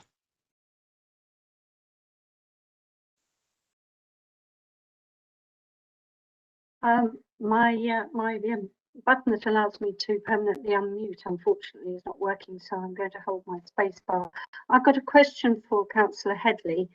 Councillor Headley, you've sat on the East West Rail Consortium since 2017, 16, quite some time, and possibly even you were even on it at the outset, at its inception. And so it's fair to assume that you would have been aware of a number of reports prepared by Network Rail for East West Rail through this period, including the report in 2018, which identifies a 6-track option through Poets, and the report of the 29th of March 2019, which includes the 2018 illustration of the 6-track route through Poets as Appendix G. Were you aware of these reports before you submitted your response to the East West Rail consultation in March 2019? If not, why not? Short answer, no. And there's a fairly obvious reason for that. The East West Rail Consortium is not privy to reports that are going on internally between Network Rail and the East West Rail Company. I made very clear at the beginning, the consortium is a very, very different body from the East West Rail Company, and it's you must be making a big misunderstanding of the relationships if you think that they're privy to sort of the internal information that's going backwards and forwards between Network Rail and the East West Rail Company, because they're not. In terms of what we knew, you referred to. Let me just, because these documents have come out later, so I'm relaying back to you what we found out afterwards. The 2018 diagram you referred to was part of the 2019 2F report from Network Rail. And that 2019 2F report concludes that the 6-track option isn't needed. So the context for that report, even if we had been aware of it, the context for that report was that it wasn't needed. Now, as it happened, we weren't aware of it, but the conclusion drawn by Network Rail in 2019 was that the 6 tracks were not needed. And I know some councillors have tried to draw some sort of information that, oh, this was drawn in 2018, it must have been known about in 2018. Well, first of all, it was in the 2019 report, and when it was in the 2019 report, it was rejected. It was rejected by Network Rail in the 2019 report. I just emphasise that because I think that's important. I mean, we weren't aware of the report anyway. In fact, we did have some information from Network Rail in 2019 about the Bedford area, and that's published, and that's available on the website, the East West Rail website, about the cost drivers in the Bedford Midland area, and that is absolutely clear. So I read from this report. This is a report we had in 2019. This is the actual report we had from Network Rail in 2019. It talks about, when it talks about the Bedford area, the requirement for 2 new platforms, on the eastern side of the station, aware of that, with services then continuing north on the slow lines to a point possibly 1 kilometre north. We had information from Network Rail, and the information from Network Rail very clearly said on the slow lines, and that report is publicly available. Thank you. So I've got no more hands up. So now moving to comments. Do I have any comments? Councillor Zamir, I believe you have a comment. Madam Speaker, do I not get to follow up on my question? No, I'm sorry, Councillor Foster. You may make a comment, but you can't ask another question. I wasn't going to ask another question. I just wanted to continue with a comment. Okay, I'll come back to you. Let's get Councillor Zamir in and I'll come back to you. Can you hear me okay? Yeah. Okay, thank you. As a part of Route E, there were two options given for relocation of St. John Station. Abu Sultan and myself, as a ward councillor of Coldwell, we are strongly supporting option 1. Option 1 will be relocating westward closer to Bedford Hospital. We believe this will be great benefit to the service user and staff at the Bedford Hospital. This option will offer better connectivity directly to the hospital in Cambridge and Oxford, which means the staff and patient can conveniently travel between hospital via train without the need to use private transport and expensive parking. Like many area in Borough Council, Coldwell, we also have parking and traffic congestion issues. This improved service at St. John Station and better connectivity with the other station will ease the traffic and parking problem. This will also positive impact on air pollution and noise pollution around Emthal Road area, which is currently one of the worst area in the borough for this. We are looking forward to the benefit the new St. John Station will bring to the area. Thank you. Thank you, Councillor Zamir. I'm going to come to Councillor McMurdo. I'll come back to you, Councillor Foster, for your comment, but I'm going to Councillor McMurdo first, please. Thank you, Speaker. Great to join on the WebEx now. 10 minutes we have, Councillor McMurdo, so please speak. Thank you. I would just like to put on record that I'm not aware of anyone contacting me directly from the ward of Sharnbrook, notwithstanding I've had a few conversations with people in the ward of Sharnbrook. I've received less than 20, I believe 14 people, and I'd like to acknowledge and thank the recognition of earlier speakers for my acknowledging of their contact. I've studied this very closely, and there are a number of issues that will arise from any of the routes, but in particular Route E. I want to raise one specific one, which would impact other routes actually, but the flood mitigation around the Paula Radcliffe Way, Clapham Road area. That is a very serious issue. And just to put on record, I've already had a discussion with the Environment Agency around this. And earlier today, again, I met with the EWR this afternoon. The second one is it's an absolute nonsense. The councillor spoke eloquently earlier around this subject. It's an absolute nonsense for such a significant project to be being planned in the year of 2021 when we're hosting COP26 in Glasgow. So my position on electrification is absolute. I just want to scotch any rumours, because many say you can't pull freight with electric. Well, I'd just invite you to look at the Scandinavian countries. They're doing it very, very successfully. And the representative of EWR gave me some encouragement to say that he was actually in a meeting with them only last week. So no route's going to be perfect for many, but I see if we attend to the detail around flood, electric, the cutting that's been discussed earlier tonight, etc., it will be progress for our borough, so far as I can see. Thank you. Thank you. Councillor Foster, would you like to make a comment? I'd just like to make a comment following on from my question to Councillor Headley. Councillor Headley, I am somewhat astonished, flabbergasted even, that with a project so significant for Bedford and with such a major impact on so many of our residents, that you haven't made yourself fully aware of all the reports made available to the consortium and to East West Rail, including the numerous Network Rail reports, of which the 29th of March 2019 is the latest, as I understand it. I didn't read that report as you have described it. As far as I'm aware, that report left the 6-track option on the table. Your party's insistence that East West Rail comes into Bedford Midland Station and exits to the north, rather than having an in-out option, which would have perhaps received more support than the current route does. Your Route E, will have a devastating effect on the lives of so many borough residents, urban and rural, and that shames you, the Mayor and the Executive. And please don't claim this route had cross-party support. It did not. The 2 Conservative councillors that did support it does not constitute cross-party support. What has been lacking from this process, from you and the Mayor, has been openness, transparency and democracy.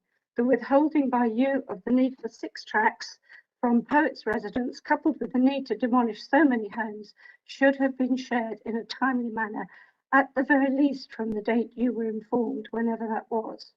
Reports such as the various Network Rail reports to East West Rail, along with other relevant documents, should have been shared with councillors and been uploaded to the borough's website, and your party's consultation response submitted in March 2019 should have been debated at full council before it was submitted. It was not. Okay, Councillor Foster, thank you. Councillor Oliver. Thank you, Madam Speaker. You'll probably be relieved to hear that I'm making comment on behalf of the Labour group, so we won't be making individual speeches. Thank you. As we've already heard, and whatever you might think about it, the present government and the East West Rail Company have already made the choice of Route E.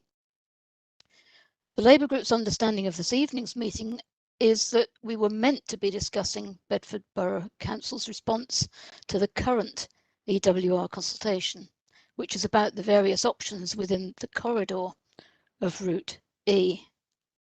A great deal of effort has been put into preparing the very detailed report for this meeting, and I'm concerned that we may not have done it justice, although I'm aware of the time of night.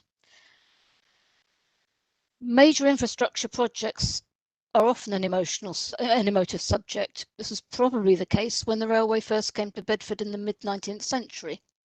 We have rightly heard a great deal tonight and in recent weeks from people who may be adversely affected by some of the proposals. In contrast, we have heard very little from the relatively silent majority, who may just think that EWR's chosen route will be a very good thing for the future of the borough and its residents. Bedford Borough Labour Group is in agreement with the need for a new east-west rail link. We strongly feel that this must be electrified from the outset and therefore provide a greener and joined-up rail link for the future, allowing east-west travel directly to main regional centres, providing greater north-south connectivity along the route and reducing the number of vehicles on our roads. We support the current 4 tracks being fully utilised and strongly oppose the demolition of homes. With regard to Midland Road, we welcome the opportunity for investment and regeneration of this part of town and want to see greater connectivity not only by rail but also to the rest of the urban and rural area by bus, taxi and cycle as part of this integrated travel hub. The Labour Group will be supporting the proposed response to the consultation. However, I would stress that the Council is a consultee, just like all borough residents, whom I would urge to make their views known by responding directly to EWR's consultation document. Thank you. Thank you. I still have 2 hands up for comments. Could I have a proposer and a seconder to continue the meeting? We're now 2 minutes to go. We need a proposer and a seconder to continue. Continue, please. Thank you. So that's Councillor Weir and who was the other? And Van. Councillor Van. Thank you. Okay, I'll come now to Councillor Foley. Thank you, Chair. Yes, I addressed my comments on the amendment strictly to the amendment rather than addressing the whole of the motion. And those were rather short. This is going to be a little bit longer, I'm afraid, for people. I want first to turn to Ashburnham Road. On the very first page, the council response, it says, the challenge for the East West Rail Company is to treat all residents in the vicinity of the proposed railway line as important stakeholders and to engage with them and address their concerns throughout all subsequent stages. I am deeply, deeply frustrated that this borough has failed to do so, particularly with respect to some of those most affected, the residents of Ashburnham Road, who are threatened with demolition. They're the second largest group of residents with homes at risk of demolition. And yet we had, again, when Councillor Headley was summing up on the amendment, a mention of various places around the borough, but no mention of or relevant to Ashburnham Road. There's been woefully inadequate consideration of a large number of homes threatened with demolition in Ashburnham Road, in stark contrast with the great efforts to show how homes in the Poets Estate can be saved. Many residents of the Middle Road area feel that the council doesn't care about them. It gets much harder to convince them otherwise when the council only mentions Ashburnham Road once in this response, while there's a whole section designed to help the Poets area and 3 pages of the answer to question 33 just dedicated to helping the Poets area. For example, the section on rebuilding the station does not even mention that people's homes are threatened with demolition, let alone that it's easy to meet the council's and EWR's aims without demolition. Indeed, the one mention of Ashburnham Road residents is in the context of blight, something that affects property owners, but not the many tenants who equally have their homes at risk. The tiny bit said about the needs of renters who will lose their homes is a small paragraph as feedback to the need to sell scheme, where it won't be seen as relevant by EWR. In addition, the Polish community feel excluded with the way Dom Polski is threatened with demolition and is receiving no attention from the council. So that's my major consideration here. However, there are other station issues. I don't agree with the council's report that a reduction in line speed on the up fast line from 125 miles an hour to 110 miles an hour would be considered a small price to pay, given the huge sums of money that have been recently spent to rebuild Market Harbour Station to produce a tiny reduction in journey times. The provision of a platform on the up fast line would be much more likely to be accepted and much better for Bedford, massively increasing our chances of getting our intercity services back. I want to now move on to some of the claims that other routes are environmentally better. The first thing we've got to realise here is that building no route is the way to minimise the direct environmental consequences, but it would also maximise the indirect environmental consequences. And so we are faced with a balance between the direct consequences of what we build and the indirect consequences of not building it. And so the key is to build the route that maximises the benefit, including good environmental consequences, while minimising bad environmental consequences. And avoiding the centre of Bedford would reduce the benefits too much. There's been repeated exaggeration of the environmental disadvantages of the proposed route.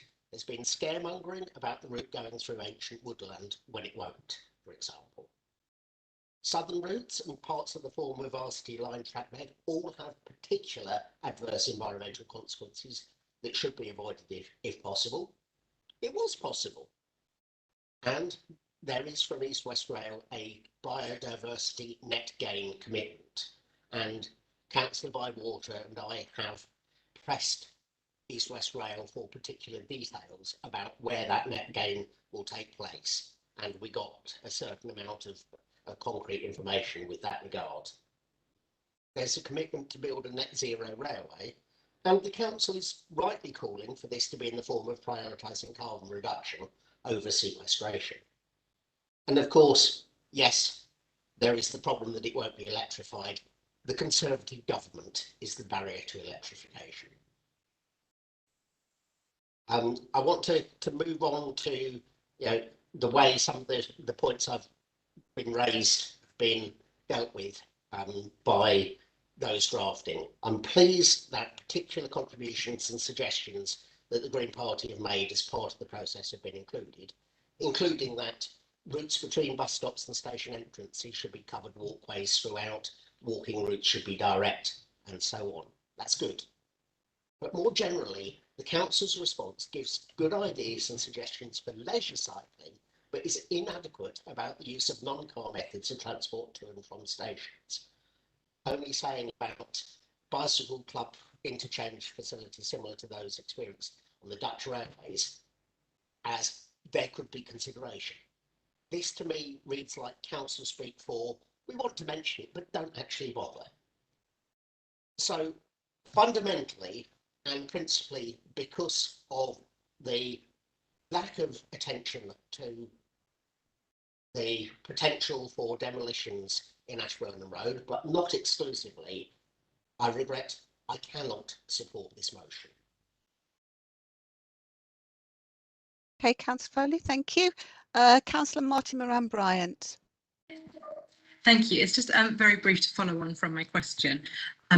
Just going through the report, particularly looking at the comments on page 9 and 10 with regards to the environment, I do feel that even within this report, it could be worded much more strongly. So rather than saying we would wish to see things, I'd rather say that I'd rather have that in a much more affirmative language, because some of these things are really, really quite fundamental in making this, in making mitigation.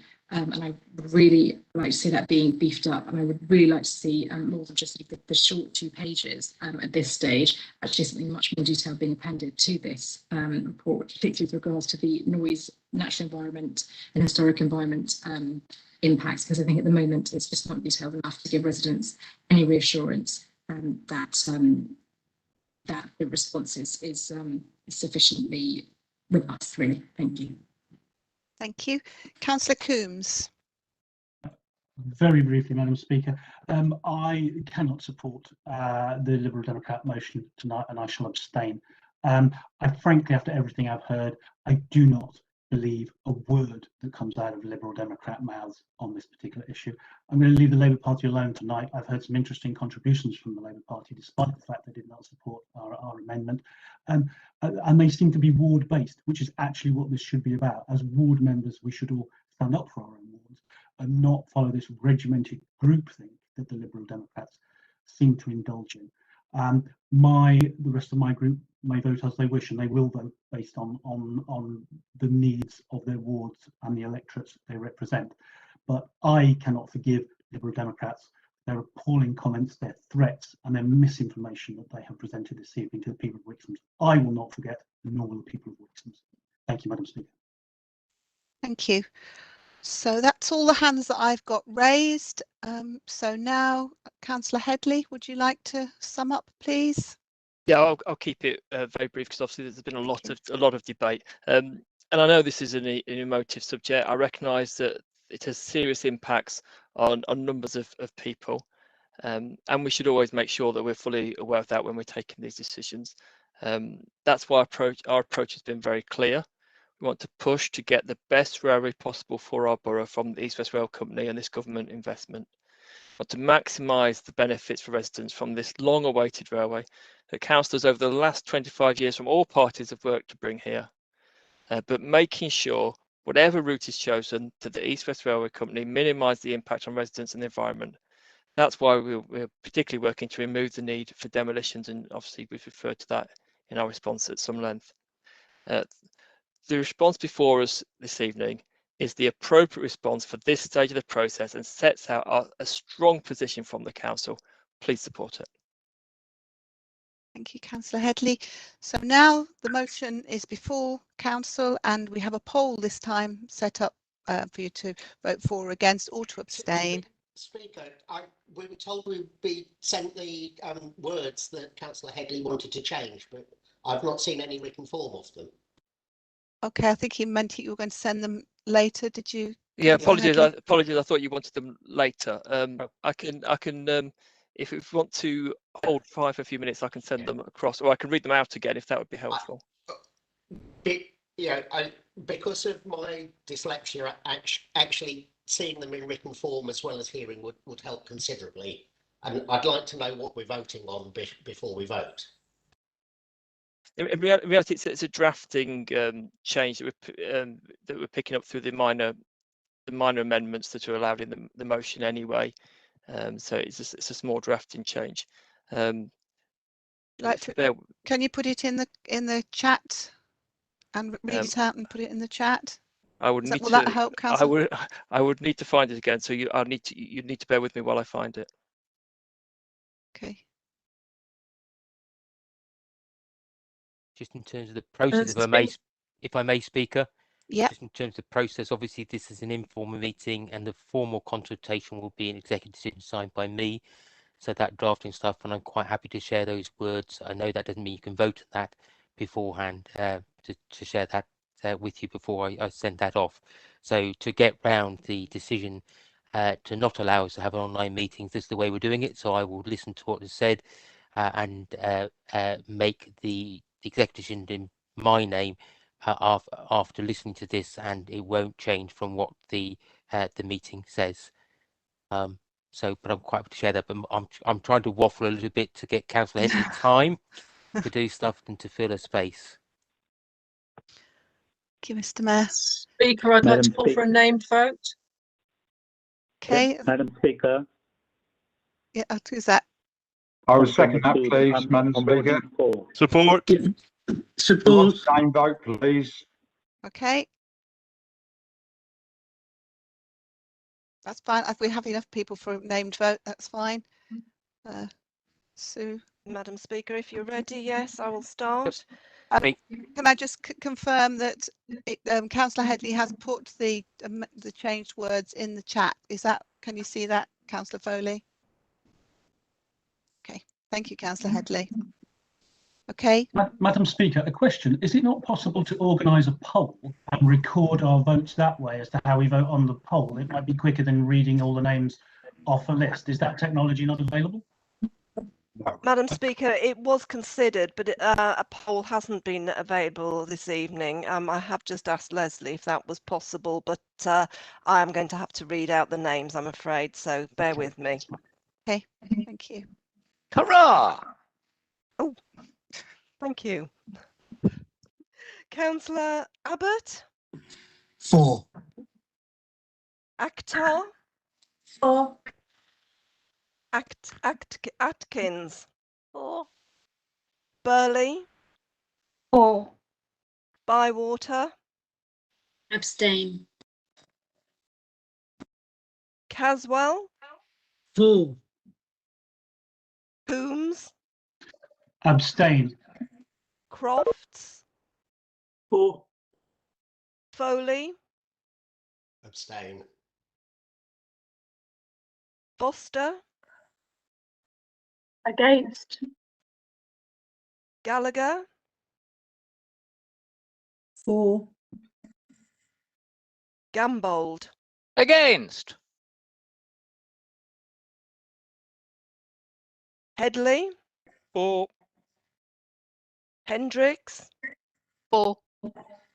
Hill? 4. Mr. Mayor? 4. Jackson? 4. Martin Moran Bryant? Abstain. Masood? 4. McHugh? 4. McMurdo? 4. Meader? 4.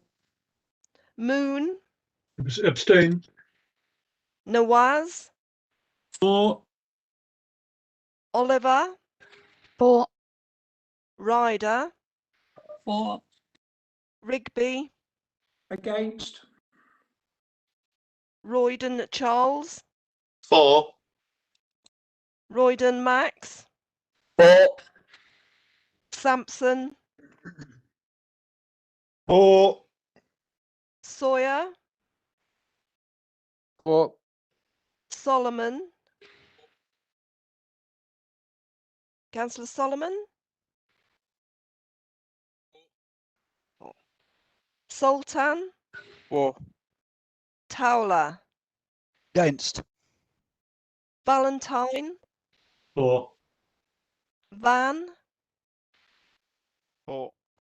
Walker, Against. Weir, Against. Wheeler, Against. Wotton, Against. Zamir. For. Thank you.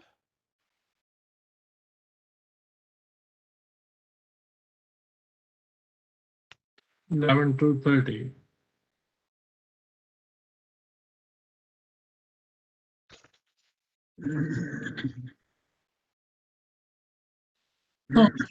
Madam Speaker, 28 for, 7 against and 5 abstentions. The motion is carried. Thank you, Sue.